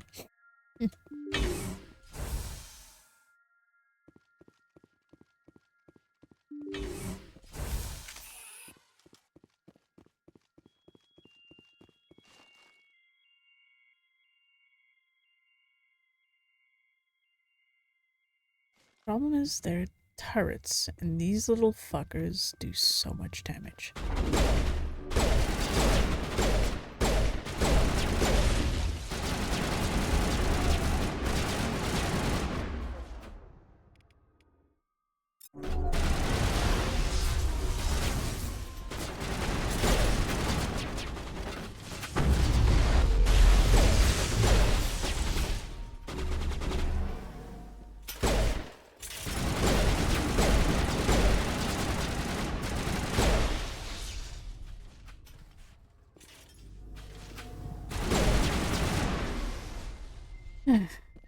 I hate those so much. And they do quite a bit of ouchies.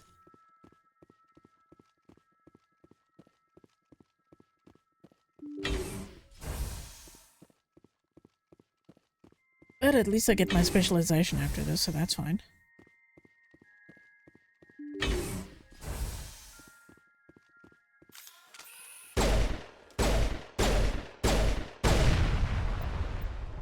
Oh, well.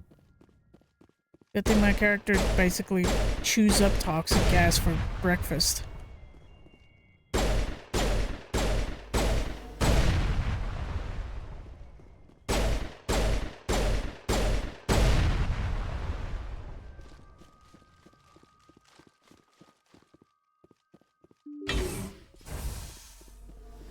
Garrus is the only one that's kind of suffering.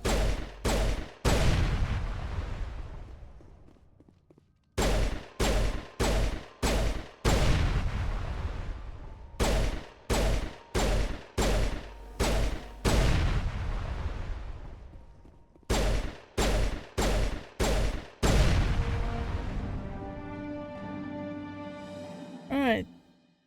2 more to go.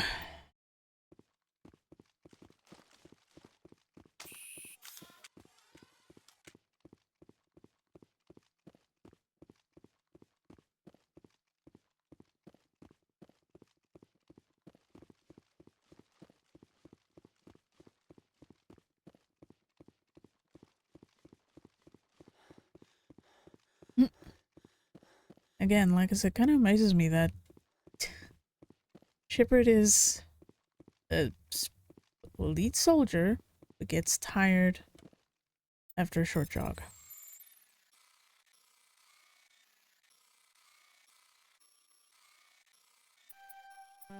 Oh, you bitch. Oh, fuck. I'm not focusing. Yeah, I'm not focusing properly. It's fine, we go again. There we go.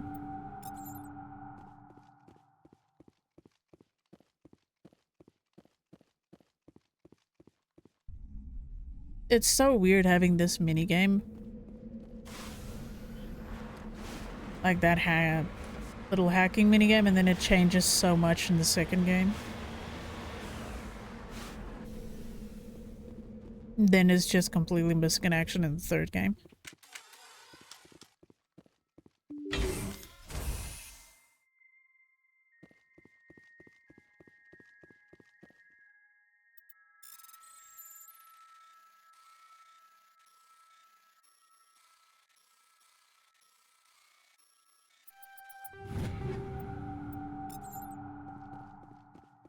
Oh, I'd actually check if...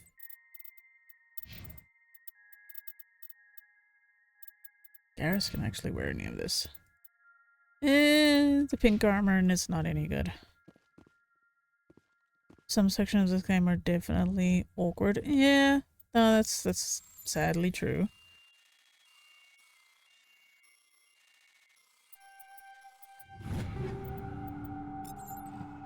Again, the game is being very generous, which I don't mind because all of these items go to re-equipping the team.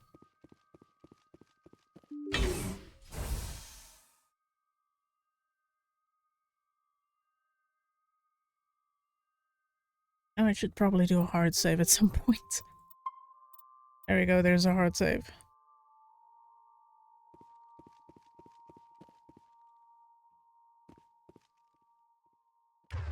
I should actually kind of switch some of these.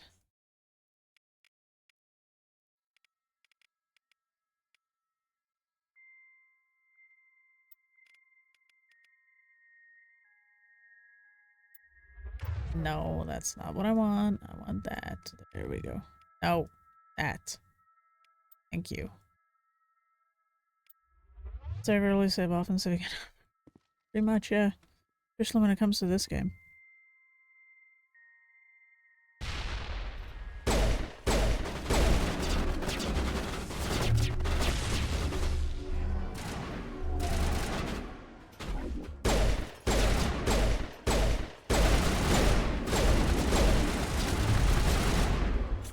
Woo!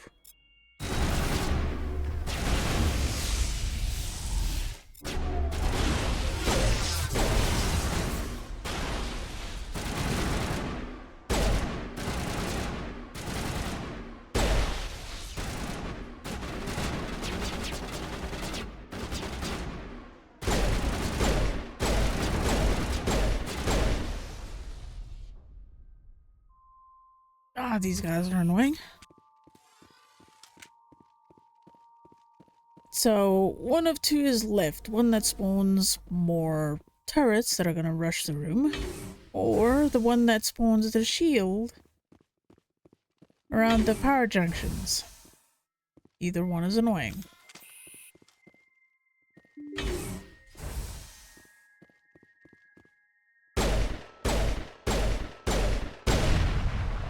Yep, we got the barriers one.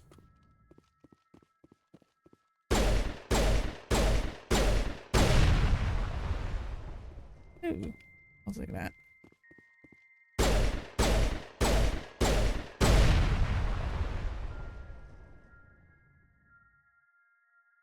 Why wouldn't it be annoying and have a barrier up so that we have to... Yeah. Oh well.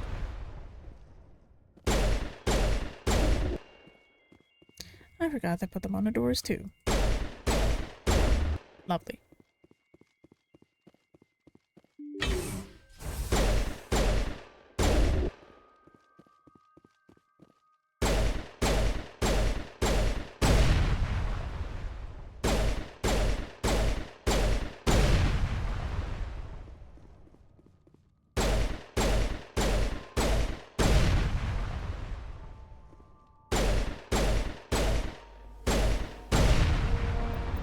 Okay, second one down. The last one is gonna be with the pirates. Wonderful. Ow. Ooh.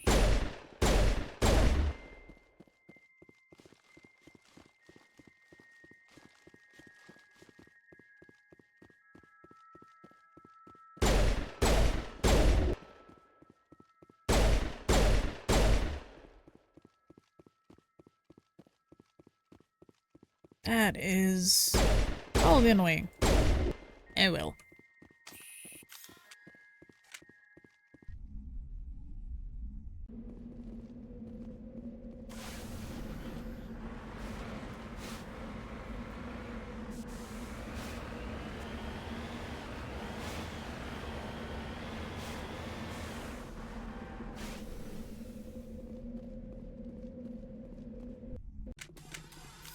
Alright, time to deal with this headache.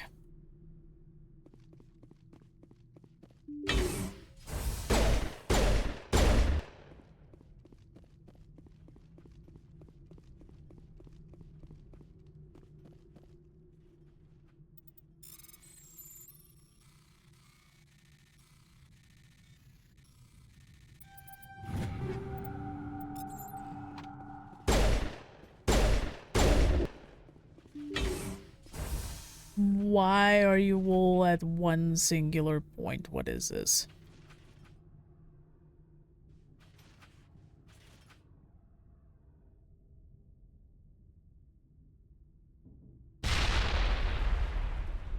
Oh, that didn't do shit.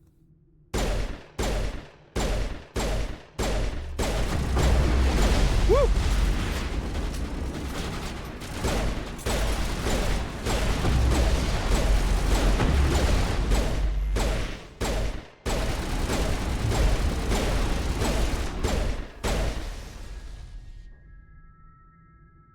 Eh. Okay.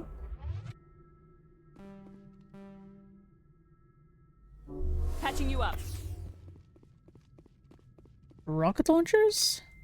Definitely one way to go about that. Guess it kind of makes my life easier. They funneled themselves into one area.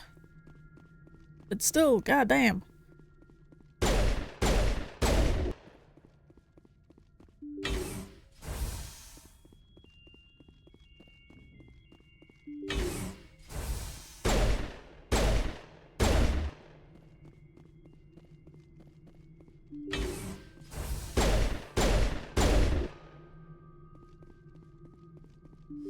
That's because I know what's gonna happen when I start shutting this thing down.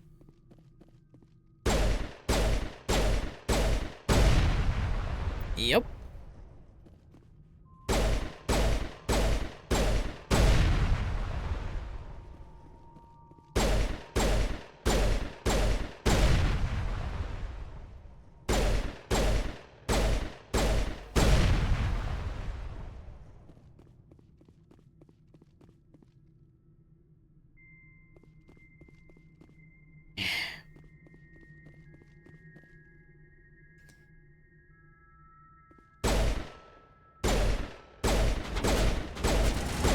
Whoop.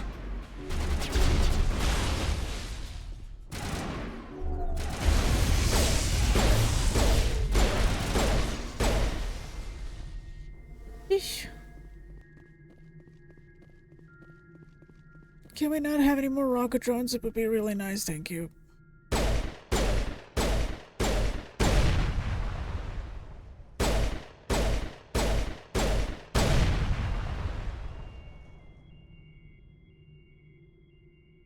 Getting bitch slapped by a rocket is not my idea of a good time.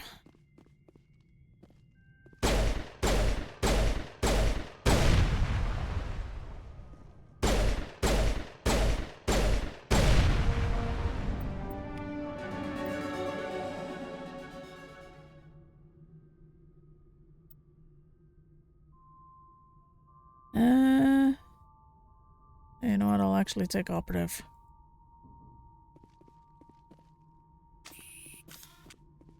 Just because of the improved overload and so on.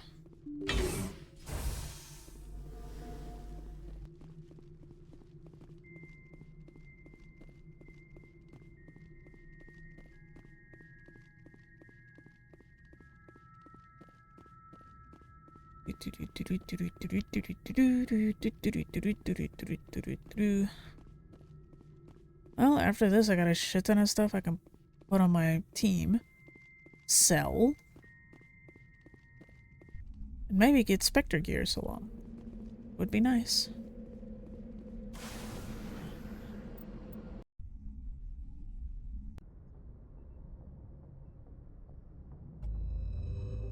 Oh. Okay, well apparently we don't get any transmission about that? Okay, whatever. Let's go equip our people.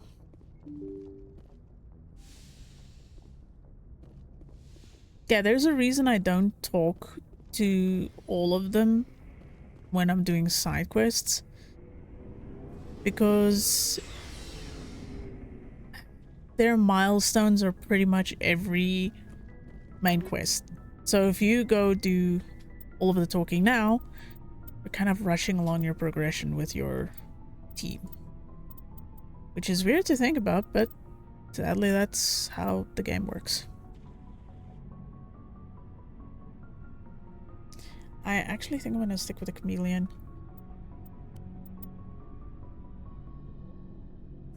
Yeah, sure, why not? I'll take one of these. Not that I'm ever gonna use it, but hey, it's there.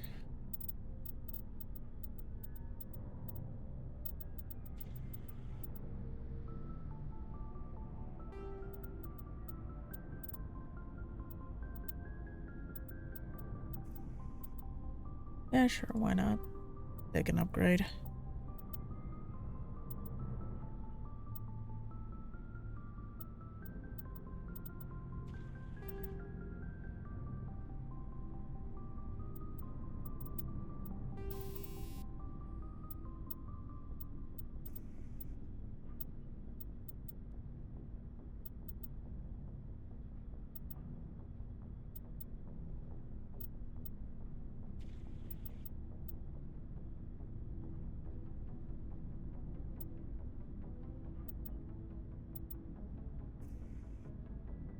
Yeah, sure, why not? I'll take those.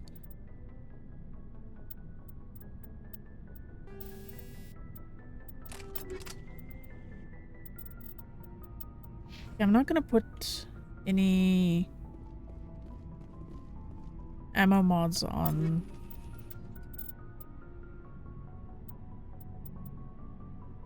the other weapons because I just don't have them specialized.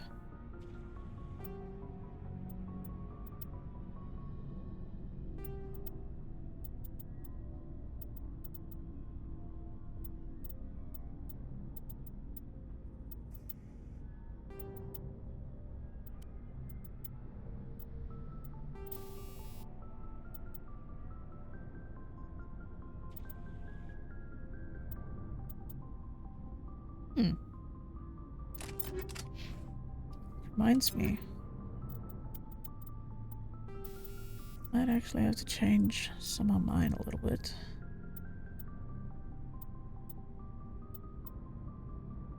You know what? I'll actually stick with that. Alright, let's see. Tully. Can give her energized weave. I'm not gonna give her one of those just yet. I'm gonna give her that though. We're going to change chemical rounds for tungsten. There we go. Basic for proton.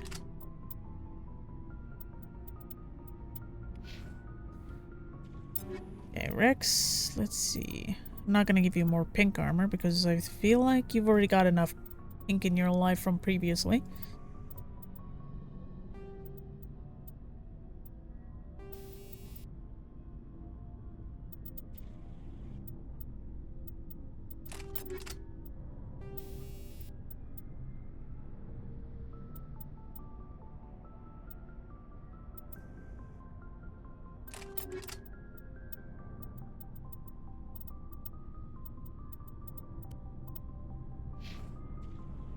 Okay, next up is Garrus.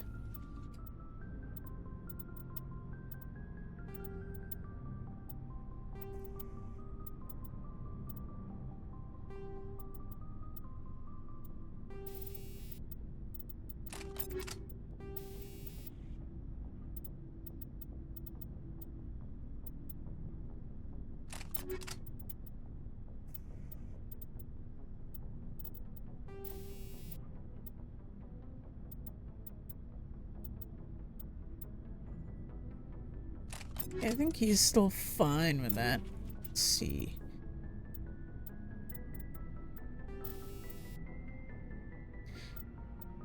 Okay, you can actually take that.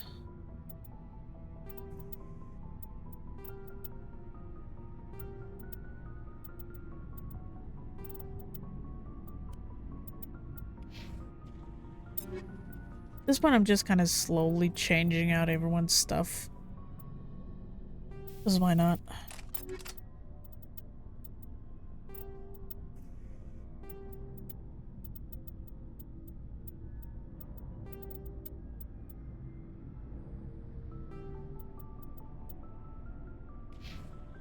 Hey, actually sell some shit now. Looking for supplies? Let's see what you got. You bet, Commander. Maybe I can actually finally, like I said, get some of it. Why do we keep pushing the price? Okay. Okay. That's fine. We can take that one.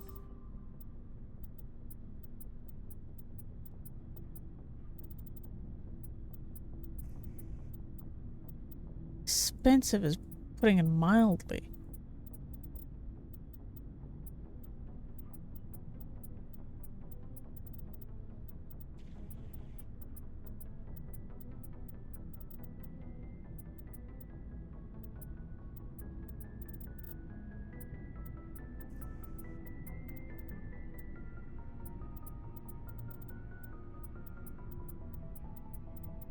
Thing is, after at least giving everyone their weapons, I can pretty much sell whatever.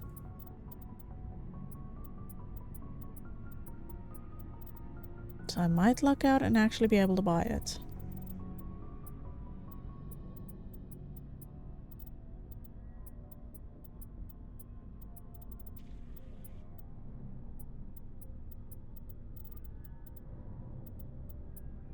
Okay, I can actually buy it now. Right.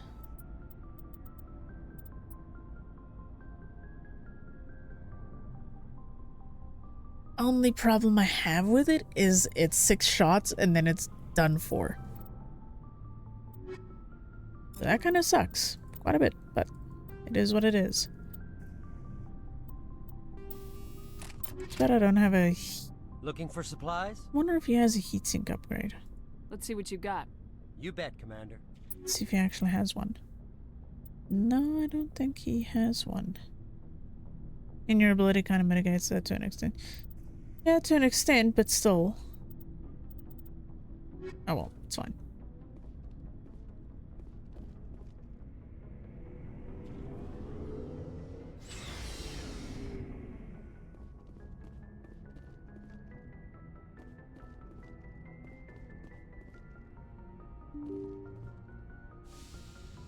Oh, I level up? Yes, I did.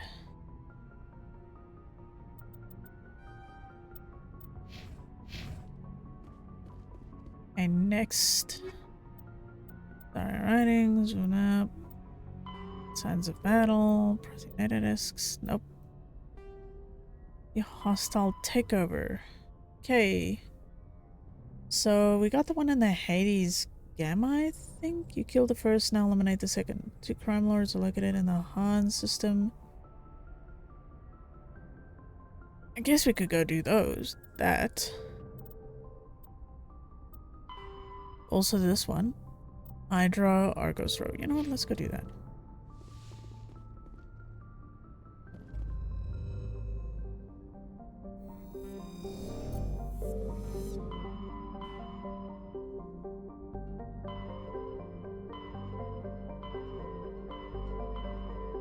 Thing is, I just kind of like the idea of having the heatsink as more of a backup. So I can actually take my time with, like, just wailing on something with shots. But it's fine. We'll probably find one at some stage. Slightly getting tired now. Message coming in. Patching it through. General distress call from the Sacred Angel Medical Transport. Critical system failure. Losing power. Emergency landing. Argos. Communications failing. Life support and emergency transponder. Won't last. Please hurry. Okay, I'm not gonna go to that one just yet.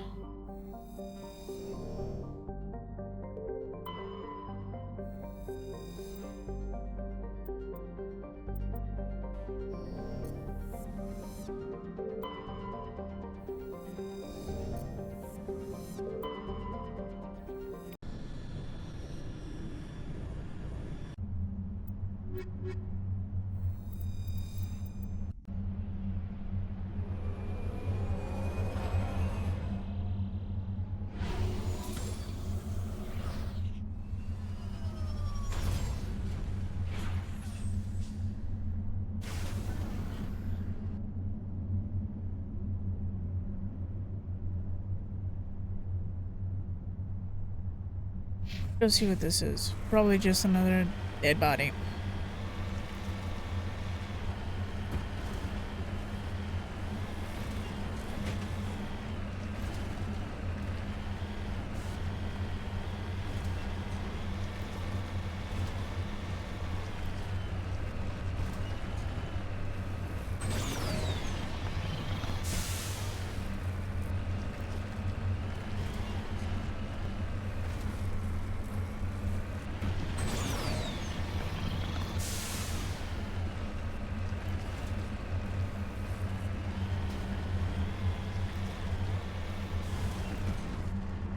Yep, just a dead body.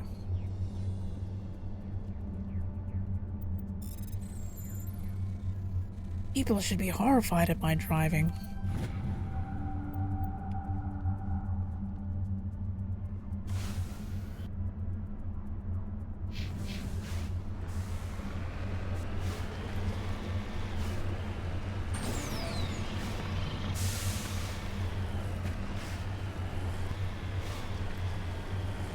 More like no one ever sees you almost make your teammates piss their pants. Yeah, I think after this one I'm gonna call it. Tomorrow night I will go on with main missions, because I think I've done a lot of the side stuff. Quite a lot of side stuff.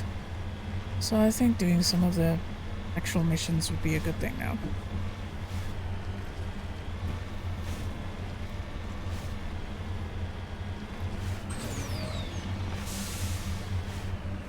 Oh, come on. Up you go.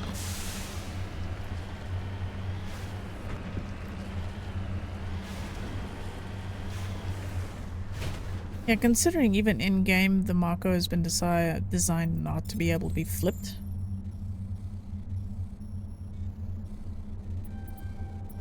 Oh, you slut.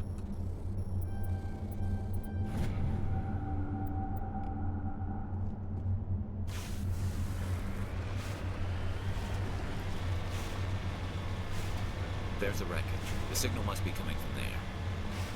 Careful, Shepard. Yeah, there's a trap!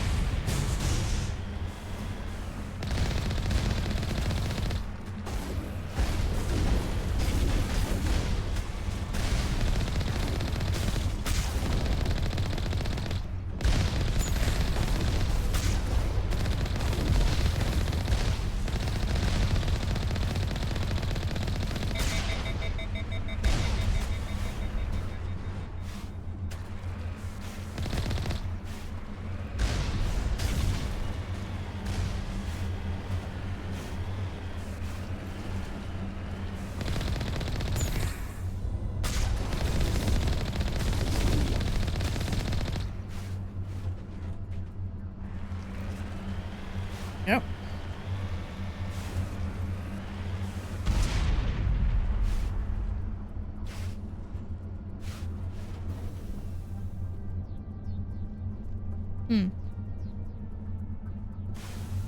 Well, that wasn't much of a mission. Alright, well, guess we go back. Alright. Alright, save. Ugh. Then we go look for someone.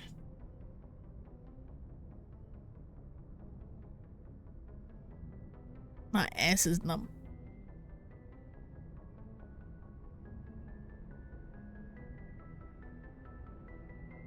But again, thank you guys for being here, spending your time with me. Appreciate it.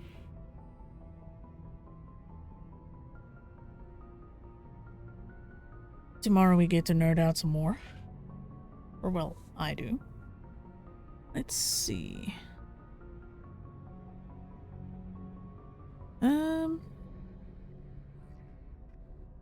Saren's live, Hebe's live, Oppen's live.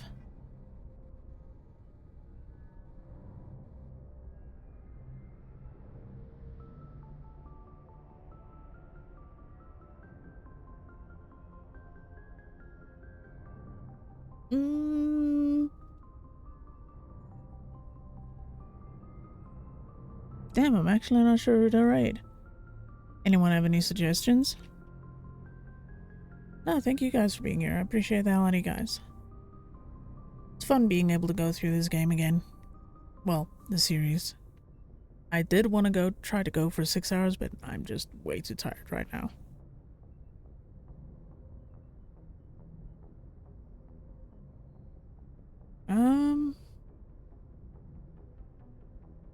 Yeah, I'm actually not sure who the hell to drop you guys off with.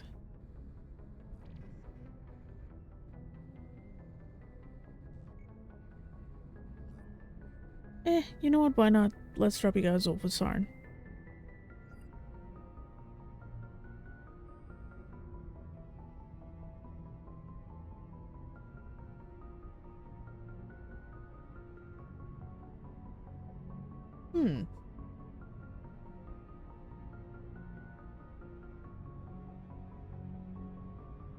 Alright. Sarn's playing Warframe, so more space things. I will see all of you guys tomorrow, where I'm going to be playing more Mass Effect, of course, because why not? So it's how it works. And yeah, dude, take care of yourselves. I hope you all have a good one. Thank you for being here. Always appreciate it. And yeah, more main quest tomorrow. I want to try and finish this week. Like, at least this one, and then 2 and 3 over the next 2 weeks. Yeah. See you all again tomorrow, and please do take care of yourselves.